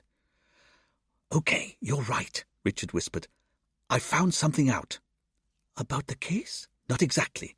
"Then what about?" "Dwayne, or rather his girlfriend." "What?" Camille hissed. "No, wait, hear me out. Because the thing is, I was on the Acro portal checking to see if Conrad Gardner had done anything dodgy in the UK, considering how he and Pierre and the gang were in London all those years ago. You know, it was a long shot, but you know me, Camille. I can't leave any job undone. You've got to dot the I's and cross the T's. And the interesting thing is, Conrad doesn't have any kind of a criminal record in the UK. He's not even listed as someone who was brought in to assist the police with their inquiries. Why won't you come to the point? I looked Amy McDermott up." "I'm sorry?" "I looked Amy McDermott up, Dwayne's girlfriend, just to check, on the off chance, and lucky I did, Camille, because she's done time, a 2-year stretch for dealing drugs and fencing a book of antique stamps." Richard was gratified to see that his partner looked suitably outraged. "You did what?" "I know, and Dwayne's got no idea, does he?" Richard said, before he realized that Camille hadn't quite said what he'd expected her to. "Hang on, what did you say?" "You looked up Dwayne's girlfriend on the police computer network?" "You make it sound bad." "Sir, it's insane. Who looks up a colleague's girlfriend on the police computer network?" Now it was Richard's turn to be shocked. "She's a known felon, Camille." "But you aren't supposed to know that." "I'm a police officer. I think you'll find it's my job to know who's got a criminal record and who hasn't." "Yes, when you're investigating a case, sir, but not in your real life outside that. And you know what? I'm amazed you're making me say this, sir, but it's unethical to use the police database for your own personal use." Richard was outraged, but he also knew he had to make sure Dwayne didn't hear him, so he hissed back at Camille. "Oh, well, that's rich coming from you." "I'm sorry? I don't need lectures on ethics from someone who doesn't fill in her weekly timesheets even remotely on time. Yes, that's right, Camille. I know you backdate them." Camille's mouth opened, but she couldn't quite form a sentence. "Exactly. I've known about that scam for a long time, and as far as I'm concerned, if Amy is a criminal, then we have to tell Dwayne at once." "What's that?" Dwayne asked as he pushed aside the bead curtain with a clatter and stuck his head into the room. "Nothing, Dwayne," Camille said quickly. "That's not true, Camille," Richard said, cross that she'd attempted to change the subject. "It's to do with you, Dwayne, and I think you and I need to have a bit of a chat." "That's as may be, Chief," Dwayne said, "but all this will have to wait. There's someone here to see you, and I think you'll want to see him right now." "Why? Who is it?" "You'd better come through." Richard and Camille shared a glance. What was this about? But they followed Dwayne through the bead curtain. Who was it who wanted to see them? As Richard entered the main office, he saw Father Luc Durant standing in the middle of the room. He was holding a copy of the Saint-Marie Times in his hands. It was that morning's edition that announced that Pierre Charpentier was on the loose and was suspected of killing his old gang members one by one. "Father, can we help you?" Camille asked kindly. "I don't know, But I came here to tell you, I think I know who Pierre Charpentier is going to kill next. And how do you know that? Because I know who the fourth member of his gang is. Richard could see that Father Luke was looking deeply distressed. Then I think you'd better pull up a chair and tell us everything. Chapter 12. You must understand I'm in a difficult position, Father Luke said, once Camille had settled him in a chair in front of Richard's desk. You see, the fourth member of Pierre's gang is a criminal, isn't he? How do you mean? Richard said. Well, he robbed a jewelry store. That's right. But that means that once you find out who that fourth member is, you'll arrest him for robbery, won't you? Even though his crime was committed all those years ago? Of course, a crime is still a crime. As Richard said this, all the life seemed to go out of Father Luke. It was as if he were at the doctor's, had been fearing bad news, and had indeed just received a terminal diagnosis. You know, he said, a tear forming in his eye that he wiped away with the back of his hand, you live in hope of redemption. You hope and pray that a life devoted solely to the service of others will be enough to wipe the slate clean, but he has other plans, doesn't he? As Father Luke spoke, Richard and Camille both realized the same thing at the same time. Father Luke was the fourth member of the gang, wasn't he? That's why, when they'd last talked to him, he'd not questioned the link between Conrad's death and Pierre's release from prison. He'd known they were linked right from the start. But this realization, exciting though it was, also put Richard on his guard. After all, Father Luke had been prepared to lie to them before. How would they know if he was lying to them now? Father Luke, Camille said, can I ask you a question? You weren't always a priest, were you? I wasn't.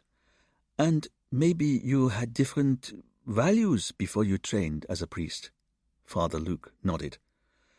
But perhaps something very specific happened in your life that made you decide to train as a priest. That's it exactly. Something happened. And did this thing happen 20 years ago?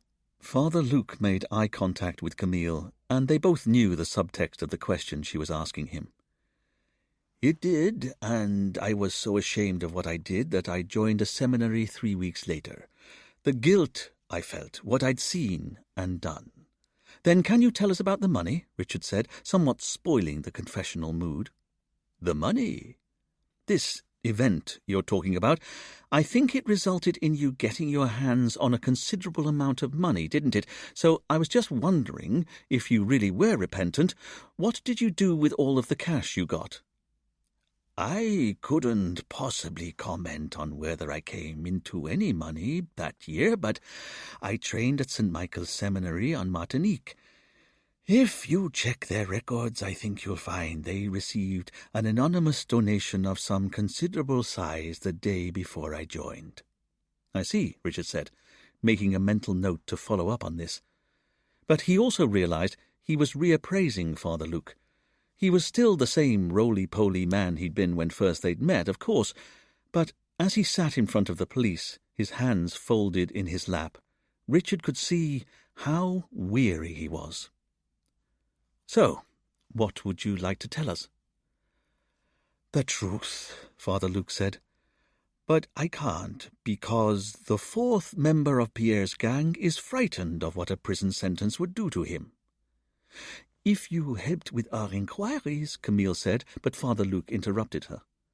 There's no statute of limitations on armed robbery. I've looked into it, especially when the money is not recovered, so I can't ever tell you the name of this fourth person. You can draw your own conclusions, but I won't ever tell you who it is I'm talking about. You may have to, in a court of law, Richard said, not entirely kindly. But what if I told you this fourth member of the gang told me his story in the confessional? Because I can't break the seal of the confessional, even if you put me in a court of law. Richard realized how cleverly Father Luke had finessed the situation. So, you're saying this fourth member of the gang is some person other than you, a member of your congregation, in fact, and you'll tell us what he told you, but you won't tell us his name. That's the deal I'm offering." "Then we accept it," Camille said, before her boss could disagree, "because all we really want to know, in the short term at least, is where Pierre Charpentier is hiding."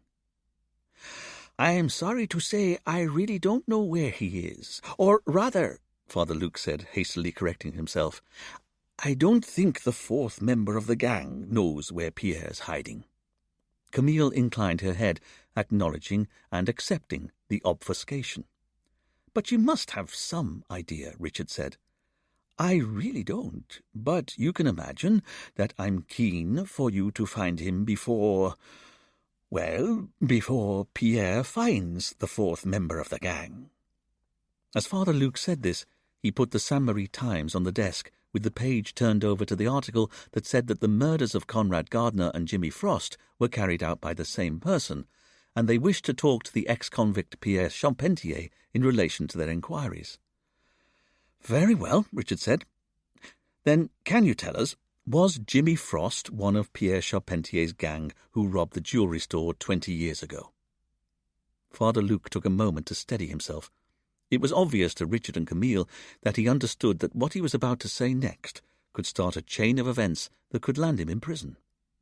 Father Luke came to his decision. "He was," he said. "The original gang was put together by Pierre Charpentier, and it consisted of Conrad Gardner, Jimmy Frost, and this fourth other person whose name I can't tell you." "Understood," Richard said in a rush of excitement as he realized that he was finally going to get a first-hand testimony about Pierre's past. "But you can tell us about the original robbery, can't you? Why was it in London? Why not just steal some jewels from a shop on Saint Marie?" "That had been the plan," Father Luke said, "originally. You see, there was a young man Pierre had come to know called André Morgan, and he was going to help." "André knew Pierre?" "That's right. And you're saying it was an inside job. André told Pierre about when and how the jewels were going to be delivered to the store." Father Luke nodded, and Richard felt a thrill as he realized that this chimed with the facts that André's father, Stefan, had told them. André had become insolent in the last few months he'd been on the island.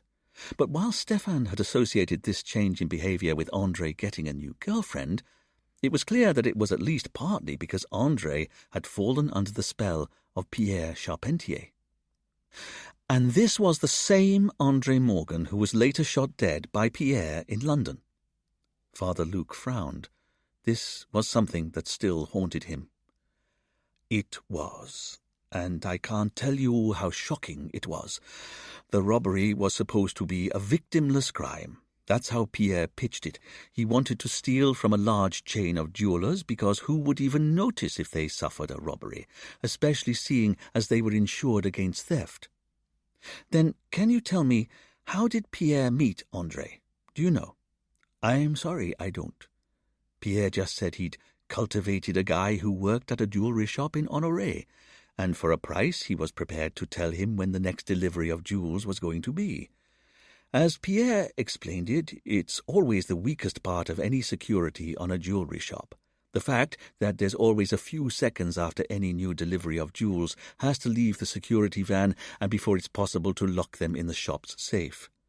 But apparently, just after André agreed to help Pierre in Honoré, he discovered he had a chance of getting a more senior job in the London branch, the head office, and Pierre loved it as a plan.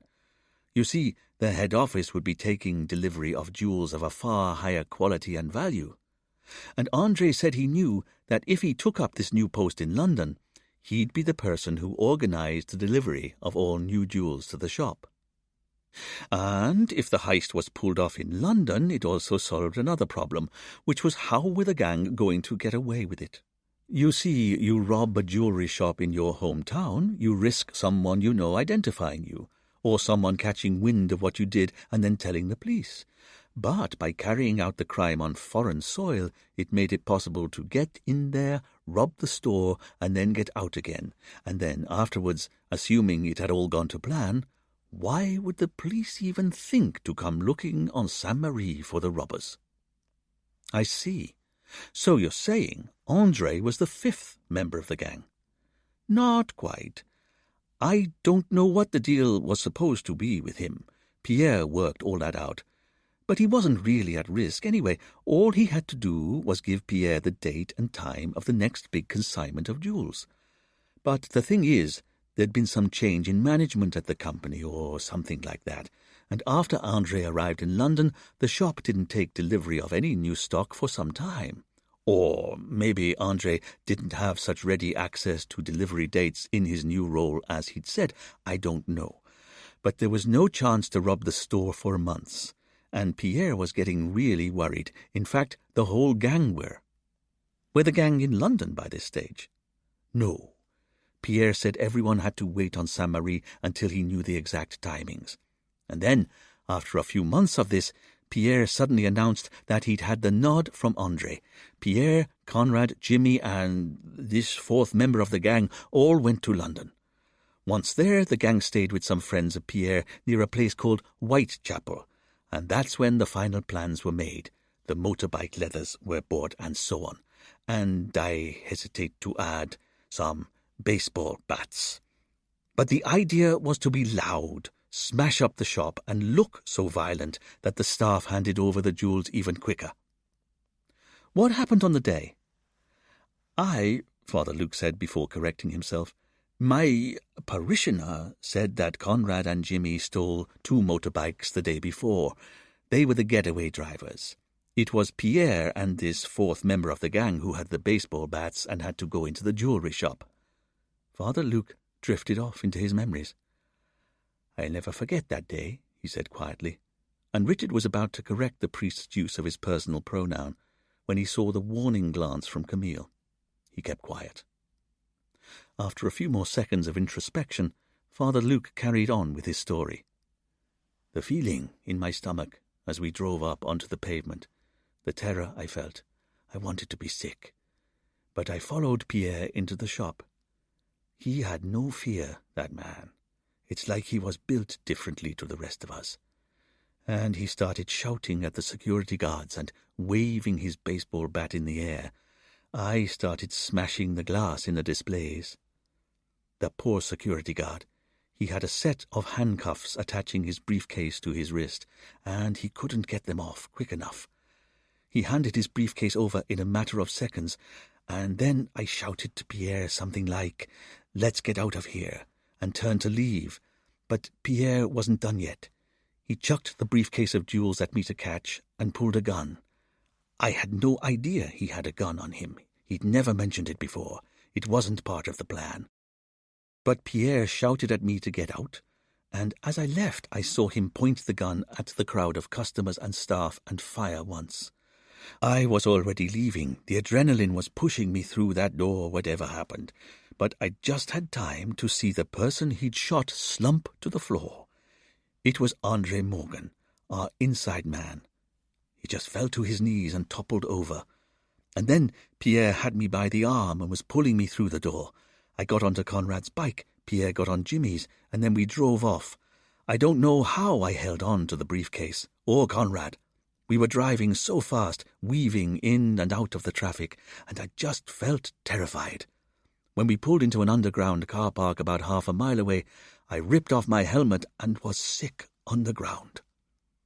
So it was definitely Pierre who killed Andre Morgan. Father Luke was briefly puzzled by the question. Of course. He shot him dead, inside the jewellery shop. And when did he realize he'd dropped his gun at the scene? He knew immediately. The gun had knocked on his knee as he got onto the bike and fell to the floor. But Pierre hadn't been able to stop Jimmy from driving away. That's what he told us. But why did Pierre shoot Andre? I've no idea. I've never known.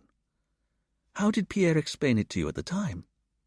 He said Andre wasn't to be trusted. He had to be neutralized. That's the word he used, Father Luke said with a shiver. Neutralized. Okay, so you've got away and are now in this underground car park. What happened next? There was already a car waiting, so we ditched our bikes and drove back to our flat in Whitechapel. It was easy. By that afternoon, Pierre had handed the briefcase over to his contact in the jewellery trade, and that was the end of it as far as we were concerned. It was up to Pierre's contact to get everything sold off, melted down or recut. He gave us each $10,000 as a down payment there and then.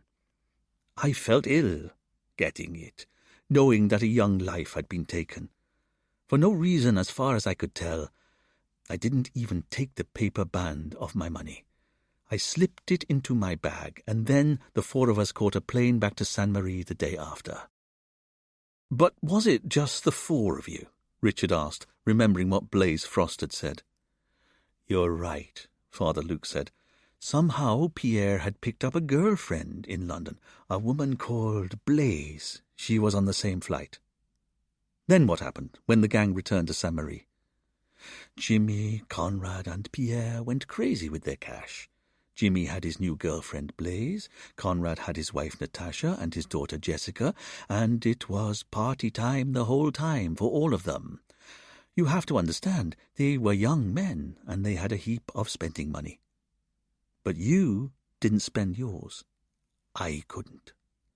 I imagined the blood that was on each note. So, no, it just sat in a drawer, and I went to church. I felt so guilty for what I'd done, and I prayed for forgiveness. How could I ever put what I'd done behind me? If I hadn't agreed to the plan, Andre would still be alive. I was sure of it, and the more time I spent in church, the more I discovered that it was only in prayer that I could find any kind of peace from my demons. I spoke to my priest about it, not the specifics, but about the burden of guilt I felt, how it weighed on me, and how it seemed to lift when I was in church, and he suggested I go to a seminary. It was such a stupid idea, or that's what I thought at first, but I couldn't quite shake it.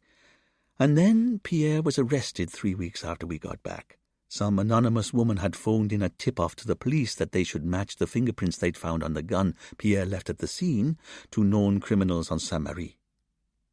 After Pierre was arrested and taken back to the UK for trial, Jimmy, Conrad, and I met up. We were all terrified, because all Pierre had to do was give our names to the police and we'd be arrested. I realized that if I was going to save myself, I'd have to act and act fast. So I went to church, knelt before the altar, and made my promise to God. I'd serve him in whatever capacity I could for the rest of my life, and in return I asked only that I be forgiven for my sins. I didn't want to go to prison. By the time Pierre stood trial in London, I'd left Sainte Marie, given away all of my money, and enrolled in the St. Michael's Seminary. And it was the best decision I ever made. Don't get me wrong. None of this makes up for my part in Andre's murder. But I know I've done the best I could with my life since that day. And if I was implicated in the death of one man, I've saved many lives since then. It's at least something to redress the balance. "I see," Richard said. He was desperate to point out to Father Luke that, irrespective of whatever he'd said about his parishioner being the person who this had all happened to, he'd subsequently given what was clearly a first-person confession. He could arrest him right now. Sensing that her boss was about to ruin the interview again, Camille stepped in. "So Pierre never told the authorities who the rest of the gang were?" "He didn't." "And why was that, do you think?" "I don't know. Although his defense in his trial was that he'd never even been near the jewelry shop that day. He kept saying to the judge he was being set up, and because he refused to plead guilty, he couldn't very well offer up the names of the rest of the gang. But the thing is, Conrad told me he'd got a message to Pierre just after he was found guilty, but before he received his sentence. I don't know how Conrad did it, but he told me that his message to Pierre was that he'd keep his share of the cash safe. He'd make sure it would be waiting for him when he got out at the end of the sentence. I didn't want to know any of this. I felt sick even thinking about Pierre getting all that money when he left prison. You didn't think it was right? Richard asked. It was wrong at such a deep level. Pierre had committed murder, and he was still going to get a massive payoff at the end of it all.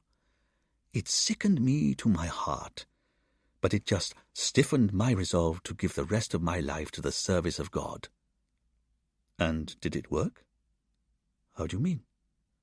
When you trained as a priest, were you able to leave your old life behind?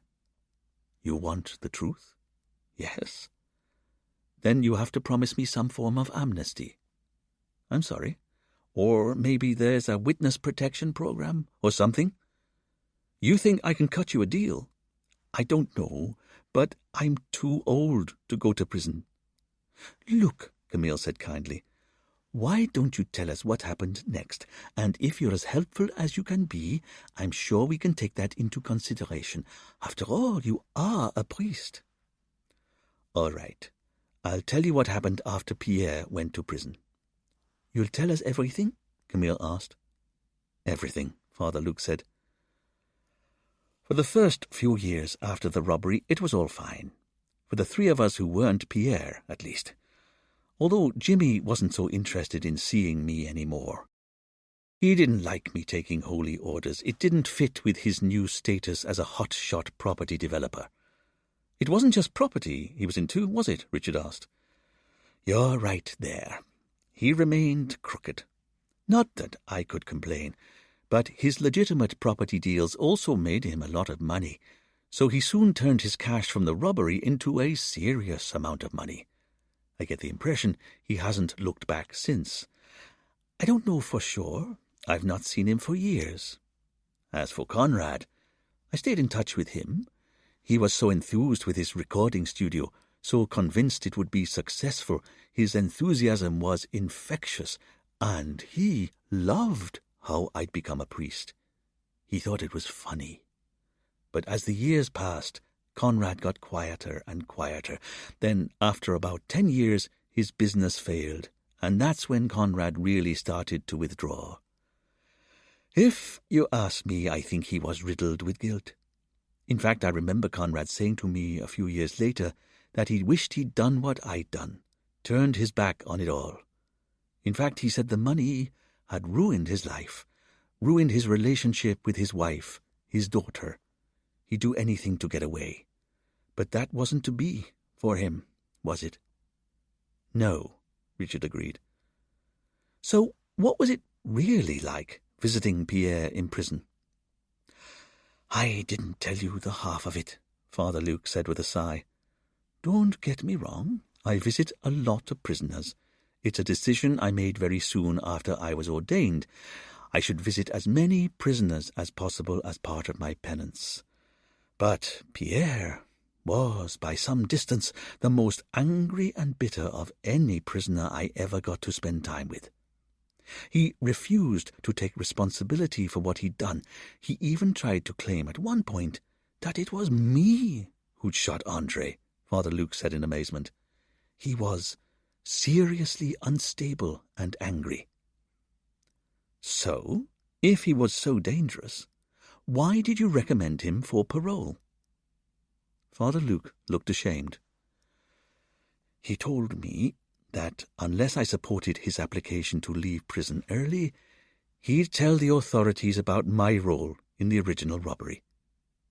He blackmailed you? Father Luke nodded. And you let him get away with it?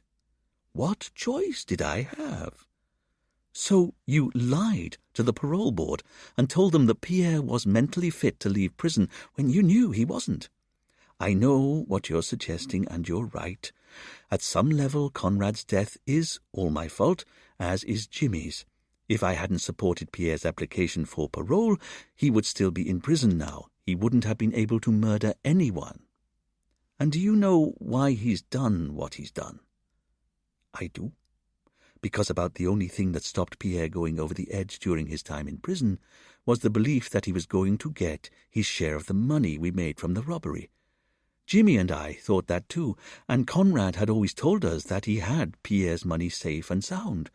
We had no idea that he'd spent it years ago. Well, we didn't know until we were driving over to Pierre's halfway house on the day he was released from prison. Conrad confessed to you on the car journey over to see Pierre. That's how late he left it. But he told us the truth, and I couldn't believe it. I had that feeling, where the bottom just falls out of your stomach. Because I was the only person who'd stayed in touch with Pierre. I was the only one of the three of us who knew how desperate he was for this money, how much it had been a beacon for him. I was all for cancelling our visit to Pierre, but Jimmy insisted we had to go through with it. Jimmy always was Pierre's loyal lieutenant, so Jimmy made us all continue. And when we saw Pierre, there was an energy about him that was real scary. He was happy to be out of prison at last, but there was anger as well, an anger that we'd had our liberty all this time when he hadn't. And then Conrad told him outright that his share of the money was gone. And I'll never forget how still Pierre became. It was like, in that moment, his soul cracked. And then he just exploded and went crazy. We had to hold him off from attacking Conrad, but he was shouting at Conrad, at Jimmy, at me as well, and threatening to pull Conrad limb from limb, and Jimmy, and me as well. He threatened you all. He said we were all to blame. I couldn't disagree with him. And then he said we all deserved to die for what we'd done. Again, I could see his point. Then he said our days were numbered. He was going to come for us one by one and finish us off. He said he was going to kill you all. He did. We just fled as soon as he started shouting that at us. And then what did the three of you do? We were seriously shaken, so we went to a bar in Honoré. I had my first glass of rum in 20 years, and that's when Jimmy went for Conrad for what he'd done. He said if Pierre didn't kill him, he'd kill him first. And you? Richard asked. How do you mean? Would you have happily killed Conrad for spending Pierre's money? No, of course not. So what did you think when Conrad had his boat accident 3 days later? I was shocked. Did you think it was murder? Not at first, no. You didn't think Pierre had killed him? That's right. I thought it was a terrible accident, or maybe Conrad was up to something on his boat and it had gone wrong. I'm sorry, but I don't believe you. Conrad spent all of Pierre's money. Pierre told Conrad he'd murder him, and then a few days later, Conrad goes up in an explosion on his boat. Are you really telling me you didn't put 2 and 2 together? Father Luke was too hangdog to reply immediately. Well? Richard asked again. I was too scared. What? This was my punishment. I was sure of it. This was the divine retribution I'd been expecting for the last 20 years. After all, I'd become a priest. I'd given myself over to the service of Christ. But I always knew in my heart that it wouldn't be enough, that at some point God would want more from me. So that's what I thought was happening. This was my punishment. Pierre was going to kill Conrad, and I was going to be too cowardly to do anything about it. That's how I felt after Conrad died, that I was a coward, Father Luke said, his voice rising as he spoke. And Richard could see that panic was beginning to take hold of the old man. But if I was worried before, it was nothing compared to how I felt after I heard what had happened to Jimmy. That's when I realized Pierre hadn't been making a hollow boast when he said he'd kill us all. He was doing just that, and I'd be next. When I saw your article in the paper, I realized that you were right. You were the only possible safe haven open to me. That's when I decided I had to turn myself in. Even if I risked being jailed, I had to tell you the truth. Where's Pierre now? Richard asked, his pencil poised above his notepad.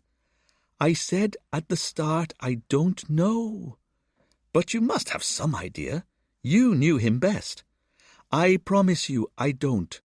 He's got no family on the island as far as I know, and I was the only person who ever visited him in prison. And I know he hasn't got any money. He made that clear when he shouted at us the afternoon he left prison. So you have to believe me. I've no idea where he is. That's why I'm so worried. I think you'd better stay in our cells overnight, Richard said. What? No. For your safety. I'm not staying in your cells.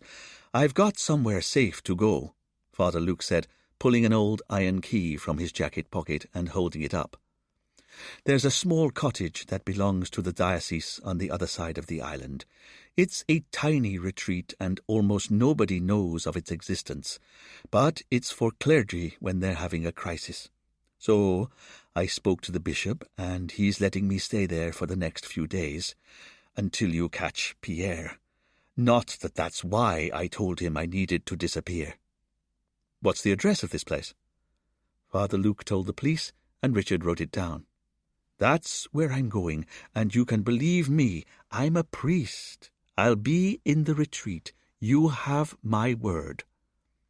I don't think I can let you go. But I can't stay in your cells. Have some mercy. And I can't stay at home either. It's not safe there. Pierre knows where I live. And the thing is, someone burgled my house a few weeks ago. What's that? There was a break-in to my property. When exactly was this? 5 weeks ago. You mean 3 weeks before Pierre was released? I didn't think it was connected. You see, nothing was taken. Hold on. Your house was burgled, but nothing was stolen. It was pretty unsettling, I can tell you. Did you report it to the police at the time? No. Seeing as nothing was taken, I just tried to put it out of my mind. But now Pierre is on the loose, I don't like the fact that someone's been in my house recently. But it couldn't have been Pierre who broke in. Not if it happened before he left prison. I don't care. I still don't like it. So I'm going to the retreat to think, to pray, and to decide what I have to do next. You could make a full confession. I've told you what I can. But you should make a formal statement. Father Luke looked at Richard, and a rigidity came into his demeanour. Give me time. I need to think and pray. For the minute, just be grateful I was prepared to tell you what I was told in the confessional by one of my parishioners. But, Father, you can't really expect us to believe it was one of my parishioners who robbed the jewellery store, not me, Father Luke said, cutting in on Richard. And if, from time to time, I slipped up and used the word I when I meant he, then that's because I'm still so upset. And I can't ever be expected to break the seal of the confessional. I've already said too much. Father, Camille said, but the old priest scraped back his chair and stood up. I've told you all I can about Pierre, which is my civic duty, and I've told you where I'm staying for the next few days, which is also my civic duty, but that's all I can give you for the moment. Please, if you need to speak to me, you know where to find me. Father Luke turned and left the police station. No one spoke for a few seconds. Wow, Duane finally pronounced. Wow, indeed, Camille agreed. Richard was biting his lip. He'd found the whole encounter troubling, if only because he knew that he'd just allowed a self-confessed criminal to walk free from his police station. He couldn't work out if this was just sensible policing or if he was perhaps letting his standards slip.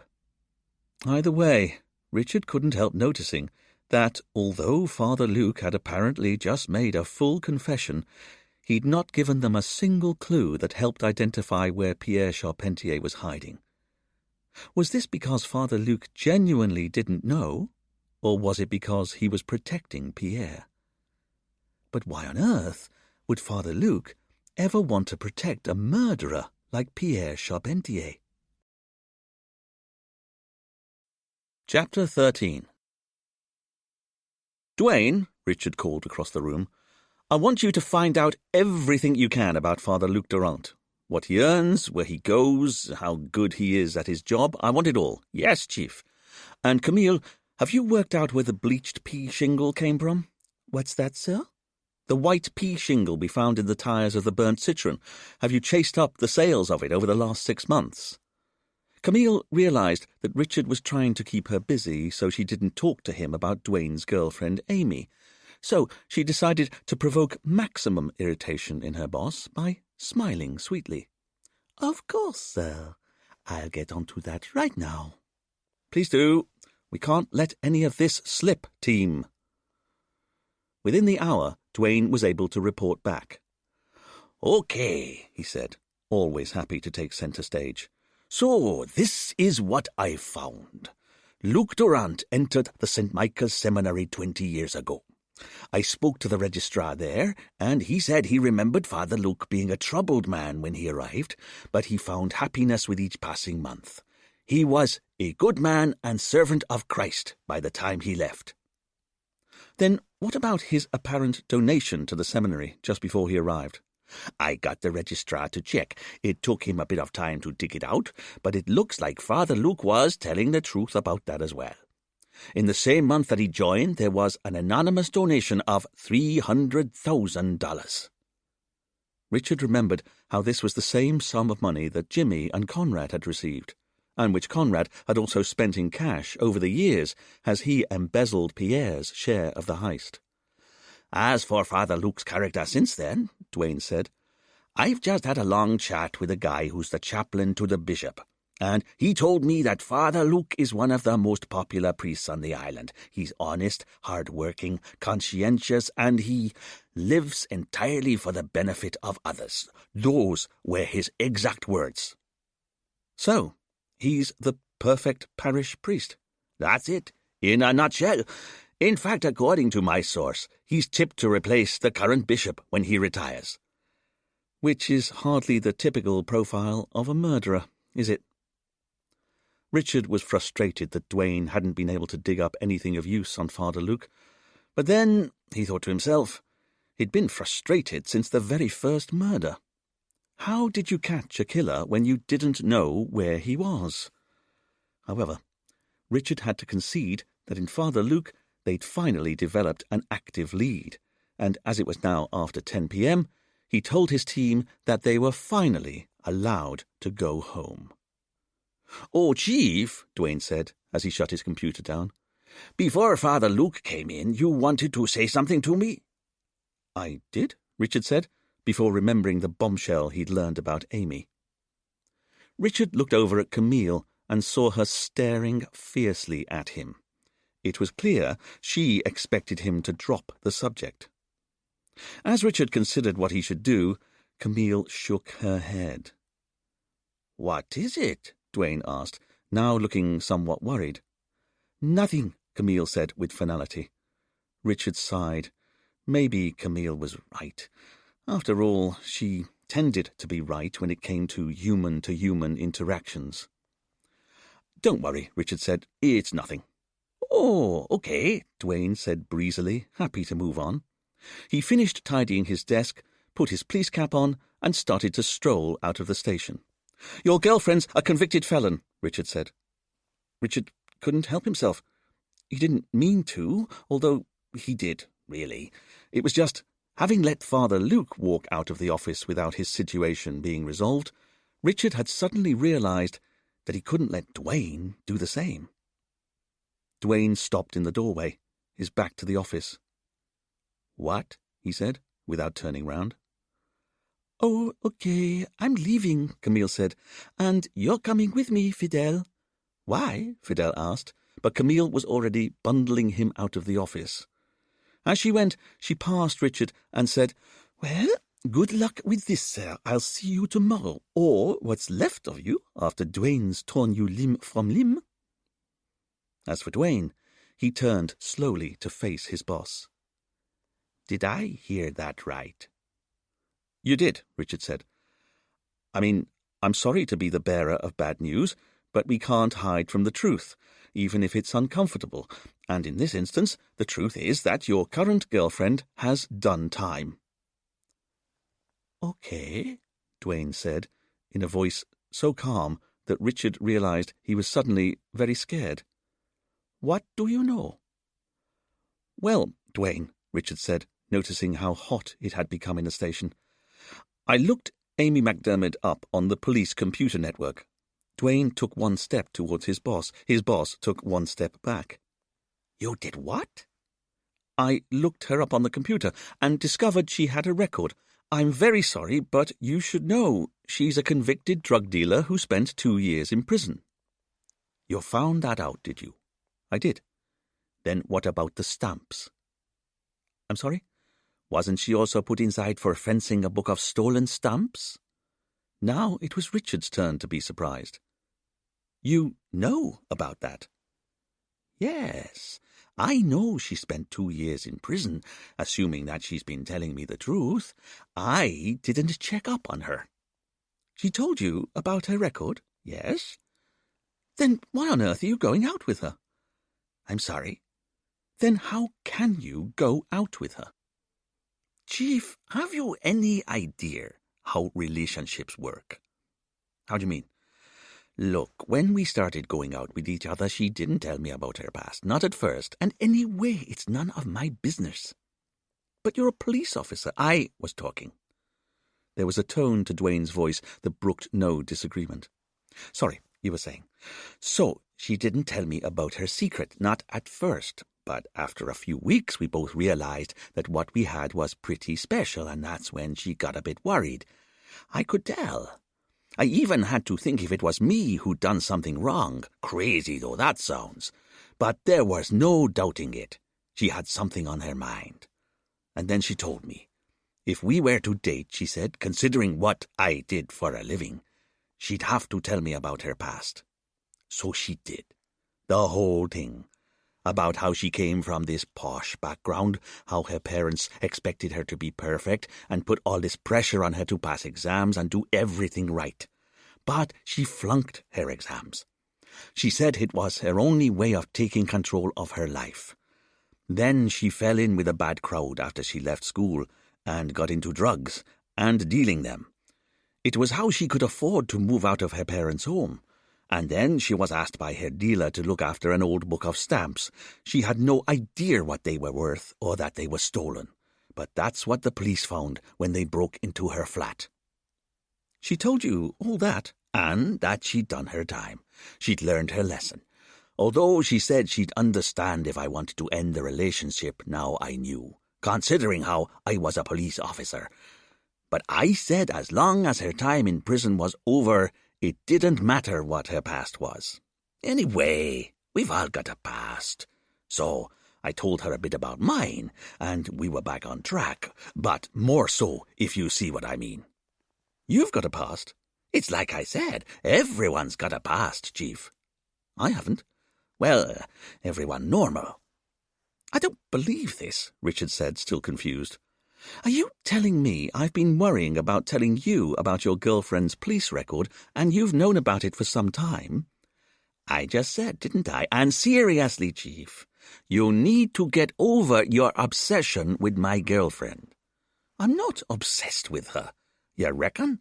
First you were caught spying on her with binoculars, and now you're stalking her online.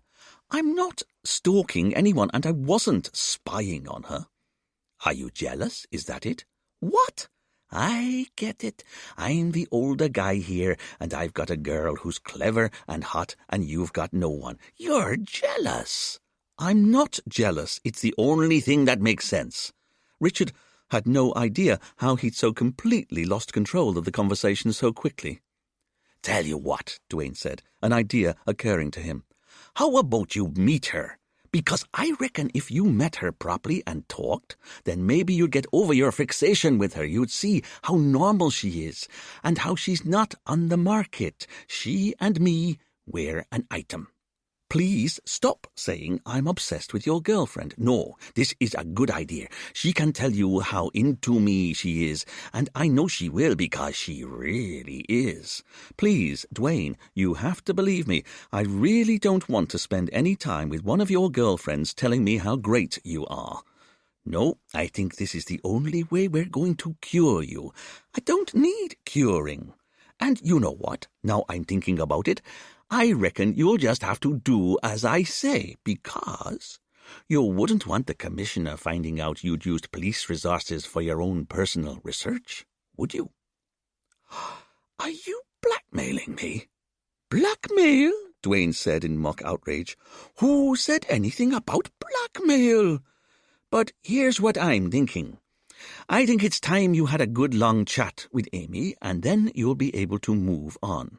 But I don't want to talk to her. I'll be honest, Chief, I don't reckon Amy will want to spend any time with you either. But here's the thing. Talk to her, ask her about herself, and listen to her answers. Maybe you'll realize she's more than her criminal record. Richard racked his brain and realized how precarious his situation was. Because Dwayne was right. He'd used the police resources for his own personal use, and if the commissioner ever found out, he'd be in hot water. With a sinking heart, Richard realized there was only one thing he could say. Okay. And with that, Dwayne's face broke into a broad grin.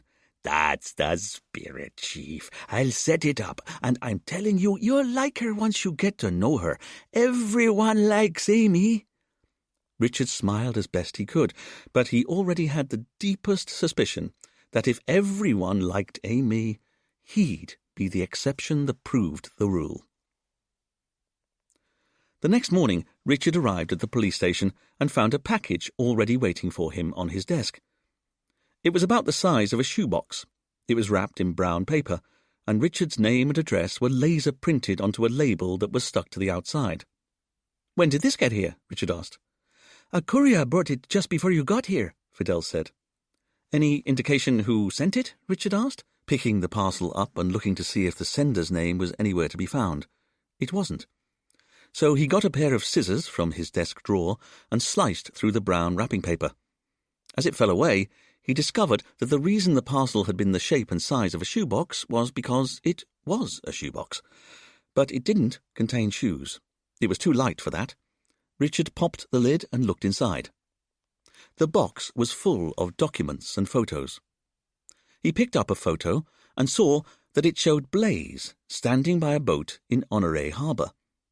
There was a tattooed man taking a small package from her, and from the way that he was looking about himself, it was a clandestine transaction of some sort.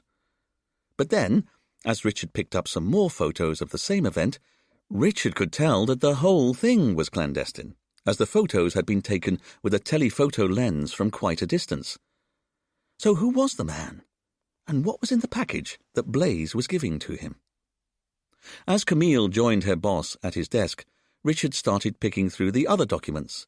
They were legal contracts of some sort. They looked like shell companies that were being used to move money into an offshore account in the Cayman Islands. But what united each contract were the signatures at the bottom of each document. They all belonged to Blaze Frost. Sir, Camille said, I know this man in the photos. He's muscle for one of the island's illegal bookmakers. Blaze hangs out with illegal bookmakers? Fidel asked, amazed. Or one of their enforcers, Camille said, inspecting the photo carefully. She seems to be giving him something. I don't imagine it's legal, whatever it is.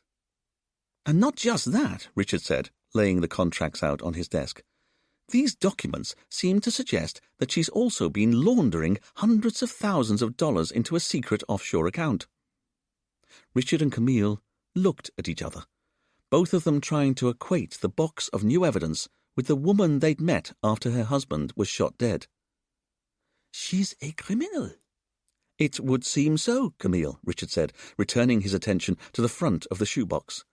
Although that's not the question I want answered, because what I really want to know is, who just sent all of this into us? It's obviously an attempt to discredit Blaze, but where has it come from? And why did it arrive this morning? Fidel, can you dust all this for fingerprints? In particular, I want you to know if Pierre Charpentier's prints are on the box or evidence anywhere. Yes, sir, Fidel said. While Fidel started working on the box, Richard and Camille drove up to Blaise's house. They found her sunbathing by her pool. Like all grieving widows, Richard thought to himself dryly as he and Camille approached. "Oh, hello. What are you doing here?" she asked, lowering her sunglasses. "We just wanted to know why a box of incriminating evidence has just arrived at the station." "How do you mean, incriminating?" "It seems to be a fair amount of paperwork proving that you've been siphoning funds offshore, and there are photos of you handing over a package to a man we know has connections to illegal bookmakers on the island." Blaise looked at the police expectantly, and when they didn't say any more, she seemed disappointed. "That's it," she said. "What do you mean, that's it?" After a moment, Blaise clapped her hands together, threw back her head and laughed, although Richard couldn't help but notice that her amusement was shot through with a degree of hysteria.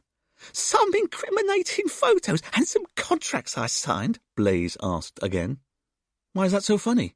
"I'll tell you why that's so funny," Blaise said.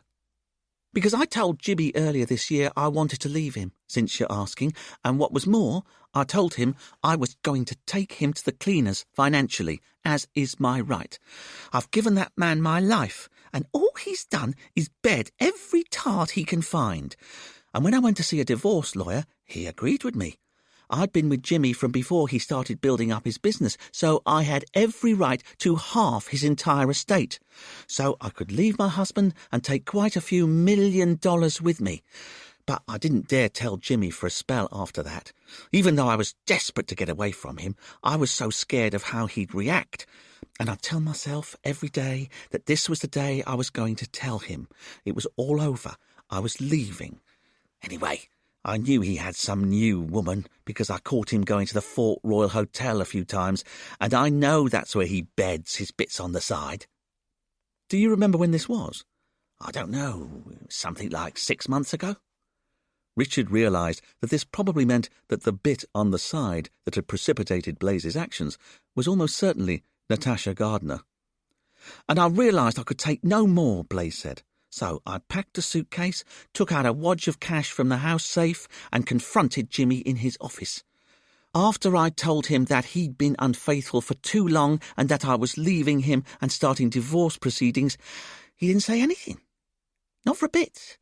But there was a smirk on his face, like he was pleased or something.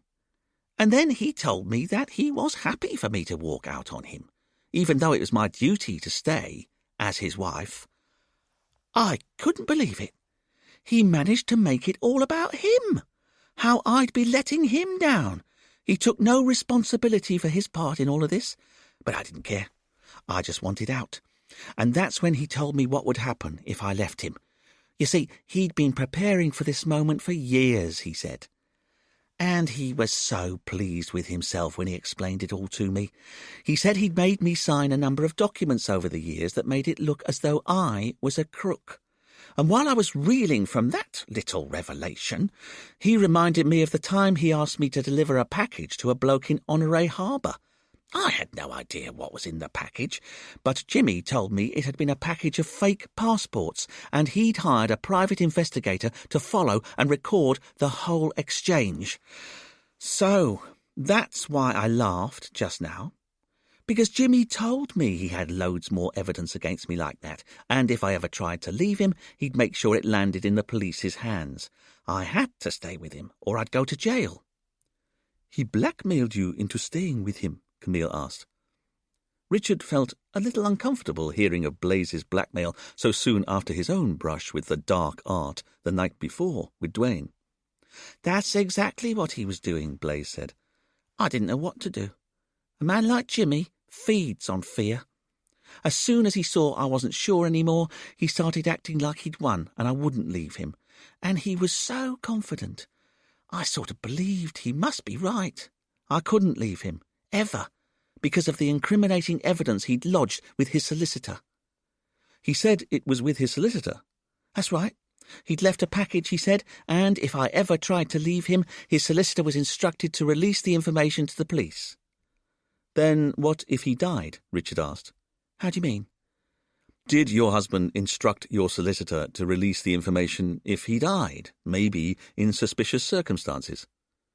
Blaise was shocked by the idea. I don't think so. That's pretty warped. You really didn't know we'd received the package? Richard asked, wanting to be sure that Blaise had been entirely clear in her answer. Blaise seemed to understand the importance of the question. I didn't. And you should know, I've never done anything wrong. Or the only thing I've done wrong is sign a bunch of documents that Jimmy told me I should sign. I didn't know what they were about. He just told me it was to make our money more tax efficient, so I signed. Without reading the document? Of course not. Who reads financial documents? They're boring. And as for that package I delivered to Honoré Harbour, I had no idea what was inside it. Jimmy was away, and he asked me to go to his office and get the package from the safe and take it to a contact of his in Honoré. But you must have guessed the contents weren't entirely legal. OK, maybe I guessed they weren't quite legit. But I didn't care. As far as I was concerned, I didn't know what was inside, so I was just doing as Jimmy asked me. That was all. And the thing is, Blaise said, sliding her shades back on and leaning into the cushions of her sun lounger, you can try as hard as you like, but I wasn't a crook. So I know you won't be able to dig up anything that's really incriminating. It will only be evidence that Jimmy planted to discredit me. Richard looked at Blaise and realised that if she was going to deny everything and blame her husband instead, then it was possible they'd never be able to make any kind of case against her, seeing as her husband was no longer alive to give his side of the story. As he thought this, Richard couldn't help noticing that things had turned out very well for Blaise. The man she hated was dead, and she'd just inherited his fortune. Yes, things had turned out very well for Blaise indeed. As he and Camille left the house, Richard felt a deep sense of anger bubbling up inside him. He'd never known a case where they'd spent so long getting nowhere. They hadn't even managed to identify where their killer was hiding, for heaven's sake. And how could they ever arrest Pierre if they didn't know where he was? The rest of the day didn't improve Richard's mood. Camille was able to speak to Jimmy Frost's solicitor, and he confirmed that he'd sent in the cardboard box of information to the police. He insisted that he had no knowledge of what was inside. He was just following the instructions that he'd been left by his client. He was to send the box to the police if Blaise left his client or if he died in suspicious circumstances. The man was also able to confirm that Blaise was the sole beneficiary of her husband's estate. As for the list of people who'd bought white pea shingle from the bricolage over the last 6 months, Richard learned that Camille had so far only had time to ring a few of the names, so he reassigned the job to Fidel. And all day long, Richard had a creeping sense of dread. This was because Duane had informed him that Amy was happy to meet for a drink at Catherine's bar that night, or rather, as Duane explained to his boss, she didn't much want to have a drink with Richard, but she was going to go through with it for Duane's sake, since he'd asked. Richard hadn't known what to say to Duane when he heard that Amy was just as doubtful of the whole endeavour as he was, other than maybe she was more sensible than he'd first thought. After all, what on earth could they talk about? Duane? That didn't even seem possible. But Richard also knew that he couldn't wriggle out of the encounter, so he found himself, just as the sun was setting, sitting in Catherine's bar at a table for one. Amy wasn't due to arrive for a little while, so he decided to get some work done while he had his evening meal. "Well, hello there," the flamboyantly dressed Catherine said as Richard took his usual seat at one of the few tables that was inside the bar rather than outside in the sunshine. "Hello, Catherine," Richard said, pulling out the notes he'd got on the case and starting to spread them out on the little table to make it clear to Catherine that he didn't want to make small talk. As for Catherine, She could see that Richard was pretending to be busy, but, like her daughter, she decided long ago that it was her duty to warm him up into a functioning human being. So she pretended she hadn't noticed. "How was your day?" "It was terrible, thank you for asking. Now, could I have my usual, please?" "And why was it so terrible?" Catherine said, sitting down in the other chair at Richard's table. Richard looked up from his notebook. Seeing as Catherine was Camille's mother, and, more importantly, the owner of the nearest bar to the police station, he couldn't help but bump into her every day or so. But every time they talked, she had the annoying habit of always wanting to discuss his feelings. Richard would have stayed away from her entirely, but in one of the great tragedies of his life, Catherine made the only decent cup of tea on the whole island, and she could even rustle up a halfway decent fried egg and chips. This was the meal that Richard had been referring to when he'd asked for his usual. "Why was my day so terrible?" Richard replied, happy at least that the conversation wasn't yet in any way touchy-feely. "Well, for a simple reason, really. I'm trying to solve a double murder before a third murder is carried out, and I can't even find where our prime suspect is hiding." "You mean Pierre Charpentier?" "You know him?" "Oh, no, but the whole island's talking about him since your article in the paper." "The whole island?" "The whole island. It's frightening knowing a killer is out there. We're all worried and looking out for him." Catherine indicated one of the wanted posters that Duane had put up on the wall of her bar. It showed the head and shoulders of Pierre Charpentier. "And I've had a good think to myself, and I bet I know where he is," Catherine said. "You do?" "I do. It's obvious." "Then where is he?" "Not on the island at all." "I'm sorry. How can he not be on the island?" "Think about it. You know how it is on Saint-Marie. Everyone knows everybody. You can't do anything without someone seeing you or commenting to their neighbor." Richard agreed with Catherine's analysis.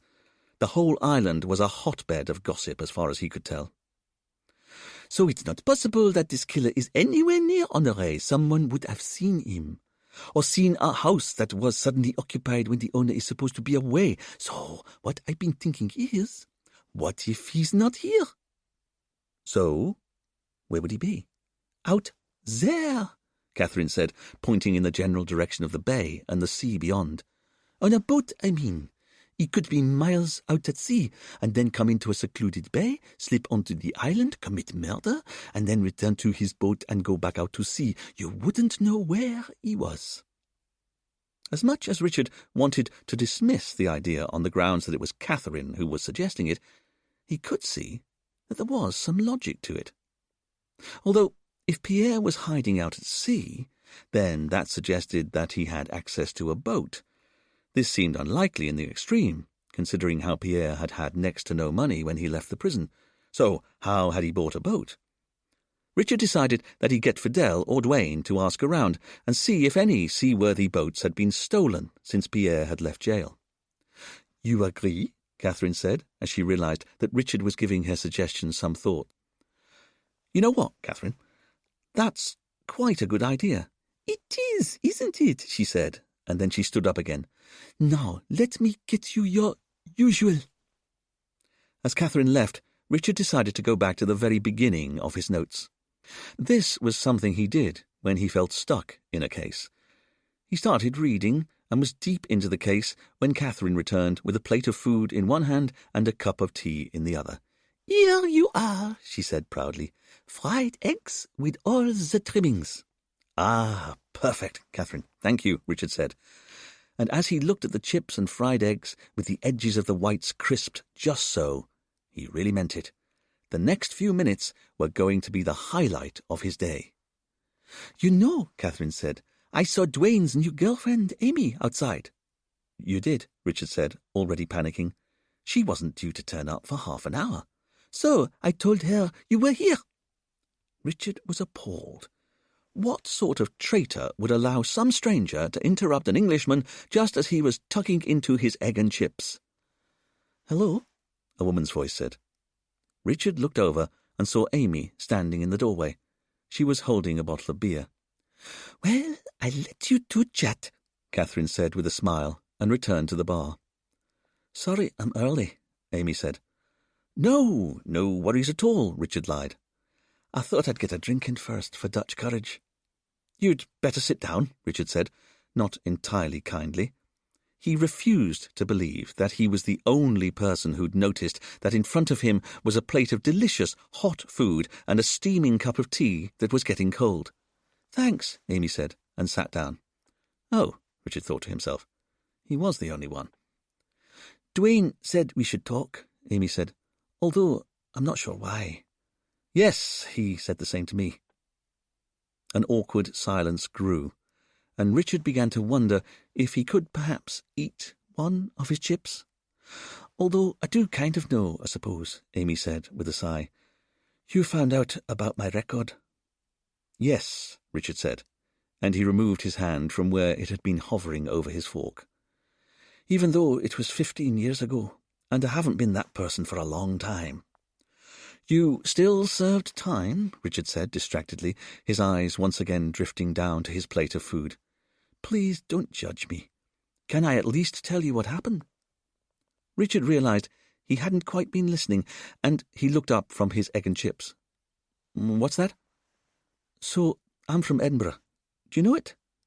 "Edinburgh? Not really, although the tins of shortbread biscuits I get sent over from the UK have Edinburgh Castle on them." "Well, Edinburgh's a bit more than the castle, and the bit of it I come from is probably the most conventional place in the world.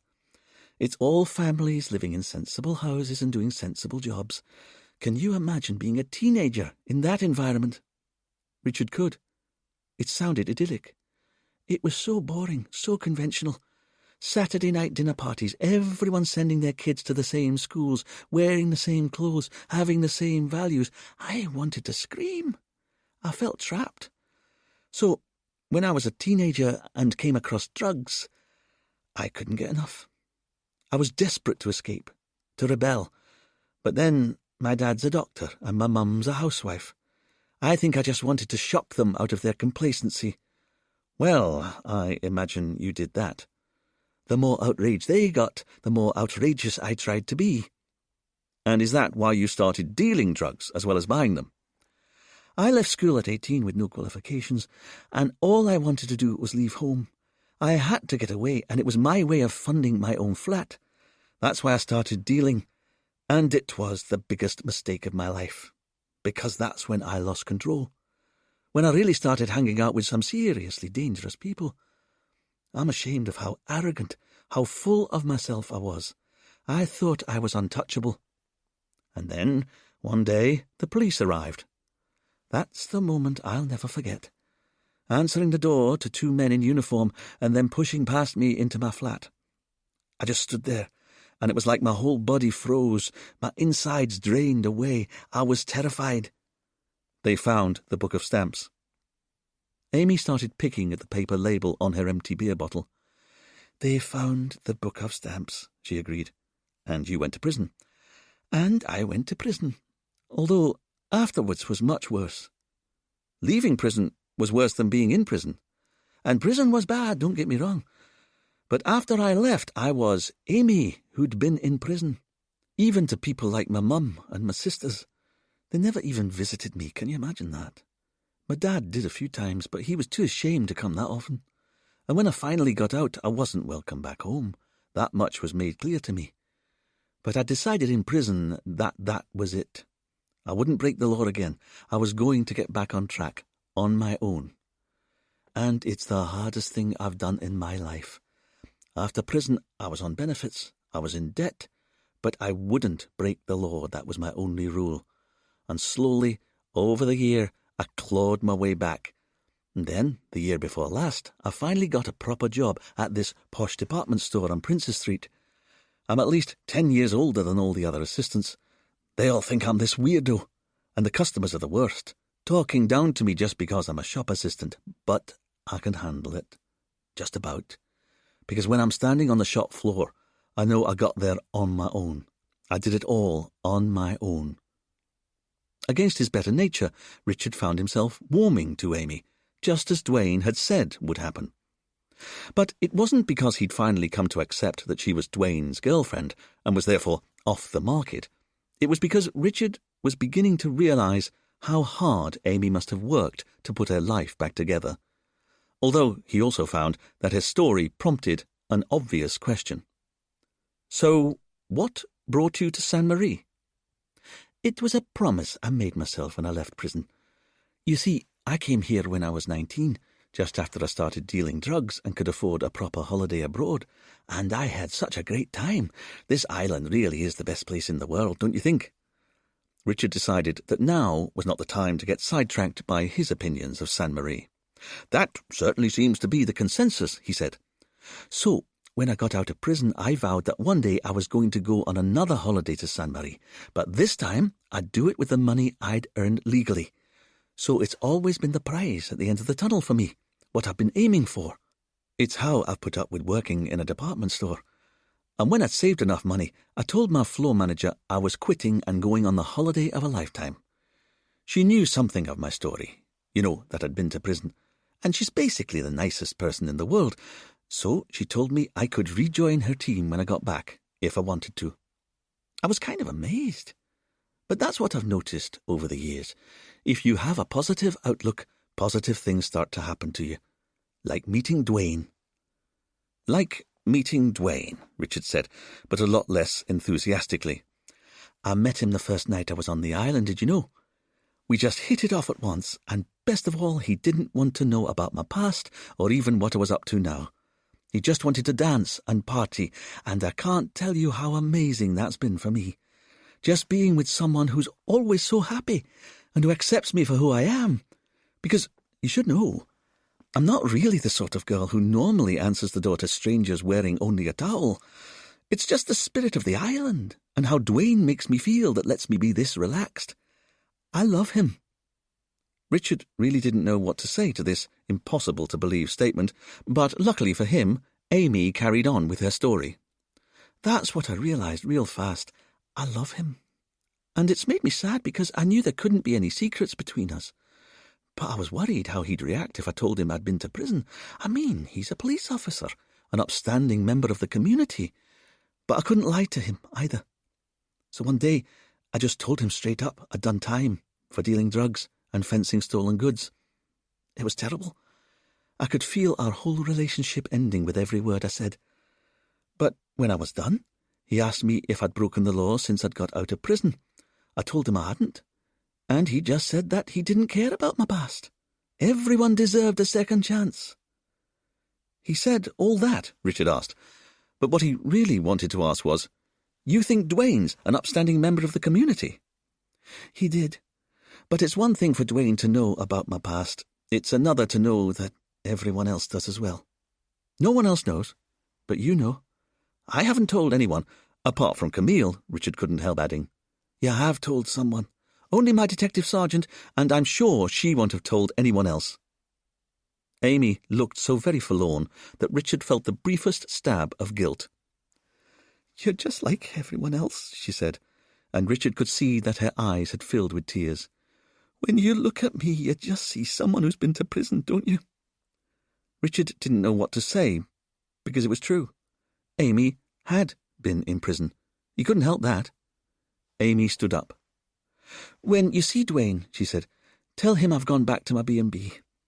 I don't think I want to see anyone tonight. And with that, Amy walked out of the bar. As Richard watched her leave, he tried to tell himself that he'd done nothing wrong, that he was in fact in no way implicated in Amy's sense of hurt and disappointment. After all, he was a police officer. It was his duty to check that everyone was above board. But as he replayed the conversation to himself, a deeper truth seemed to settle within him. He was to blame. Somehow, in ways he didn't fully understand. But his actions had made a young woman unhappy and had potentially put a wedge between her and her boyfriend, even though that person was Dwayne. And as Richard realised how very ungallant he'd been, an even more fundamental realisation came to him. He was going to have to make it up to Amy, wasn't he? But how could he possibly even begin to do that? Richard Poole picked up his knife and fork and took a first mouthful of egg and chips. Like his relationship with Amy, and the murder case for that matter, Richard realized it was cold. Chapter 14. It was a brooding Richard who arrived at work the following morning. This wasn't just because of Amy's words the night before, it was also because of what had happened following her exit from Catherine's. Because Duane had arrived soon after, and Richard had had to tell him that Amy didn't want to see him that night. Duane had been puzzled at first, but as soon as he realized that it was Richard's presence at the bar that had driven his girlfriend away, he'd got antsy with his boss and left. And then, to put the tin lid on it, Camille had turned up to see her mother, discovered Richard sitting on his own, and had then given him an earful about interfering in Duane's love life and how he had to stop trying to control everyone. When Catherine came past a few minutes later and saw that Richard had barely touched his meal, she tutted loudly and whisked the plate away in disapproval. Richard had had to go home hungry, just to get away from everyone in Honoré who seemed to feel he'd let them down. And, as was so often the case with Richard, he decided to displace his feelings of confusion by throwing himself into his work. After all, he still had his notes with him, so he spent the night closely studying the case. And that had been the greatest frustration of all. After all this time, what had they really learned? Pierre Charpentier left prison after serving a 20-year term for robbery and murder. He then met up with his 3 fellow gang members, Conrad Gardner, Jimmy Frost, and Father Luc Durant, and learned that Conrad had spent the money he should have been keeping safe. Because of that, Pierre threatened to kill Conrad and the other members of the gang, and then one of the gang returned in a grey Citroën and drove off with Pierre. After that, what exactly had happened? It was hard to say. All that was known for sure was that someone, Richard could only presume it was Pierre, had later set fire to the grey Citroën. But why exactly? And why exactly in that part of the jungle? As for Conrad's murder 3 days later, Richard found himself drawn time and again to the fact that Pierre had left a paste ruby behind on Conrad's desk. In fact, it was this detail that irritated Richard the most, because, although he'd not told his team yet, the existence of the fake rubies suggested a degree of premeditation that seemed entirely at odds with Richard's belief that Pierre had only decided to commit murder after he'd left prison and learned that his cash had been spent. After all, if Duane, with all of his contacts, had spent days trying to find a shop on Saint-Marie that sold fake rubies with no success, where had Pierre got his supply from? Richard couldn't shake the feeling that Pierre must have bought the rubies in advance of his release. As for Jimmy Frost's murder, this had offered up even fewer clues than Conrad's. Assuming that Blaze could be believed, Jimmy had gone to his office that night and had then been shot dead at some point before the next morning. There were no witnesses, and apart from the ruby that was found in Jimmy's mouth, which had Pierre's fingerprint on, and the fingerprints of Natasha they found at the scene, they'd not been able to identify anything else that was incriminating. As for where the gun might have come from that was used to kill Jimmy, Richard imagined that Pierre had got them from a similar source to the hooky mobile phones. As Duane was so fond of saying, anyone could lay their hands on an unregistered handgun on the island if they knew who to ask. And, once again, an ex-con who was fresh out of prison would know who to ask. And yet, Catherine had also been right, Richard knew. If Pierre was hiding on the island, following the publicity of the case in the newspaper and the posters going up all around Honoré, surely someone would have seen him by now. It was possible, of course, just as Catherine suggested, that he was hiding on a boat. So Richard rang the harbour master and learned 2 things. The first was that, to his knowledge, there had been no boat sales in Honoré since Pierre had left prison. And the second was that the harbour master really didn't like being woken up so early in the morning. When Richard checked the police computer network, It confirmed that no boats had been reported as stolen on Sainte-Marie in the last few weeks. Richard was wondering what to do next when he noticed a single sheet of A4 paper in his in-tray. He picked it up and saw that it was a page of Fidel's handwriting. As he checked it over, he realized that it was all of Fidel's research into the people who had bought the bleached gravel from the bricolage. Richard could see that all of the purchases had been to businesses of one sort or another, and only one of them seemed to have any possible link to the case. Honoré Cemetery had bought 3 tons of bleached pea shingle 3 months ago, and Richard recalled that André Morgan, the man who'd been shot dead in the original robbery, was buried in Honoré Cemetery. As Richard remembered this fact, he also remembered that Stéphane Morgan, André's father, had admitted to driving to Honoré Cemetery to visit the family crypt immediately after he'd seen Pierre leave prison. He'd said he'd parked up, gone to the family crypt, but hadn't gone inside. But then Richard also remembered how Stéphane drove a white Nissan car. So how come they found the bleached gravel in the tyre treads of a grey Citroën CX that had been stolen? Richard got a box of drawing pins from his desk drawer and went to the large map that was pinned to the wall behind him. Taking out a golden pin, he stuck it in the map at the location of the harbour car park where the grey Citroën CX had been before it was taken.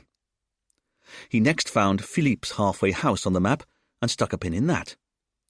Lastly, he found the location where the car had later been discovered burnt out and put a pin in there as well. He then went back to his desk and pulled out a ball of string. Wrapping it around the first pin, he connected the string to the second and third pins to show the rough journey that the car might have taken that day. And as he did that, Richard saw something on the map that made his heart race. But he squashed any feelings of excitement and decided that he had to be methodical. He got Fidel's list of businesses that had bought the bleached shingle, and he worked through the names one by one.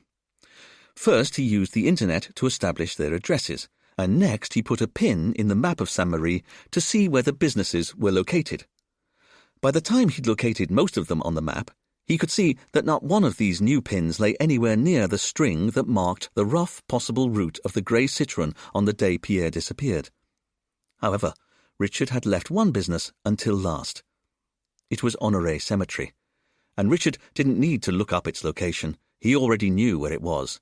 And he also knew that he'd have to move the strings a bit to get the pin in, because that's what Richard had first seen.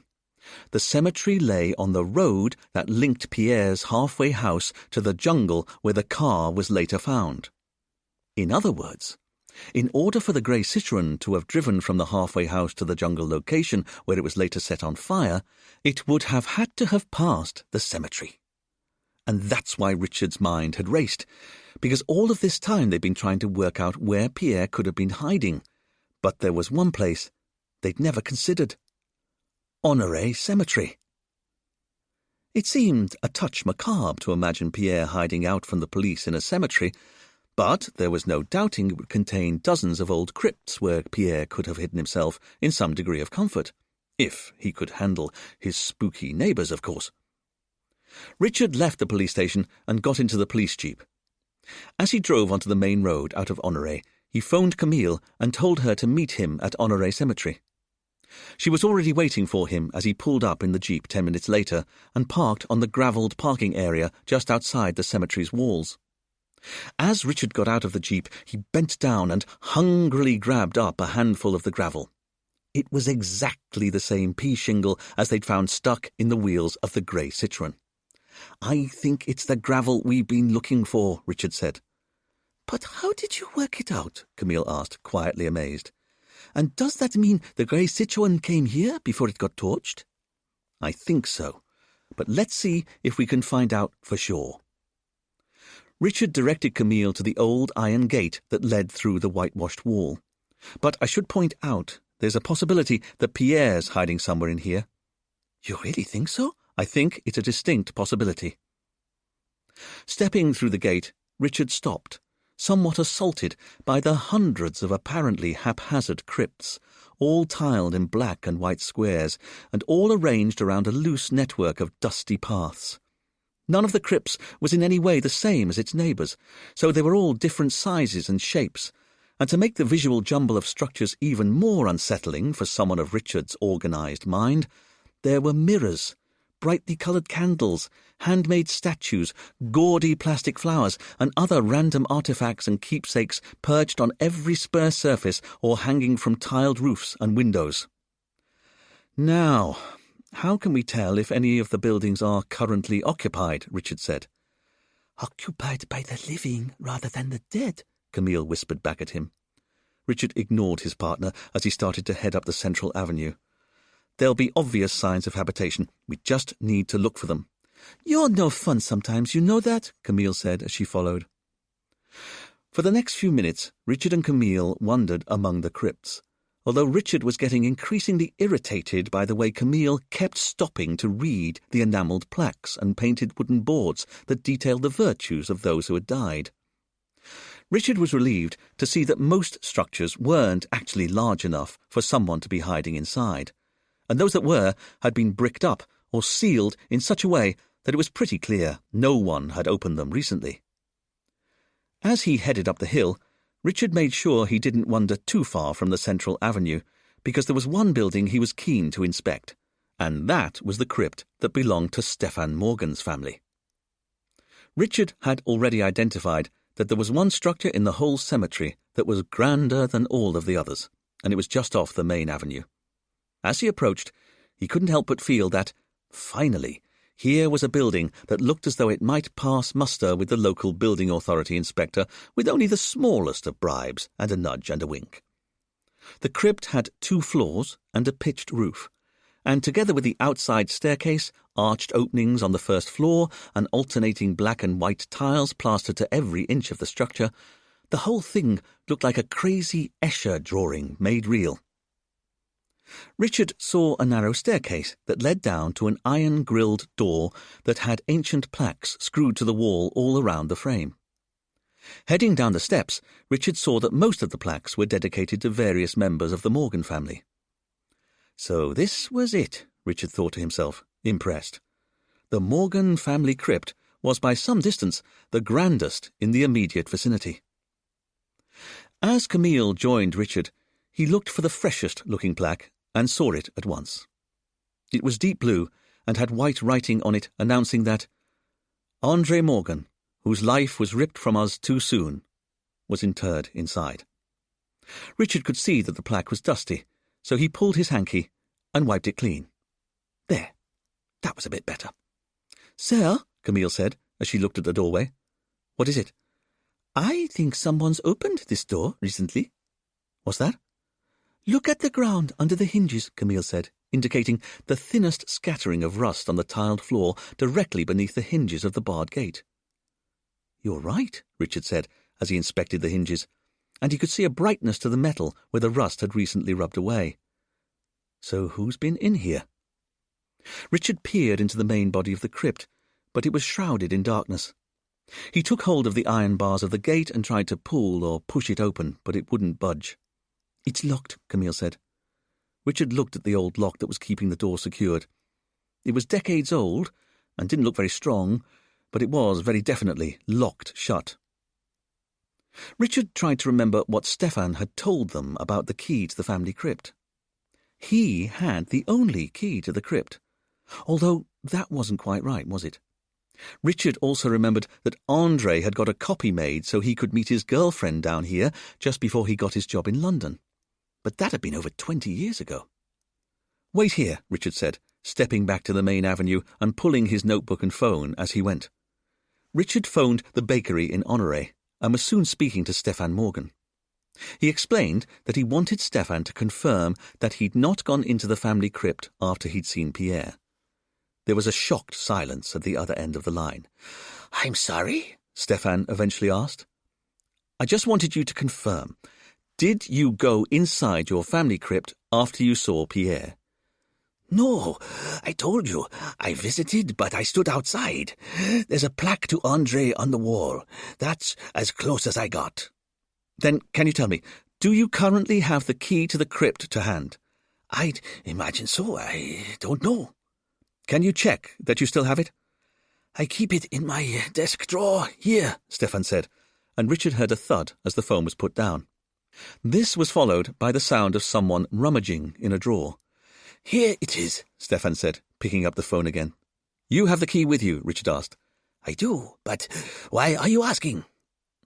Do you know, apart from the copy your son made 20 years ago, have there been any other copies of the key made? Absolutely not.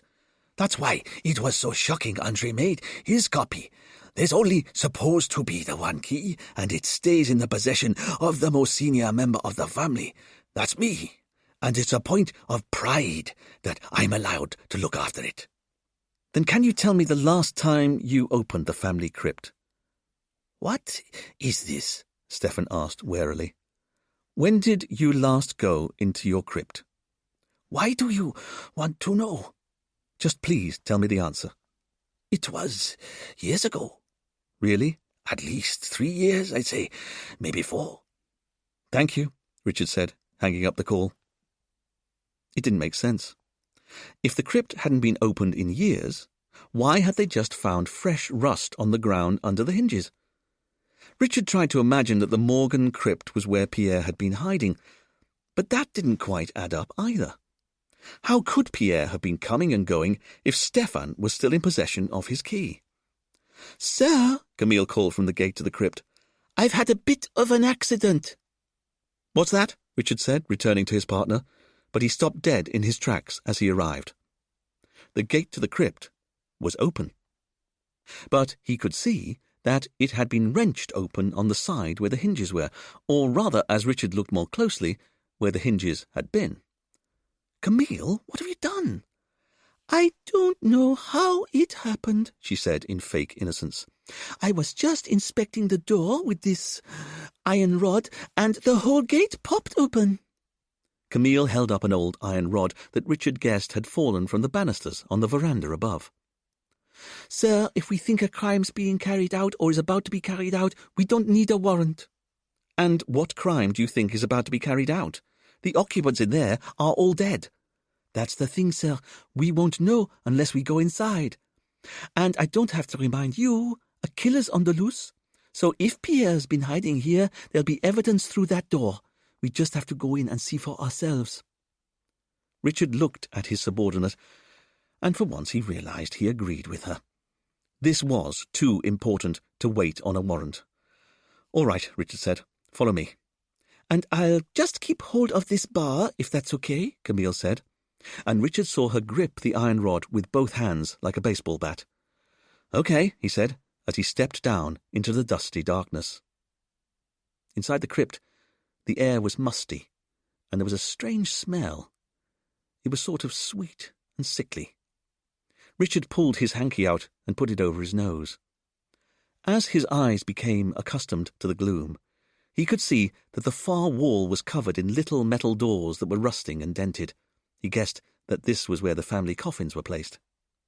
There were also 2 truly ancient stone sarcophagi on the floor, one to each side of the room. They were very plain, very dusty, and the stone lids didn't look like they fitted very well.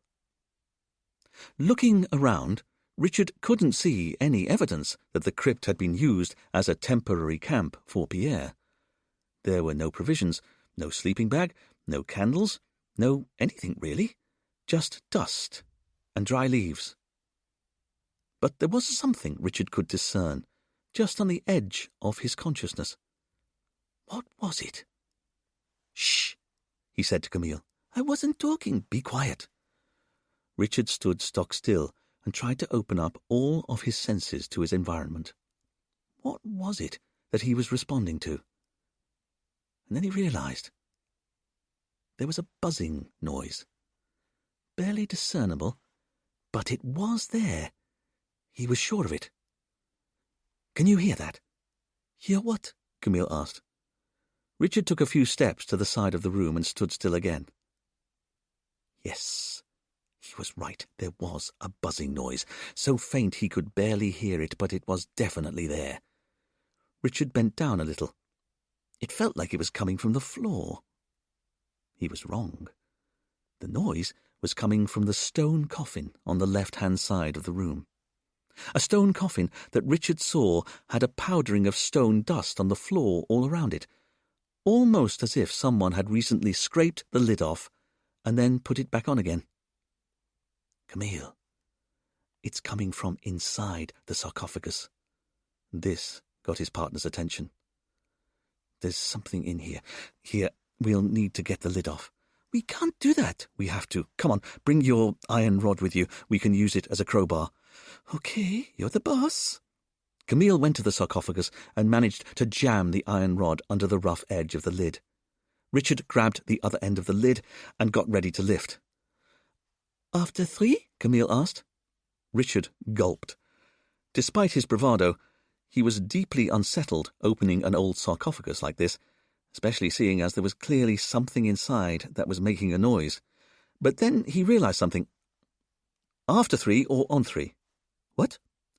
Are we going 1, 2, 3, and then we push on 4, or do we push on 3? Does it matter? Yes. Then push as soon as I say 3. Richard nodded. He understood. Camille briefly looked up to the heavens to give her the strength to deal with her boss before bracing herself to push. Okay. 1, 2...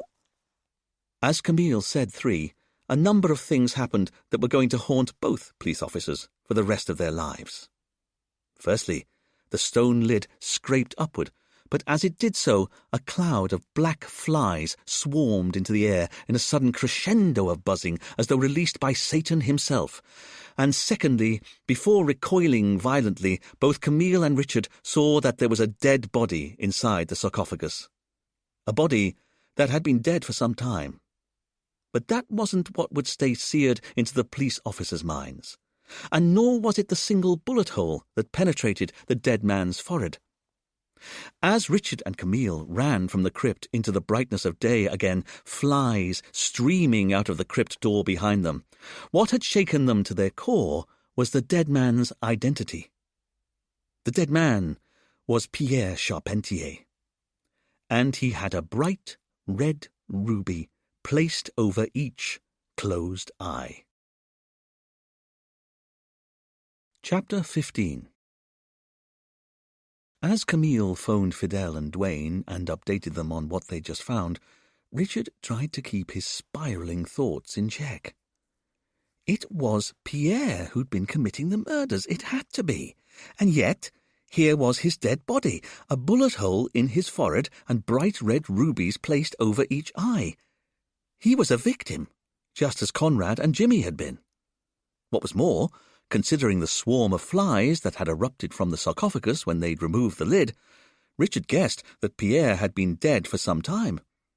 In fact, seeing how Pierre hadn't been seen since the day he left prison, it was even possible that he'd been the first victim. But if Pierre had been the first victim, who on earth had been carrying out the murders?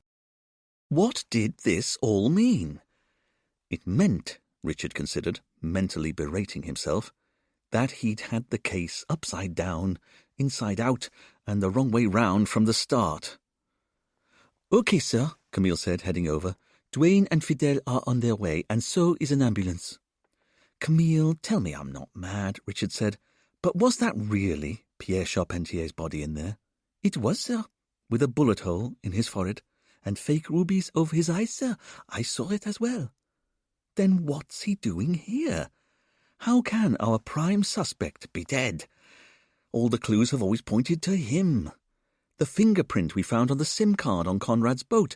The fingerprint we found on the lump of concrete he smashed Conrad's window with. And don't forget the print we found on the ruby in Jimmy's mouth after he was shot, sir. Exactly. Richard looked around for something to kick in frustration. But just as he was lining up an old tin can for a wallop, he realized something. They were all fingerprints. Sir? Well, just go with me on this for a second, would you? We know that Pierre was alive when he left prison, obviously. The taxi driver and Stefan Morgan both saw him, and the half-blind old woman next to his halfway house also said he was alive when he arrived, again, obviously. And she also said that Pierre was visited by 3 men. That's right, Father Luke, Conrad Gardner, and Jimmy Frost.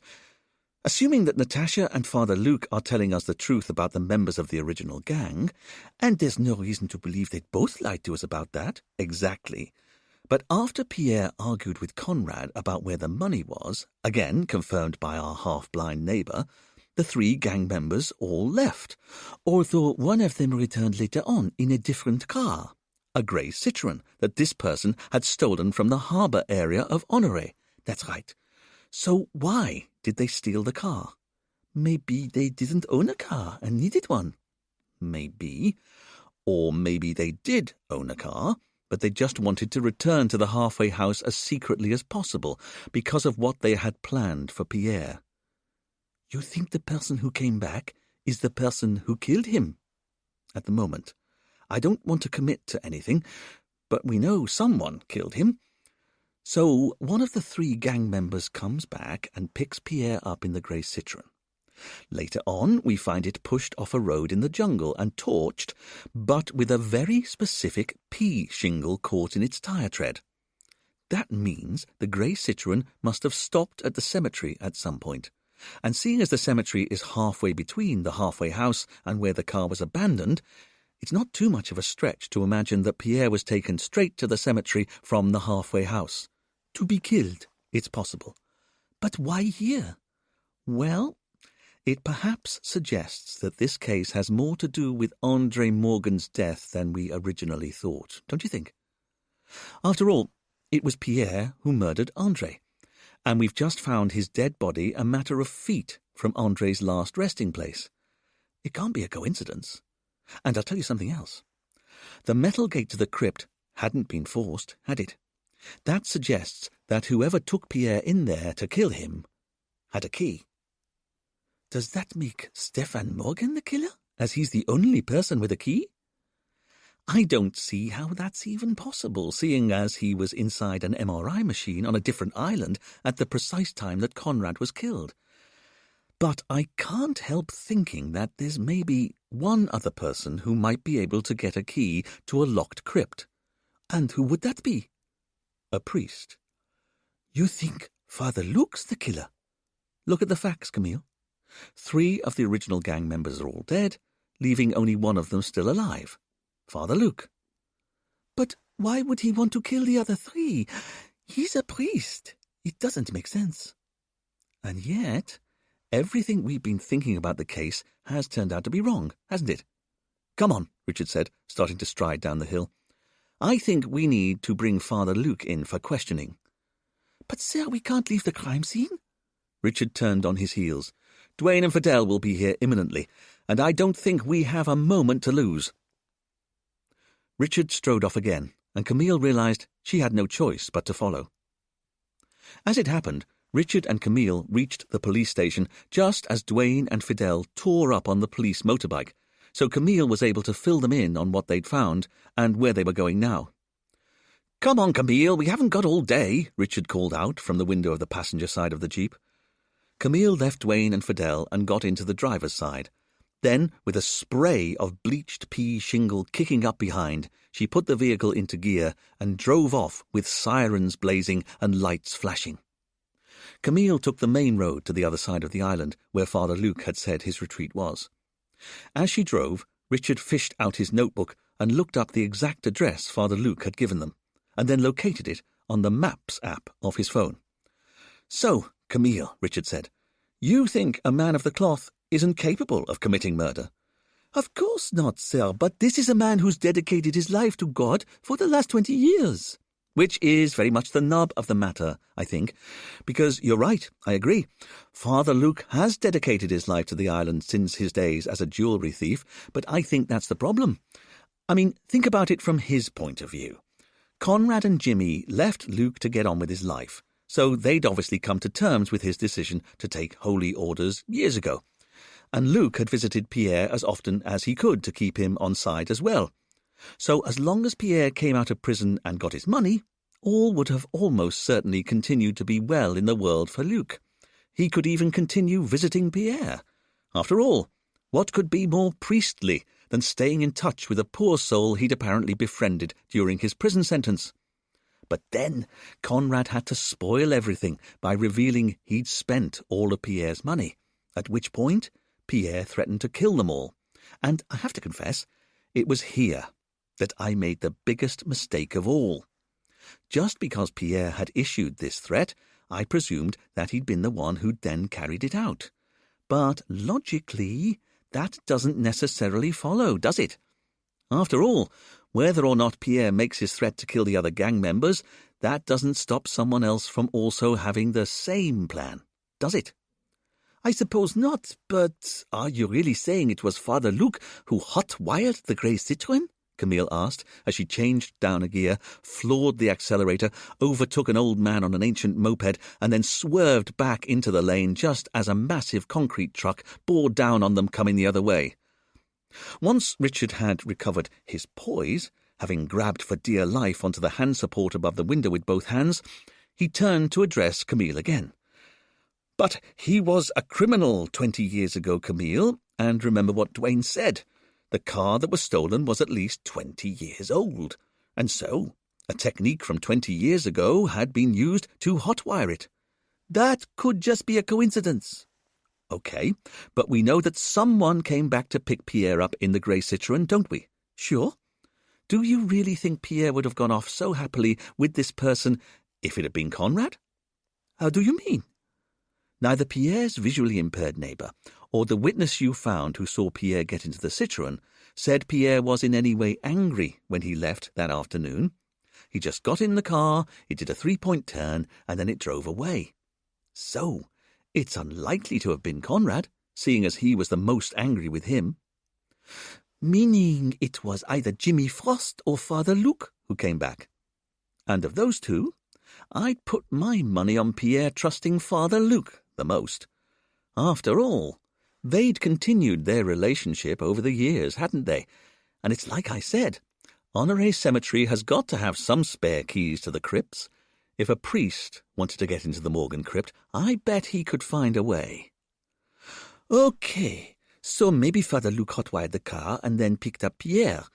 Are you then saying that Father Luke drove Pierre to the cemetery, led him to the Morgan family vault, and then shot him dead?" "At the moment, it's a possibility we can't rule out." Without apparently changing speed, Camille spun the wheel and the police jeep lurched off the main road and started thumping down a dirt track. While Richard realized that he'd stopped breathing, Camille said, "So, where does a priest get a gun from?" "For the love of God, Camille, would you please slow down?" "We don't have time to slow down, sir. Where did Father Luke get a handgun from?" "I don't know," Richard squeaked as they banged into and out of a pothole. "But he's a prison visitor. I bet he could get hold of a gun if he tried." "Okay, that's a fair point. But why would he kill at all? What's his motive?" "And that's the easiest part of it. Remember what Dwayne said. Father Luke was being lined up to be the next Bishop of Sainte-Marie. And we've got to bear in mind, this isn't your common or garden priest. This is someone who flew all the way to London all those years ago to rob a jewellery shop with baseball bats. Despite his protestations to the contrary, there's violence inside Father Luke. I have no doubt about it. And I think, after all these years of sacrifice, of dedicating his life to the church, he wasn't prepared to have the prize of a bishop's mitre snatched from him." With a thud of the suspension hitting the ground, the jeep finally left the sloped track and bombed out onto the flat white sand of the beach. Luckily, the sea was at low tide, so Camille was able to drive on an almost perfectly flat crust of fresh sand. Richard could see a little cottage 100 yards away at the far side of the secluded cove. The curtains were drawn, but the lights were on. "Is this it?" Camille asked. "It's the address Father Luke gave us." "Then let's see what he has to say for himself," Camille said, as she slid the jeep to a juddering halt to the side of the cottage. Richard and Camille banged out of the jeep and each took a side of the house, meeting up on the further side where the front door was. It was already open. Richard and Camille were surprised. "Father Luke," Richard called out. Sainte Marie Police. There was no sound that indicated that anyone was inside. In fact, all Richard could hear was the gentle lapping of the sea nearby. Pushing the door open, Richard stepped into the cottage and found himself in a little room with ochre-coloured tiles, white walls, and simple furniture. But he didn't take much of the surroundings in, because all Richard had eyes for was the man who was lying sprawled on the floor. It was Father Luc Durand. Camille pushed past Richard and dropped to her knees by the body, putting her fingers to the priest's neck to check for a pulse. "Sir," she said, "he's dead." Richard had guessed as much, as he'd already seen a bottle of pills on a desk by the door. The pills were sitting next to a half-empty glass of water and a piece of paper with handwriting on it. Richard bent down to read what was written on the note. "It was me," Richard read out loud. "Father Luc Durand. I did it. I killed them." "It's a suicide note?" Camille asked. "Can you see a ruby anywhere?" This audiobook is free and made with love. Take a few moments to rest and know your listening matters greatly to us. I can't resist, you got me in a hole. Fingers tracing, you're leading the way.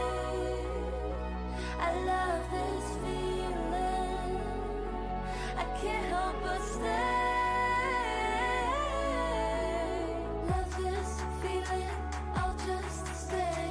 Fingers tracing, lead the way. Love this feeling, I'll just stay. Fingers tracing, lead the way. Lead the way.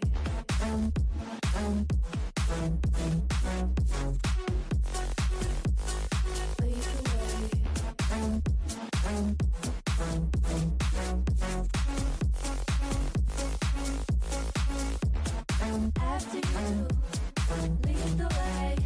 I'll follow you. Tonight I'll stay. After you, lead the way. "I don't think so, sir." Richard quickly scanned the room, and there didn't appear to be a ruby anywhere. "You were right," Camille said. "He was the killer all along, and now he's taken his own life before we could bring him in." "Yes, it's what it looks like, isn't it?" Richard tried to feel happy that the case was so self-evidently closed. After all, the scene really was presenting as a straight up-and-down suicide. So much so, in fact, that he couldn't imagine how else it could be interpreted. And yet, Richard couldn't help feeling that he was being manipulated somehow. It was all too neat, with all the loose ends tied up. But all 4 members of the original gang were now dead. So how could Father Luc's death be anything other than suicide? I didn't expect Pierre's body to be found. Not that it mattered much. I'd already got that covered. That's why I got Luc Durand to write out a suicide note before he died. And guess what? Luc wasn't even surprised when I walked in on him with my gun. He said he'd never known how it would end for him, and now he did. Mind you, all the pious hypocrisy he was spouting, I was tempted to shoot him dead there and then. But he swallowed the sleeping pills all right. And then he talked about his life, about his regrets. I didn't listen, didn't care. I just wanted to watch the moment he slipped into death. In the end, it was hard to tell. His breathing became shallower and shallower. I had my face right up against his. Was it actually possible to see the exact moment his soul left him? In the end, I think he'd been dead for a few seconds before I even realized. There was no change. He was alive. He wasn't. It was all the same. Unlike with Pierre, his death was what made all of this worthwhile. Putting my gun to his forehead and squeezing the trigger. You see, he'd known his life was in danger from the moment we got to the cemetery. That's when I pulled the gun on him. He was weeping by the time I made him get into that old stone coffin. I didn't plan it. It was just there, and it occurred to me. But he was sobbing and begging me to let him live as he opened it up. And he was just telling me how it was his first day of freedom after 20 years in prison when I shot him so he'd shut up. And my beloved André saw it all. Chapter 16. I hear congratulations are in order, Police Commissioner Selwyn Patterson said as he strolled into the police station as if he'd just been passing and wanted to kill a few minutes, which, Richard realised, was very possibly the case. "Thank you, sir," Richard said. But he knew the Commissioner of old. His view of the world and Richard's weren't always in alignment. And why would congratulations be in order? Our killer has finally been revealed. You mean Father Luc Durant? Obviously, although I should say, the bishop has communicated his disappointment to me that you weren't able to arrest him before he took his own life, or before he'd even committed a single murder. But as I told him, how could you have caught him before he'd even struck? Richard observed that only the Commissioner could offer up a compliment that, by the time it arrived, sounded like a criticism. "Don't worry, sir," Richard said. "I'm not sure Father Luc Durant took his own life." You aren't? I'm not. But I understand you've confirmed that the suicide note was written in the priest's own hand. Indeed, sir, it's very definitely his handwriting. And I also understand the sleeping pills that were on the table in the room were also prescribed to him.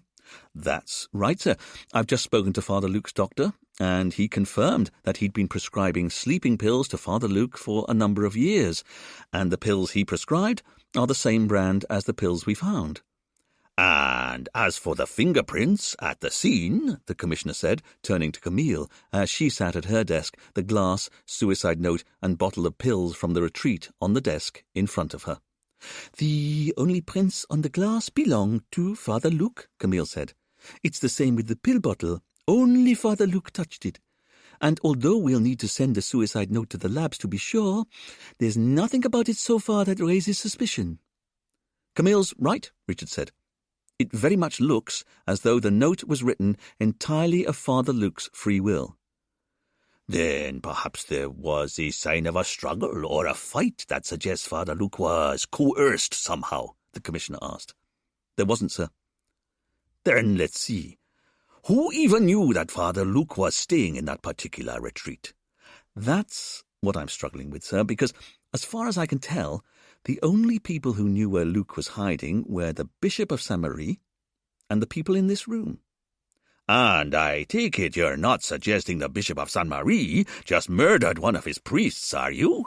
"No, sir," Richard said, but his mind had started to turn as he realized that the Commissioner was right.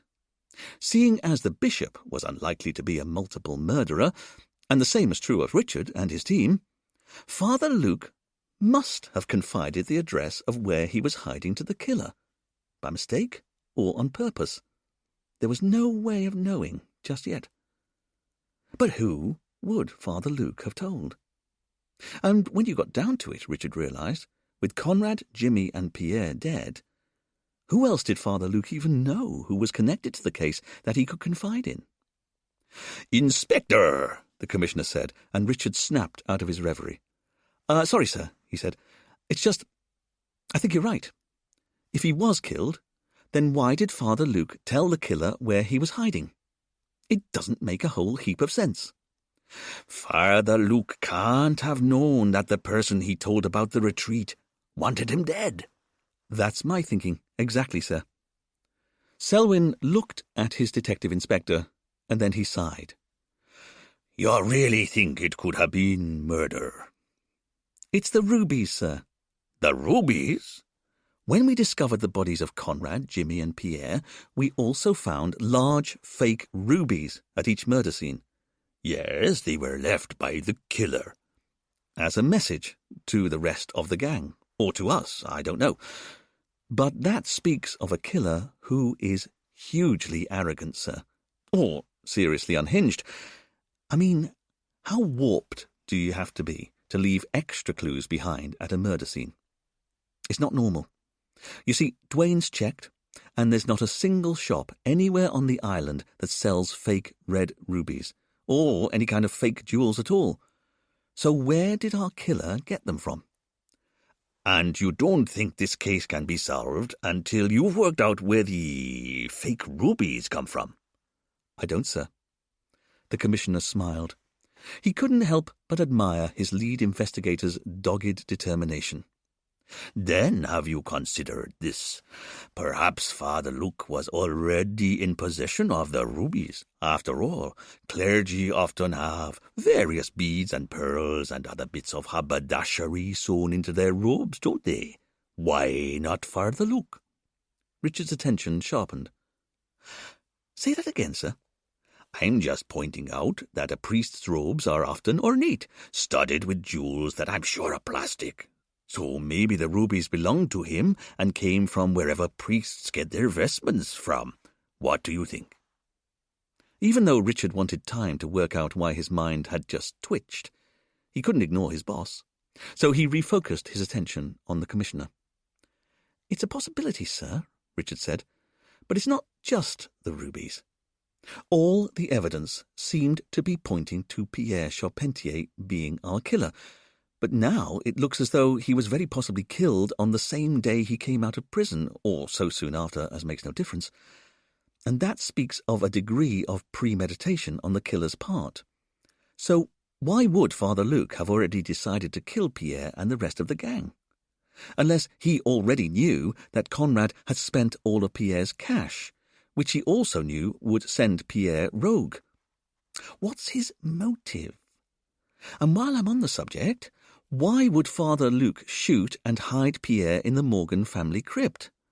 I mean, I know that's where André is buried, but I still don't get it. Very well, then what if Pierre really did murder Conrad, just like you always suspected, and then he smashed in the window of Conrad's house so he could leave a ruby there? In fact, having killed Conrad, what if Pierre then went on to kill Jimmy Frost next, but having struck twice? Father Luke found out what was going on, that Pierre was killing off the old gang one by one, and again, somehow, he also knew that Pierre was hiding out in Honoré Cemetery, so it was a case of kill or be killed, and Father Luke was prepared to kill Pierre if only to save his own life. I mean, look at it from Father Luke's point of view, Inspector.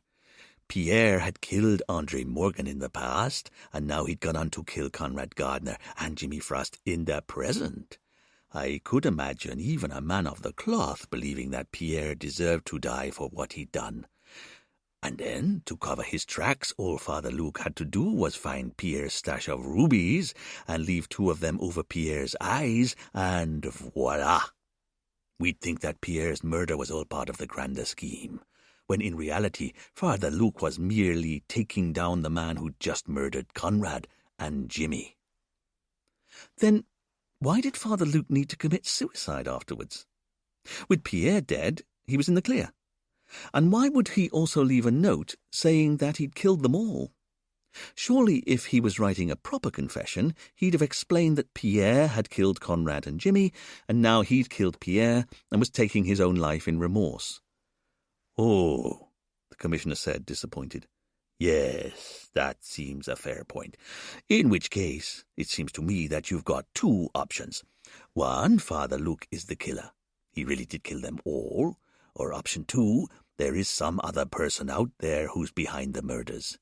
But think on this, Inspector, because I know how hard you and your team work.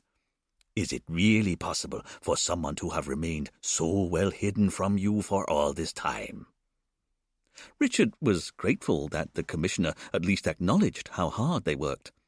Unlike his boss, he couldn't help noticing, as Selwyn slipped his peaked cap back onto his head, announced that he was late for a drinks party at Government House, and ambled off. Father Luke didn't commit suicide, Richard said, but his team could see that he was trying to convince himself. We interviewed him in this very room. His fear was real.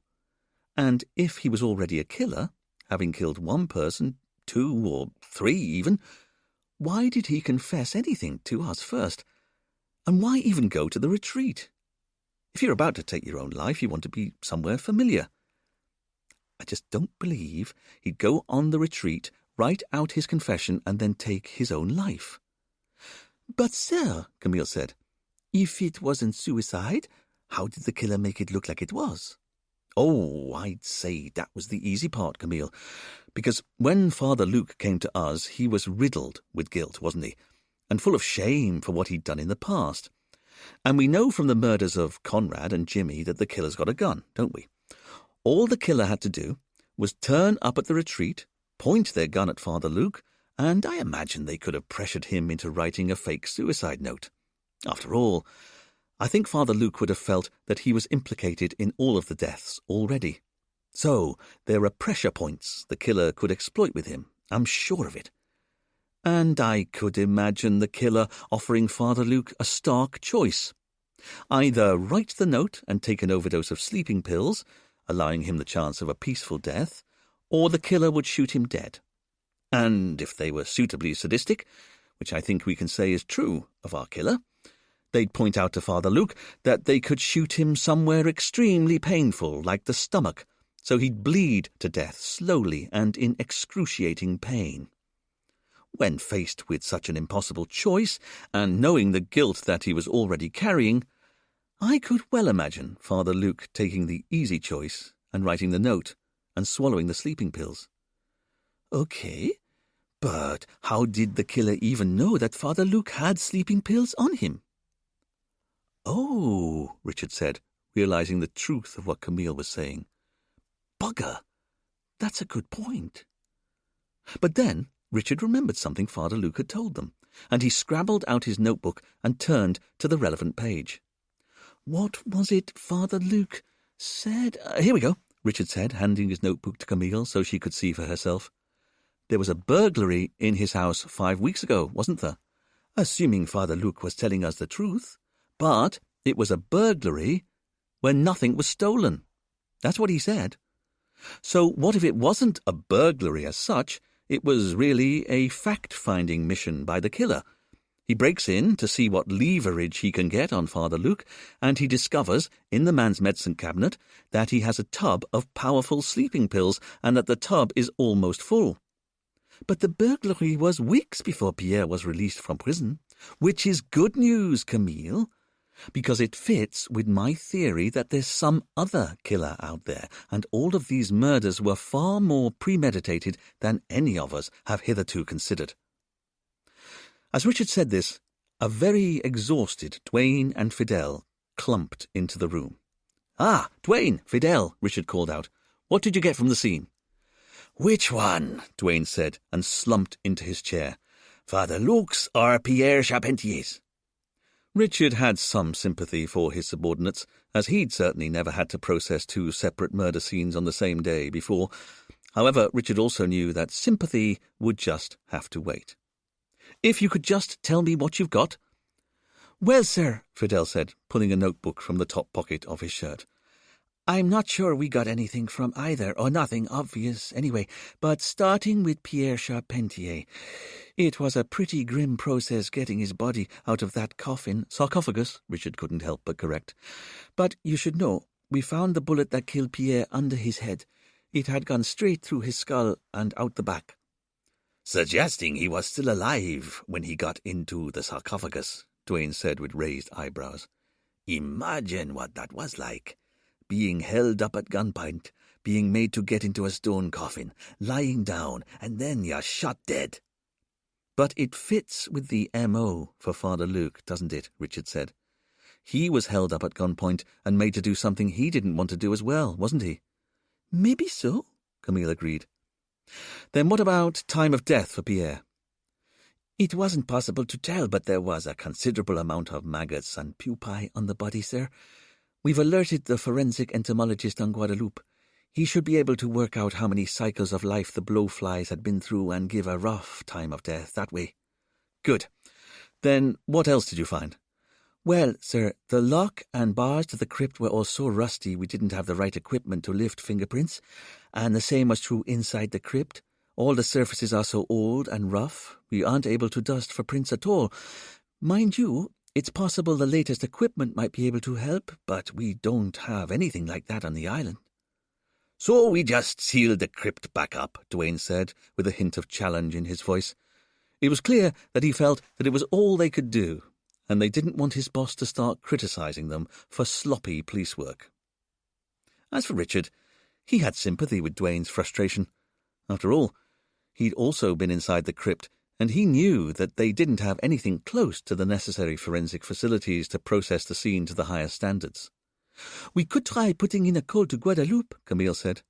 "What's the point?" Richard said. "Have any of the crime-fighting agencies in Guadeloupe ever spared any of us any of their manpower or equipment before?" Richard's team all knew the answer to that question. Unfortunately for them, the Sainte-Marie police force was considered such a small outpost on such a tiny island that all of the money and resources of the bigger islands were always focused on fighting crime locally. "Okay," Richard said, wanting to move the conversation on. "Then what about the scene of Father Luke's murder?" "That's just as professionally clean, if you ask me," Dwayne said. "No tracks in the sand outside the house other than those from the police jeep, and there aren't even any neighbours to ask if they saw or heard anything." "But this is crazy," Richard said. "How can we solve any of these murders if the killer's leaving the scenes completely clean?" "Well, that's easy, Chief," Dwayne said. Everyone turned and looked at Dwayne in surprise. "What?" Dwayne asked, once he'd realized everyone was looking at him. "Oh, you want to know how I know we're going to solve it? With logic, Chief. That's how you solve everything. So, what's the one thing that's bugging you about this case?" "Well, that's easy enough. If the 4 original gang members are dead, who's the killer?" "No, not that. That's just something you don't know the answer to just yet. What's really bugging you?" "But what do you mean, bugging me?" "What's the thing that makes you go, 'But it just doesn't make any sense'?" As Dwayne spoke, he lifted his arms in a passable impression of an out-of-control marionette. Richard was only dimly aware that Dwayne seemed to be doing an impression of him, because he was already trying to identify the one paradox or inconsistency at the heart of the case that was troubling him more than anything else. And then he got it. "Okay," he said, "since you're asking, the one thing that's bugging me right now is how the killer knew where Father Luke was hiding. Because Luke knew his life was in danger, didn't he? That's why he came to see us. And seeing as he knew what danger he was in, I just don't believe he'd inadvertently tell anyone where he was going to hide. And yet the killer knew where to find him. As you say, Dwayne, it doesn't make sense." "Then make it make sense." "You mean maybe the bishop or someone in his office is the killer? Or tipped the real killer off?" "That doesn't sound very likely, Chief, so rule it out. Be logical, and then ask the question again. How did the killer know?" "I don't know." As Richard said this, he threw his hands up in the air in exasperation, and he had a slow realization that that's why Dwayne had done his drunken marionette impression. "Then start again," Dwayne said, pointing his finger at his boss. "No matter how crazy or outlandish your theory is, there has to be a way for the killer to have known where Father Luke was going." Richard exhaled. It was all very well Dwayne having this blind faith in his powers of deduction, but some things just never made any sense. Unless, Richard found himself thinking, unless what? There really was no way the killer could have known where Father Luke had gone into hiding. "It's impossible," Richard said, "and that's what's bugging me." As Richard said this, a thought occurred to him. He dismissed it almost as soon as it arrived. And yet, if it was correct, it would explain how the killer would have known where Father Luke had gone to hide, and it would also explain a whole host of other anomalies in the case, Richard realized in mounting excitement. "I think you're right, Dwayne," Richard said. "I need to focus on what's bugging me." As he said this, Richard opened his top desk drawer and looked inside. What he was looking for wasn't there, so he opened another drawer in his desk, pushed the contents around, and was just as quickly disappointed. "Sir?" Camille asked. "Hold on," Richard said, as he pulled all of the drawers of his desk open one by one, rootled around inside, but continued to be foiled. So he stood up from his chair, turned it over, and placed it upside down on the floor. "Sir?" Camille said, now very definitely confused. "I asked not to be interrupted, Camille." Richard picked up his keyboard and looked underneath it, and then he did the same to his computer monitor, his phone, and then he took his pen tidy and spilled all of the pens over the desk. Camille didn't say another word. How could she? Like Dwayne and Fidel, she was agog. Had their boss just willfully scattered pens over his desk? Within a few seconds, the team were looking back on the whole pen-scattering episode as a halcyon time of peace and tranquility, as they watched their boss pick up his in, out, and pending trays from his desk and tip their contents onto the desk before checking over the tray itself. Finding it disappointing, Richard dropped the whole thing to the floor and then got on his hands and knees and checked the underside of his desk. He then stood up again and didn't even seem to notice the patches of dust on his knees as he moved to the filing cabinets to the side of the room and started opening drawers. And, having satisfied himself that what he was looking for wasn't inside the filing cabinets either, he started to check through the clutter of the broken office equipment that was heaped on top.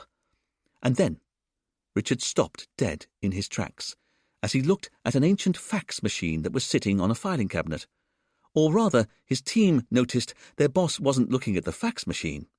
He was looking at a USB charger that was plugged into a wall socket just to the side of the machine. The USB charger looked entirely unremarkable. It was made of white plastic, and it had 2 sockets in it that currently had no USB cables plugged into them. Richard held up his finger for silence. Not that any of his team would have dared speak at this point. They could see, from their boss's boggle-eyed concentration, that the stakes were, for some reason, sky-high.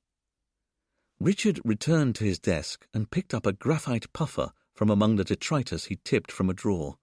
His team was surprised. Why did their boss want to start checking for fingerprints now?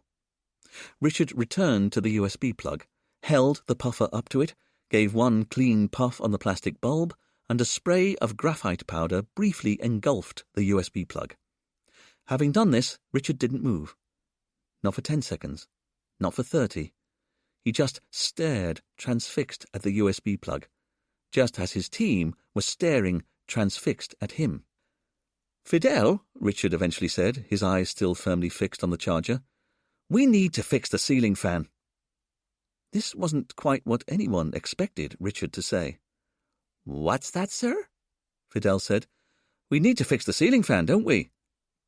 Richard's team knew that their boss had been trying to get the wonky ceiling fan mended ever since he'd first arrived on the island. But why would he mention this fact now? Yes, I suppose that's right." "Then get the ladder and make a start, would you?" "You want me to fix the ceiling fan now?" "You heard me." "Okay. But I suppose the first thing you'll have to do is isolate the circuit." "What's that?" "Dwayne, go and trip the electrics, would you, so it's safe for Fidel to work on the ceiling fan." Dwayne didn't move, but Camille's eyes lit up as understanding came to her. "Yes, go and turn the electricity to the station off," she said, before turning back to look at her boss. A silent message seemed to pass between them both. They understood each other. Dwayne shook his head to himself. Sometimes there was no getting management. He went through the bead curtain that led to the cells, found the ancient fuse board to the station, and called out that he was about to turn the power off. The moment Dwayne cut the electricity to the building, Richard yanked the USB plug from its socket, put it on his desk, and grabbed up a tiny screwdriver. "What are you doing, sir?" Fidel asked. "Not now," Camille said, as she pulled out her phone, turned on the torch function, and pointed the light at the plug so Richard could see better. "Thanks, Camille," Richard said, as he finished unscrewing the second of the 2 tiny screws. As it dropped to the desk, Dwayne ambled back through the bead curtain. "Okay, someone's got to tell me what's going on," he said. Richard popped the back from the USB plug, and they could all see for themselves. "You were right, Dwayne," Richard said. "I just had to work out what was bugging me." Inside the plug were all the usual circuits of a piece of electronics, but there was also something else that really shouldn't have been there. It was a SIM card. The device wasn't just a USB charger. Someone had been bugging the police station. Chapter 17. A few minutes later, Richard had noted down the identification numbers for the SIM card, put it back inside the plug, and then slotted it back into the wall socket. Then, once Dwayne had turned the electricity to the station back on, he and his team went through a charade of congratulating Fidel for mending the ceiling fan before they all decided that it was probably time to retire to Catherine's bar for an early evening drink. Once there, Richard's team wanted to know how he'd worked out the USB plug was a fake. "I didn't know for sure," he said, "other than the fact that it was the only thing in the vicinity that wasn't covered in years' worth of dust. And when I sprayed it with the graphite powder, I saw it didn't have a single fingerprint on it. That's what clinched it. After all, how is it possible to plug something into a wall socket without leaving a fingerprint on it? But you realize what this means, don't you? I was right. Father Luke's not the killer." "How can you be so sure?" "It's simple. All four of us saw Father Luke every second he was in the police station, didn't we?" "I reckon so," Dwayne said. "And did he, at any time, stick a USB plug into the wall?" "No way." "And has he visited the police station before or since?" "He hasn't." "But, sir," Fidel said, "none of the suspects has been in the station apart from Father Luke." "But don't you see what this really means?" Richard said, interrupting his team. "All along, that bugs allowed the killer to be one step ahead of us. But now we know about it, we're one step ahead of him." "How do you mean?" Fidel asked. "Because we know that he's listening in on us, but he doesn't know we know." "Oh, I see what you mean," Fidel said excitedly. "And that means we can finally turn the tables on him, or her, of course, because I think the existence of this bug proves categorically that we haven't yet caught our killer." "But who could it be?" Fidel asked. "All the members of the gang are dead." "Well, let's not get ahead of ourselves. Whoever it is, they think their job is done, don't they? I mean, all four members of the gang are, as you say, dead. And the killers even managed to make it look as though Father Luke is responsible for the murders. Job done. Their guard will be down." "But how can we use the bug to catch them?" Camille asked. Richard didn't have a ready answer, so he told his team that he was going to go back to the station to work through all of his case notes. After all, as he saw it, now that he knew that the killer had been listening in on them, he backed himself to find some information or loose end that he could use to make the killer reveal himself. Fidel and Camille both offered to accompany Richard, but he wouldn't let them. "I don't think so, considering the circumstances," Richard said as he got up from the table. And then, to the general bafflement of the team, he announced that "loose lips sink ships," and left the bar. Once back at the station, Richard realized he first had to tidy his desk before he could get any work done. What was more, he'd have to do so silently, as he didn't want the killer hearing that anything out of the ordinary had happened beyond a bit of routine maintenance on the ceiling fan. So Richard started silently reconstructing his desk, and, as was so often the case when doing displacement activity, he found his mind skipping through the case as he did so. If the killer wasn't one of the original gang, then that meant that there was a fifth person out there who wanted all four members of the original gang dead. But who could that be? Seeing as his desk was now covered with a fine powdering of dust, Richard got a bowl of hot soapy water from the kitchenette area. Once he'd returned to his desk, he started wiping it clean, revealing the tired leather underneath. As he did so, Richard tried to imagine all the hundreds, no, thousands of cases that had been solved at this one desk. He found the act of cleaning therapeutic, and while he worked, his mind continued to drift over the case. In particular, he found himself remembering how the Commissioner had said something that had seemed to resonate with him. But what was it? Casting his mind back, Richard recalled that he'd had the feeling when Selwyn had talked about where a priest might have bought fake jewels for his robes. And then, precisely because he wasn't thinking about it too hard, it came to him. The exact point that had niggled him. Richard wrung the filthy water out of his dusty cloth, but he was no longer in the police station. He was a streak of pure thought flashing through the case. And everywhere he alighted to check out his new and incredible theory, it was as though he was seeing the case in Technicolor for the first time. Everything now made sense. But how to check if his theory was correct? Well, that was easy enough, Richard realized. Richard fired up his computer and looked up a phone number online. He checked his watch and was pleased to see that it wasn't too late. He then picked up his desk phone and dialed the number on the screen. A man answered the call, and Richard soon explained who he was and why he was ringing. "Tell me," Richard said, knowing that the question he was about to ask would possibly reveal the identity of their killer, "do you sell fake plastic jewels?" "Fake plastic jewels?" the man replied, surprised by the question. "That's right, fake jewels made of plastic, for costumes and so on. To be more specific, do you sell large and gaudy plastic rubies?" There was a pause at the other end of the line, and then the man said, "As it happens, we do. Would you like to buy some?" A surge of adrenaline rushed through Richard, but he also knew that he had to be careful. The killer was still listening. "You don't sell them," Richard said into his phone. "I said we did. We've got a number of different jewels. Fake rubies, fake emeralds, fake diamonds, and so on." "Well, never mind. But I don't understand. You just said we did. Anyway, thanks for your help. I'll just have to see if I can get the rubies elsewhere," Richard said, hanging up the phone. He then leant back in his chair and sighed. To anyone listening, it would have sounded like a sigh of frustration, but it was anything but. It was a sigh of deep satisfaction. "Got you," Richard thought to himself. "Got you." The following morning, Richard's team were in place in the station at 8 a.m. As arranged, Richard entered at 8:01 a.m. sharp. "Good morning, sir," Fidel said.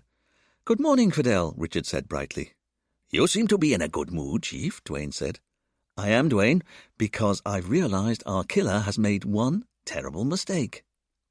In truth, Richard and his team had planned this whole conversation the night before, when Richard had returned to Catherine's bar after working out who the killer was. Not that he'd yet told them the murderer's identity. At the time, he'd said he had his reasons, although his team guessed that those reasons were basically because their boss was a control freak. But then, if truth be told, they'd been so amazed that he'd solved the case that they'd been happy to go along with everything he then suggested, including creating a charade for the killer's benefit the following morning. "The killer's made a terrible mistake?" Duane asked, with strange amateur dramatic emphasis, and Richard held up his palms to suggest that Duane should dial his performance down. "I think so." "Then what is it?" Camille asked. "Well, it's obvious," Richard said. "They've not considered the teachings of Edmond Locard." Now it was Camille's turn to wonder if Richard was perhaps enjoying his moment in the spotlight too much. "What's that?" Fidel asked. "Edmond Locard, the French criminologist. He created the very first forensics lab, and he came up with the principle that it was impossible for a criminal to enter and then leave a crime scene without leaving some trace behind, be it DNA, blood, hair, dirt on a shoe, or whatever. And it was impossible for them to leave without taking some of the crime scene with them. That's why it's called the exchange principle." "Are you quoting a Frenchman?" Camille asked, realizing that she was happy to follow her boss into this particular conversational cul-de-sac. "I know, Camille, but these are dark days and desperate times call for desperate measures." "Then tell me more about Edmond Locard, sir. He sounds fascinating." "It only occurred to me last night," Richard said. But the first two murder scenes were next to impossible to revisit, even if we'd wanted to. After all, Conrad's boat exploded, which hardly facilitates a deep forensic analysis of the scene, seeing as so much of it is still on the seabed. And Conrad's study, and Jimmy's office for that matter, are both full of physical evidence from countless numbers of people. It would be next to impossible to separate the known DNA or other clues from all of the other people who'd been in those rooms before. And if forensics found anything that identified the killer, I'm sure he'd have been able to explain it away. "So what about the crypt, sir?" Camille said, deciding to move the conversation on. "Well, that's where it gets more interesting, Camille. Because I remembered last night that Stefan had said that no one had been inside the crypt for a number of years. And that means there'd be next to no forensic evidence from other people to confuse the scene. To all intents and purposes, we can say that the crypt is a blank canvas. And that's where our friend Edmund Locard comes in. Because the killer will have left DNA at the scene. A single drop of saliva, or a strand of hair, or even a fingerprint, if we're lucky. But he must have left some forensic evidence at the scene. And unlike the other scenes, these slender traces won't be hidden amongst all the other forensic evidence of the other people who'd previously contaminated the scene. "But, sir," Vidal said, knowing that it was his turn to ask the next question, "we aren't set up for a deep forensic sweep of the crypt. It's like we said yesterday. We don't have the facilities." "And that's why I spoke to the commissioner last night," Richard said, even though he and everyone else in the room knew this was a lie. He then spoke to his counterpart on Guadeloupe, and I can inform you all that for the first time in the history of the island, a crack team of forensic analysts are travelling to Saint-Marie this afternoon. "They are?" Dwayne said in theatrical amazement. "And they're going to collect every leaf, speck of dirt and hair from the crypt and take it back to Guadeloupe for fast-track analysis. No expense spared. And once they've discounted the physical evidence we and Pierre left at the scene, I think it's fair to say that whatever is left over will belong to our killer. It's the first concrete evidence we'll have that categorically reveals our killer's identity." "But that's brilliant news," Vidal said. "It is," Richard said, putting his finger to his lips as he spoke, and silently indicating with his other hand that Fidel and Camille should prepare to leave the station with him. "This afternoon, after the forensics team arrive from Guadeloupe, we're going to be able to collect the physical evidence that will ultimately put our killer in jail. I'm sure of it." Camille and Fidel got up, careful to be as quiet as possible, and they joined their boss at the station door. "So I suggest we spend this morning trying to advance the case in whatever way we can. Then, as soon as the forensics team arrive from Guadeloupe, we'll take them to the Morgan crypt in the cemetery." As Richard said this, Dwayne gave a big thumbs up to them all, wishing them luck. "Then let's get to work," Dwayne said. Richard, Camille, and Fidel slipped out of the police station silently. And with that, the trap was set. Chapter 18. "Okay, sir. So, who are we waiting for?" Fidel asked from inside the confined space of the mausoleum opposite the Morgan family crypt.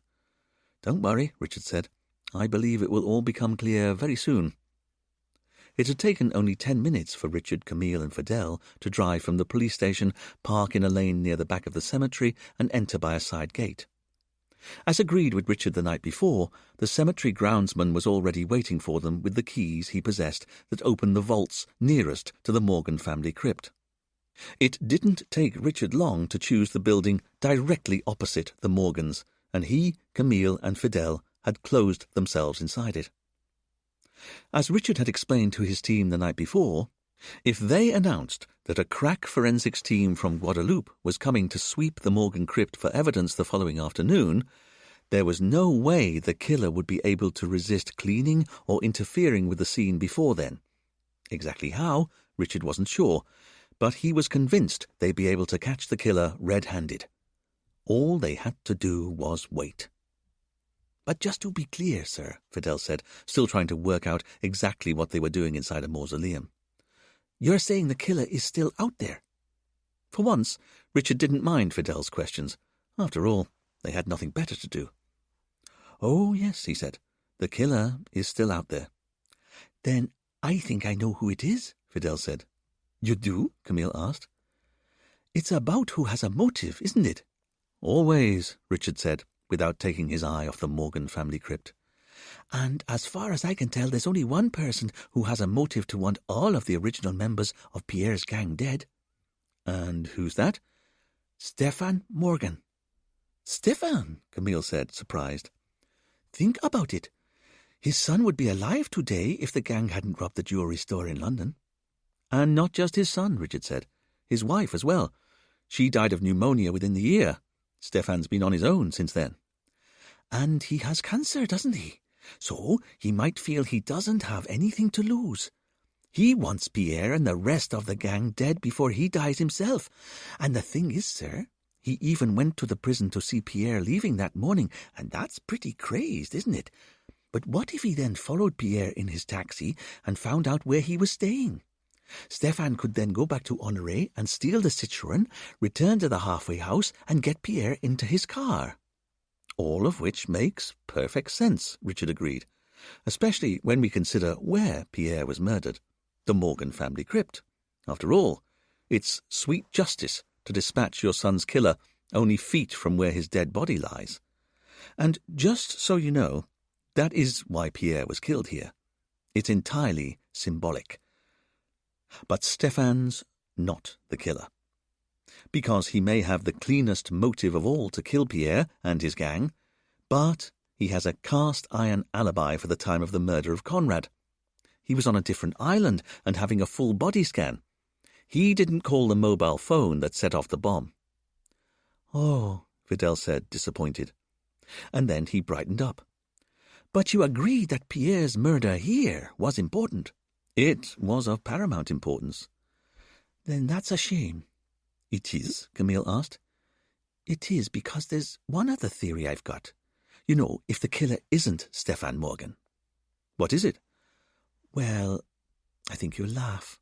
"We won't laugh," Camille said. "But I feel stupid." "You shouldn't, should he, sir?" Camille asked her boss. Richard reluctantly drew his eyes from the Morgan family crypt. "I can't say whether anyone should feel stupid, but you're right, Camille. We're here for the duration. What's your theory, Fidel?" "Well, sir, it's not really even a theory. It's more an observation." "Then what have you observed?" "Well, the commissioner was right, wasn't he? We've looked at all of the suspects and realized that they couldn't have been the killer, or they've ended up being murdered, which kind of proves they weren't the killer." "Agreed," Richard said. "So maybe the person we're looking for is someone we've never considered." "Now that's a very interesting theory," Richard said. "Go on." "So I was thinking, what if one of the dead people was the killer?" "I'm sorry?" Camille asked. "And that's why we'd not considered them, because we thought they'd been dead all this time, but they weren't dead. They'd faked their death." "But who could have faked their own death?" "Conrad Gardner." Camille looked at her boss, but he was looking out of the grill and had apparently stopped listening. "Conrad Gardner," Camille said. "You mean the first person who was murdered?" "But was he?" "Okay," Camille said. "So how could the first person killed be the killer after all?" "Well, for starters, because he was the only person who knew how much trouble he was in, wasn't he?" "How do you mean?" "Well, Father Luke and Jimmy Frost had no idea that Conrad had spent all of Pierre's cash, but Conrad's known for nearly 10 years. That's 10 years to worry, but it's also 10 years to plan. And all along we've been trying to square an impossible circle. Seeing as the murders could only have been planned after Conrad announced he'd spent all of the money, how come the killings always felt like they'd been planned in advance? You know, with the mobile phones, rubies and so on all bought beforehand. And the biggest clue of all that the murders were pre-planned was the robbery that wasn't a robbery at Father Luke's house weeks before Pierre even got out of prison." "Okay, I'm listening," Camille said, surprised that Fidel was making such a cogent case. "Let's say Conrad was behind the murders." "Starting with his own apparent murder." "But why would he pretend to kill himself?" "Because he wanted out. That's what I'm thinking. After all the years of failure, his marriage was over. He'd have known that the moment he discovered his wife having an affair. He had no job to keep him here, and he knew how angry Pierre would be when he discovered Conrad had spent all of his money. So he decided to do a vanishing act. We know he cleared out his bank account just a few days before his boat exploded, don't we? That's true. And the thing is, do you remember what he loaded onto his boat the morning it exploded? No? What? Philippe, the harbour master, said he helped Conrad get some scuba tanks onto his boat, but when the Sainte Marie dive school searched the seabed directly under the explosion, they couldn't find any scuba tanks anywhere. So how can that be? You think he swam off underwater? It's a possibility, isn't it? And if he did, the whole thing makes sense. All he had to do was smear some of his own blood down the back of the boat before he exploded it, making sure he left his fingerprints in the blood.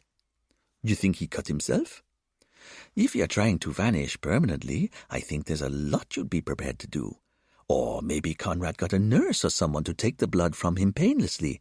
After all, he wouldn't have needed much to create that smear on the boat.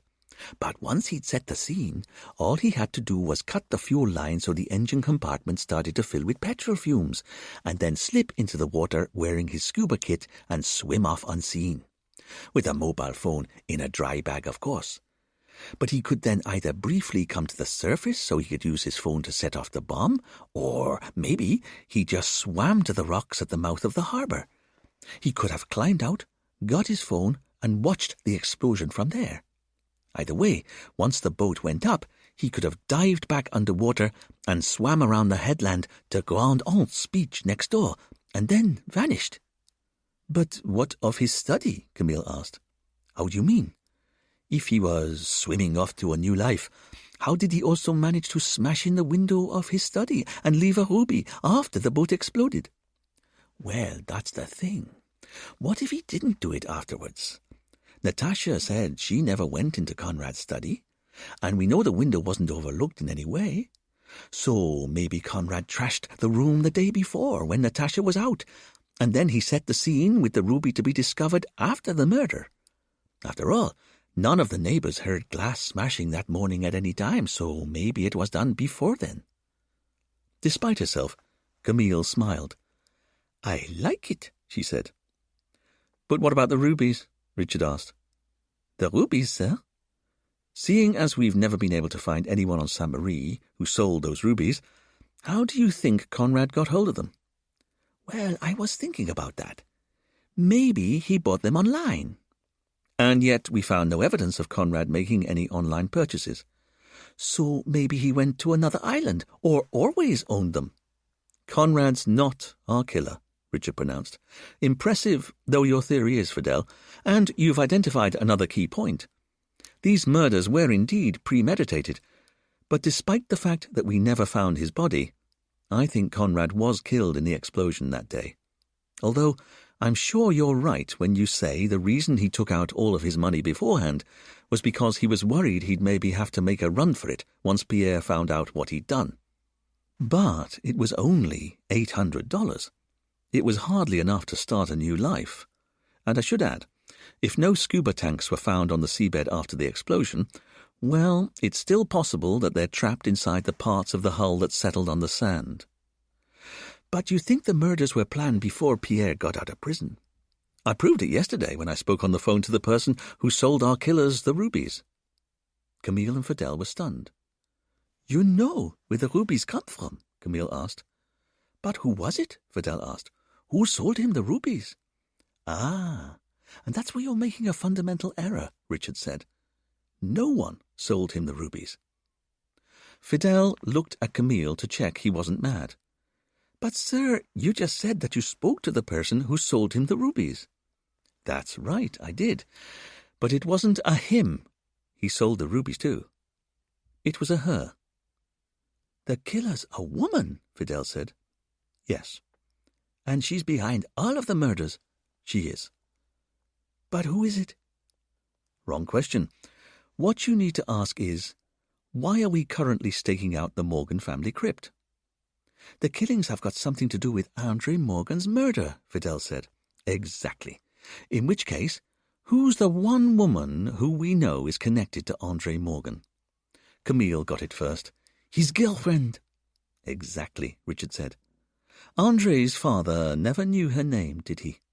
In fact, we've never been able to identify her, other than the fact that she's been on the island somewhere ever since then. So what are we saying? Camille said, her mind racing. Either Natasha or Blaise was Andre's girlfriend 20 years ago? Very good, Camille, Richard said, delighted at his partner's acuity. Before Richard could say any more, they all heard the sound of a car door slamming nearby. Richard put his fingers to his lips for silence. In the distance, a figure entered the cemetery. It was a woman. She seemed to be in a hurry, and she was holding something heavy in her hands. As the woman approached, it became possible to see who she was, and Camille drew her breath in sharply. Richard flashed Camille a glance to be silent. As for Fidel, his mouth had parted in slow amazement. Richard knew who they'd been waiting for, so he wasn't so surprised, although he hadn't been expecting her to be carrying the can of petrol he now saw she was holding.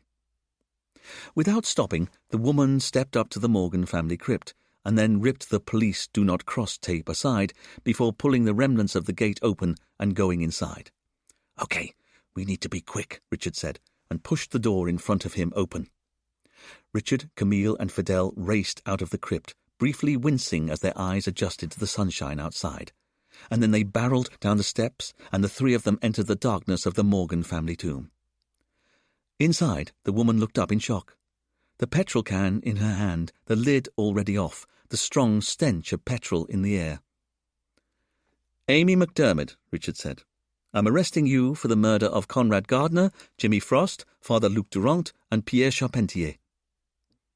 Amy looked with wild eyes at the police, and then she threw the can of petrol onto the floor where it glugged out the remainder of its contents and pulled a handgun from her waistband that she pointed at Richard. I don't think you are, she said, her voice tight with anger. Amy then pulled a Zippo lighter from her pocket and held it up in her other hand. You take even one step towards me, and we all go up. Chapter 19. None of the police officers dared move. Don't do it, Camille said. Why not? Amy said darkly. Because they're all dead. You did it. You won, didn't you? As Richard marvelled at how quickly Camille had reoriented herself to the reality of who the killer was, he also saw Amy draw herself up a touch taller and raise her chin proudly. She was delighted by Camille's assessment. But what did I do? Amy asked. It was clear she wanted to have her brilliance affirmed. Camille put up her hands to keep the conversation as calm as possible. We don't need to do this here, she said. No, I want to know what you know. We'll tell you back at the police station. No, you don't give me orders. Start talking, now. As Amy spoke, she flipped the lid on the Zippo lighter open with a metallic click. Camille, who'd hitherto rated their chances of talking Amy off the ledge as quite low, now realized that since she had no idea how or why Amy was the killer, she was going to have to put her life in the hands of one of the most insensitive men she knew. Sir, she said to Richard, hoping that he'd understand how high the stakes were. I'm not explaining myself to anyone, Richard said. I think you should, Camille said. I'm not a performing monkey, Camille. We're underground, sir, Fidel suddenly blurted, in a room that's full of petrol and a woman's holding a lighter. Sir, please, can you do as she says? Richard could see from the looks that both Camille and Fidel were giving him that they really, really wanted him to explain himself. And it was certainly true that Amy was indeed holding a lighter inside a room that was no doubt filling with petrol fumes. Richard sighed. Okay, he said reluctantly before turning back to Amy. But I should say, I only realized you were a possible suspect yesterday. As well you know, all along we presumed that this case was about Pierre Charpentier wreaking revenge on his old gang members, just like you wanted us to. And the fact that Conrad spent all of Pierre's cash while he was in prison was a piece of good fortune for you that made it all the more credible that he had to be behind the murders. After all, Pierre was released from prison on day 1. He discovers his cash has vanished, and he threatens to kill the rest of his gang on the same day. And then the gang start getting killed 3 days later. It's not hard to draw conclusions. But Pierre's missing cash had nothing to do with the murders, not directly, because I ultimately realized there was another reason why Pierre's gang started to die after Pierre had been released, which was you had to wait 20 years until Pierre was released before you could get your revenge. After all, it's not usually possible to murder someone while they're inside a maximum security prison. But once Pierre was out, you enacted your plan, didn't you? And it's something of an irony, because while we kept presuming that the murders could only have been planned after Pierre was released from prison, all the evidence kept pointing to them being premeditated, although we didn't know that they'd been years in the planning, because that's how long you've been planning this, haven't you? But what made you think I was a suspect? Simple logic. After all, it just didn't make sense that someone as scared as Father Luke would tell anyone where he was going into hiding, least of all someone he already suspected might have wanted him dead. So how did the killer know where Father Luke was hiding? Well, there was one possibility. Because I knew that Father Luke had said the address of his retreat out loud at least once, in front of us, at the police station. So how could the killer have overheard that? It seemed like a long shot, but it occurred to me that there was one way. If the killer had managed to install a listening bug. Was that even possible? And that's when I remembered that there had been one person other than Father Luke who'd been in the police station and who could have installed a listening bug. Natasha Gardner. And what was more, I remembered how she'd fumbled her handbag to the floor when she'd been with us. So had she installed a bug then? As it happened, a cursory sweep of my desk soon proved to me that she'd done no such thing. But I'd started looking for a listening bug, so I decided I'd finish the job. I searched the rest of my desk and even the walls, and that's when I found the USB plug. And that's what really flummoxed me. Because, as had been the case with Father Luke, there was no way Natasha had gone anywhere near the wall while she was in the police station. I was her alibi, just as it had been with Father Luke. Neither of them had gone anywhere near that particular wall at any time, I was sure of it. But it was very definitely a listening bug. So who could have placed it there? Whoever it was, they must have had access to the station when no one was looking. And that's when I remembered that there had been one person who'd been in the station unsupervised during the case. And that was you.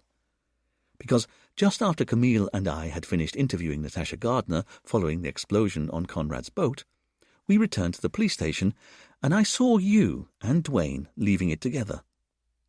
And while it seemed impossible to imagine that you were the killer, I had to acknowledge that it would have been a relatively simple matter for you to find a spare wall socket to put the USB charger into while Dwayne wasn't looking. "But why would I want to do that?" Amy asked, the challenge clear in her voice. "Good question. Why would you come to the island, get hold of untraceable mobile phones and a handgun, which, as I said at the time, would have been easy enough for someone who'd spent time in prison, like you have, Amy?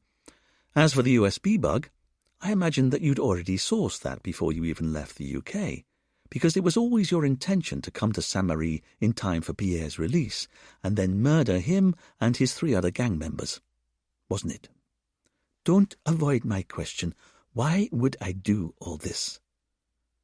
Because all along there's been someone in the case who we'd not taken seriously enough. Andre Morgan's girlfriend. Because that was you, wasn't it? As Richard said this, Amy's grip on the handgun tightened. You were the woman he fell passionately in love with, and I think you fell passionately in love with him.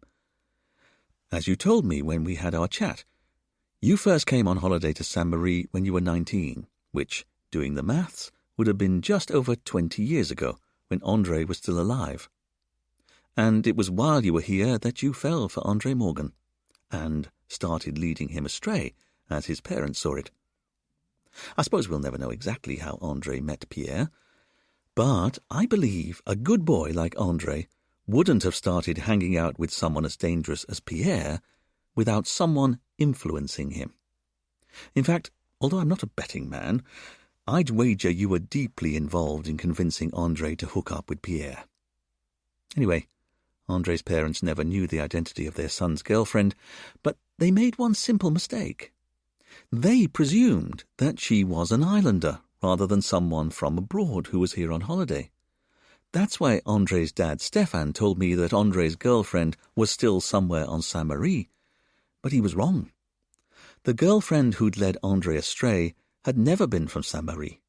She was a Brit, and that's the real reason why no one's seen her since. When André went to the UK, she went with him. Of course she did. She was going home with her new boyfriend. Although she didn't return to her hometown of Edinburgh, she went to London and set up life with André as he started his new job at the Bond Street Jewellers. I think you realized that André was the one for you, didn't you? And with him at your side, you'd be able to put your suffocating family and low-scale drug dealing behind you. With the money André was about to make from his share of the robbery, you'd be able to settle down with him forever. But Pierre was far more dangerous than anyone knew, even his own gang members. And knowing that if the police ever worked out that André had been involved, he'd be able to offer up Pierre's identity, Pierre shot him dead. "And it was all your fault," Camille said. Everyone turned and looked at Camille, surprised by her intervention. "You're to blame for all of this," she continued. "If you hadn't introduced André to Pierre, he'd still be alive." "It's not true," Amy said, but the police could see that she didn't quite believe it. "Either way," Richard said, wanting to take back control of the conversation. "After André was murdered, it was you who went to a phone box, called the police, and tipped them off that the robbers were from Saint-Marie, wasn't it? You put on a Caribbean accent to hide your identity, but you'd been living with André for months. I can't imagine it would have been hard for you to adopt his accent for the phone call. And thanks to that tip-off, the police started looking on Saint-Marie, and Pierre went to prison. But none of the jewels were recovered, and none of the other gang members went to prison. I can't imagine how frustrating that must have been for you. You'd lost the love of your life, and also his share of the heist, and 3 of the 4 gang members had got away, scot-free, not forgetting the fact that they'd all got to share the cash from the £2 million heist, whereas you had nothing, less than nothing. So then what? We know you returned to Edinburgh, and I think this is when your drug dealing stepped up a level, when you started selling heroin and fencing stolen goods for your criminal friends. You were a full-blown criminal, and I think you were driven almost entirely by anger at André's murder. Amy's jaw tightened, and Richard realized his words were hitting home. And then, in the blink of an eye, you were serving a prison sentence yourself. A young woman from a respectable part of Edinburgh. I can't imagine how much that must have hurt. How being rejected by your own mother and sisters must have hurt. And I think you blamed Pierre and his gang for this as much as you blamed them for André's murder. And things didn't improve after you left prison. You'd been ostracized by your family, and you couldn't make headway in life. You were on benefits. You struggled with debt. And again, I think that when you considered the life of happiness and riches Pierre had deprived you of, you put the blame for your failings squarely on Pierre. I can imagine why. It can't have been easy. A bright woman in her 30s, unable to get a proper job because of her criminal record. And it was during this time that whatever fantasies you had about exacting revenge on Pierre became more concrete. That's why the murders were so elaborate. You've been planning them for years. Because in your fantasy version of all this, it wasn't enough just to kill them, was it? You also wanted the police humiliated. After all, they'd failed you 20 years ago when they weren't able to arrest 3/4 of the gang or recover any of the money. That's why I think you left rubies at the scene. You wanted to create a famous case where the police were utterly humiliated. That was also part of your revenge. And how you must have laughed when you met a real-life policeman in a bar.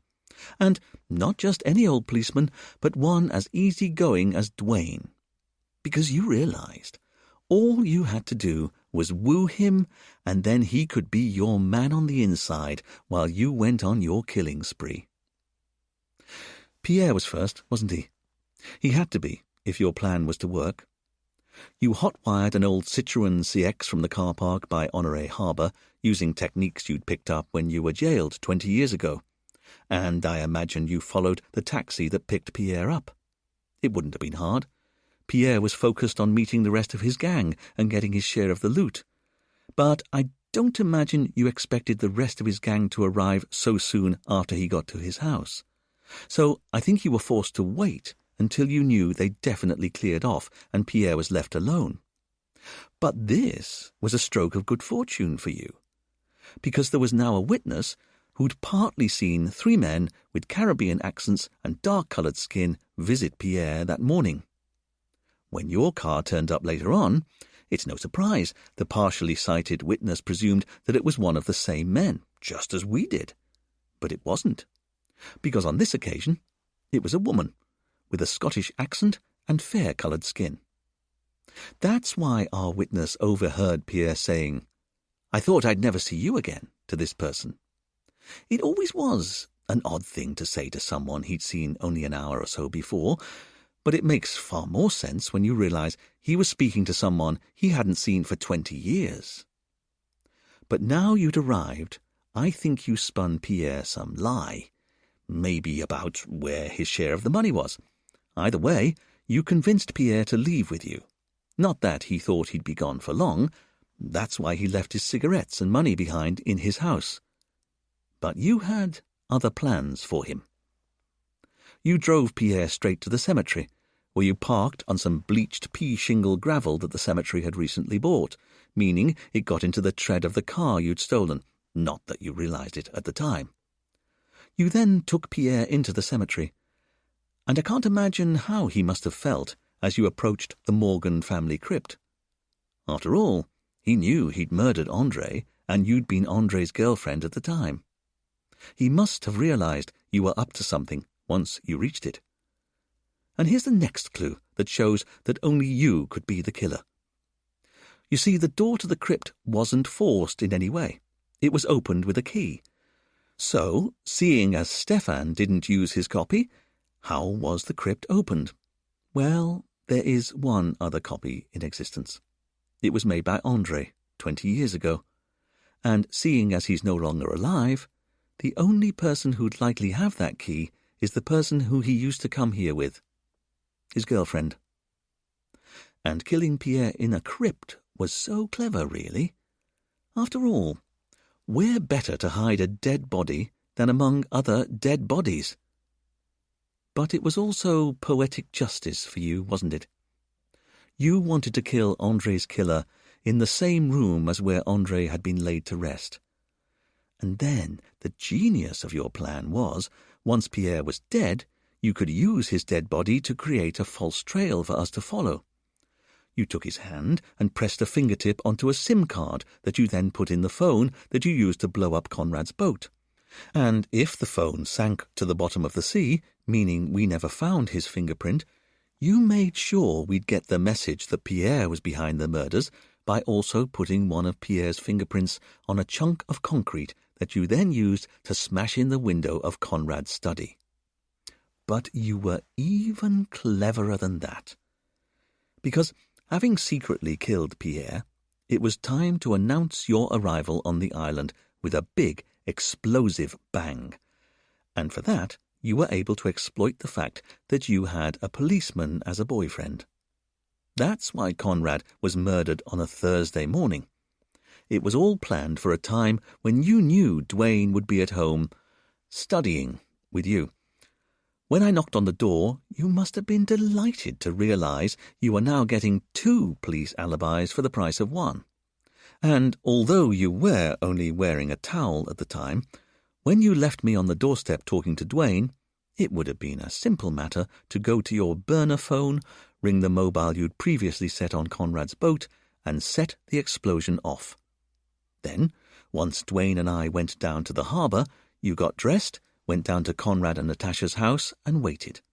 Then, once Natasha learned that it was Conrad's boat that had blown up and left in a hurry, you smashed in the window with the incriminating bit of concrete, climbed into Conrad's study, trashed the place, and then placed a ruby on the desk. And here you made your only mistake. Not that it would be revealed as a mistake until much later on. Those rubies you left at the scene to show the police up were ultimately going to be your downfall. Because, as you guessed, we'd failed to find a single shop on the whole island of San Marie that sold them. But when we were trying to work out where they'd come from, our commissioner of police suggested that maybe Father Luke had got them from a clerical haberdashery shop. And that rang a bell with me, although I couldn't work out what it was, and I only got there once I'd realized that only you had been in the police station, essentially unsupervised, since Conrad's murder. Because during our conversation the other night, you couldn't help but reveal to me that you've been working as a shop assistant in a posh department store on Princes Street in Edinburgh. And what's the one thing all posh department stores have? A haberdashery department. So, not really daring to believe that I was right, I called the haberdashery department of the only department store on Princes Street, and they told me that they did indeed sell fake rubies. By the way, how am I doing? Richard asked Amy, and he was gratified to see that her gun hand had lowered, although she still held the Zippo lighter high in her other hand. Keep talking. Well, having announced your arrival with such a bang, the remaining murders were far more straightforward. You spied on Jimmy Frost until he went to his office late at night, got him to let you in, and then you shot him dead, making sure to leave a ruby behind which had one of Pierre's fingerprints on, in case we really weren't getting the message. And then you killed poor old Father Luke Durant, having broken into his house when you first got to the island and seen that he took sleeping pills to get to sleep. I wonder if that's when you realized that you could use them on him to make it look like he'd committed suicide. I bet he was the easiest to kill, Camille said. After all, he already agreed with you that he was guilty for André's death. In some ways, I imagine he welcomed being blamed for it. But the thing is, he's not really to blame for André's death, is he? You are. This drew a sharp intake of breath from Friedel, and fury flashed in Amy's eyes. Not that you like to admit it, but it's why you've kept yourself so busy planning these murders. Because the truth is, if you hadn't persuaded André to go to London and take part in the heist, he'd still be alive today, your perfect André. You'd have settled with him, married him, had children with him. But it wasn't to be, because of what you did. As Camille spoke, Richard was amazed to see tears start to sparkle in Amy's eyes. The arm that was holding the lighter also seemed to waver, and Camille started to approach her slowly. All those years of happiness you were denied, all because of one bad decision you made. You let Pierre into your life, a man you've now killed. You've got your revenge. It's all you've dreamed of all these years. That's what matters. Pierre's gone, as are the other members of the gang. They've all gone. And now you've got no reason to hurt any more. André can rest in peace. His killer has been killed. It's over, Amy. It's over.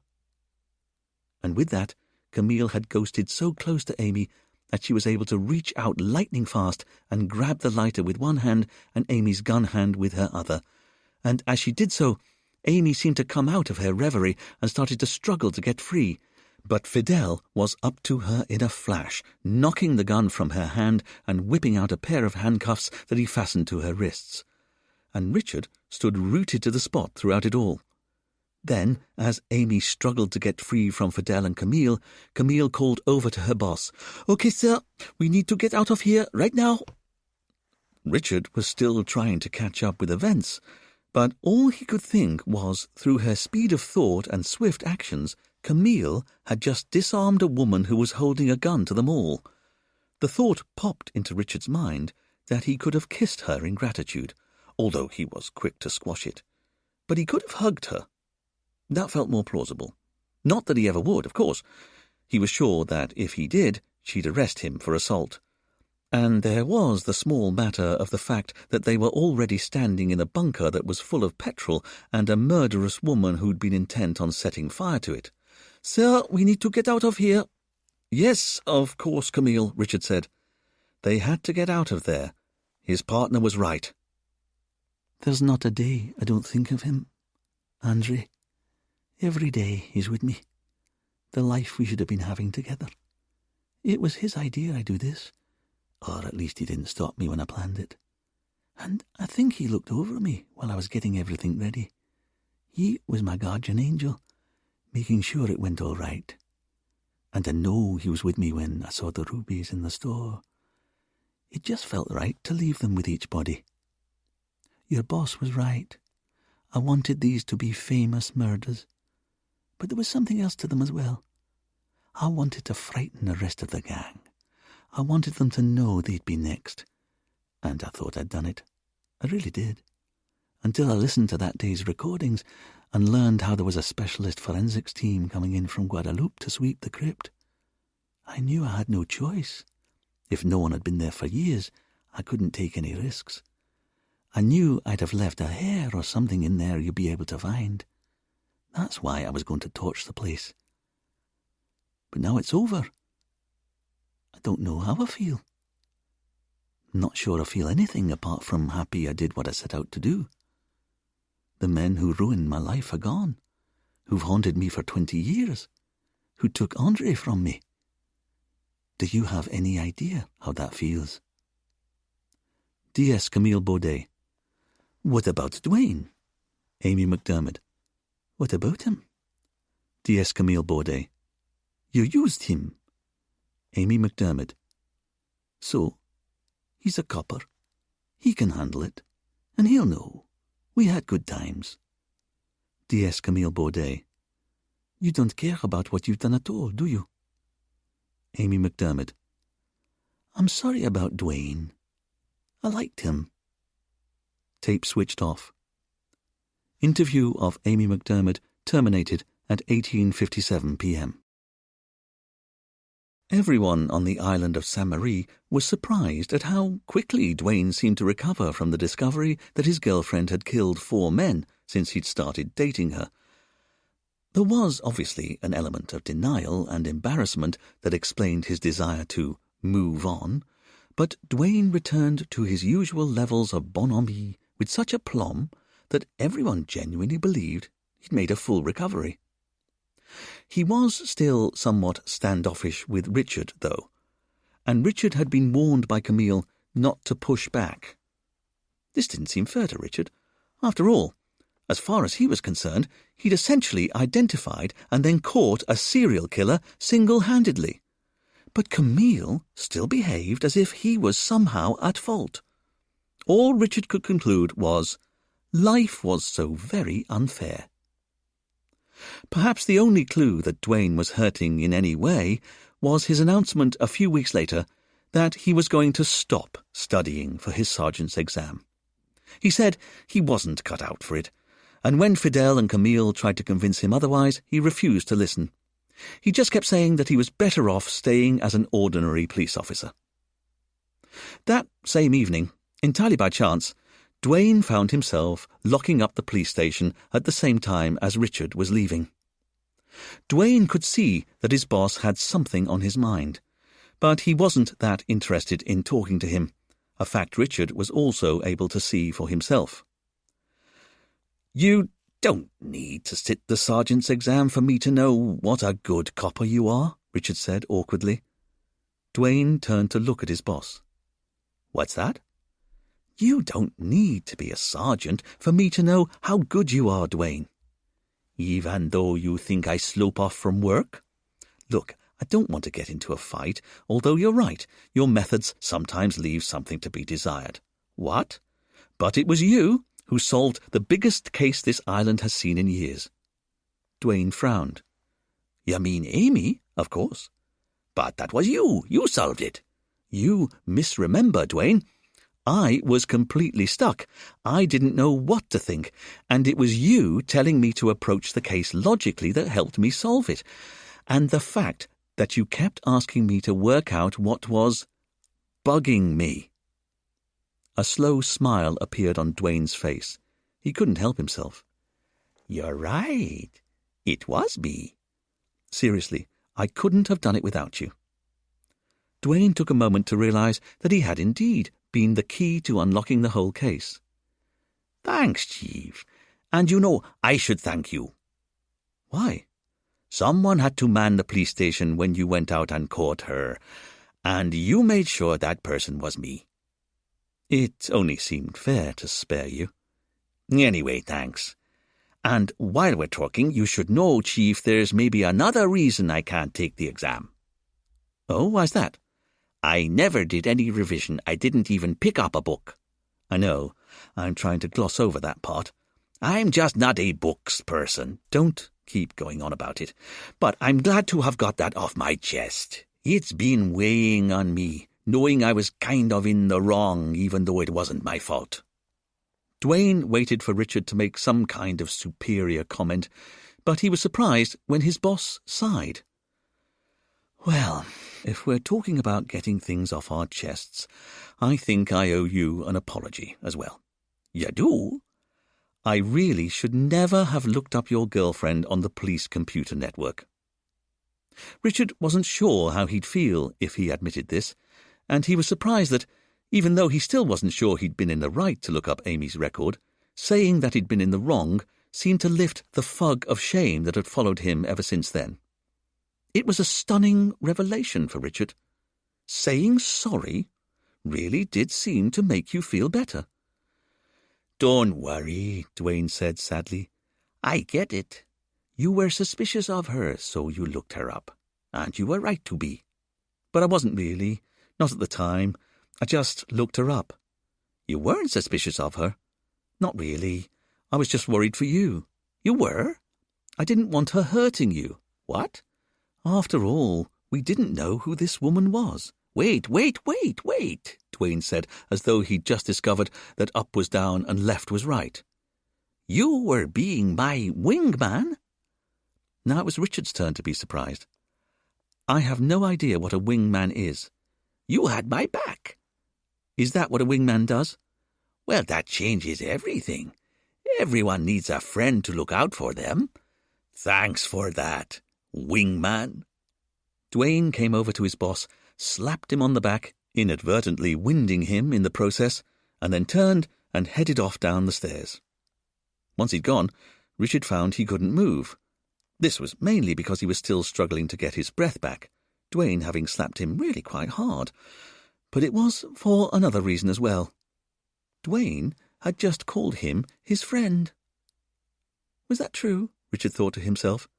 Did Dwayne really consider them both to be friends? The thought warmed Richard inside. From the empty car park beneath the station, Dwayne suddenly stopped and called back. Hey, I'm meeting Camille and Fidel at Catherine's bar for a drink. You want to come? No, thank you, Richard called back, on the grounds that he'd started an excellent jigsaw of a Bavarian castle only the night before, and he'd already spent much of the day looking forward to spending the evening finishing the sky. Oh, Dwayne said, and it slowly dawned on Richard that Dwayne was genuinely disappointed. And as he had this thought, Richard also realized that going for a drink was something friends did with each other, wasn't it? But when I say no thank you, Richard called out, suddenly realizing how he could save the situation, what I really mean is that I don't want you buying me a drink, because I want to buy you a drink." Dwayne didn't speak for a few moments. "You're getting the drinks in?" he eventually asked. Richard realized that his Bavarian castle would just have to wait. "You know what? For one night only, I think I am." That was Murder in the Caribbean, a Death in Paradise mystery by Robert Thorogood, read by Phil Fox. This program was produced by ID Audio, a HarperCollins audiobook. Text copyright Robert Thorogood and Red Planet Pictures Limited, 2018. Production copyright 2018 by HarperCollins Publishers, all rights reserved.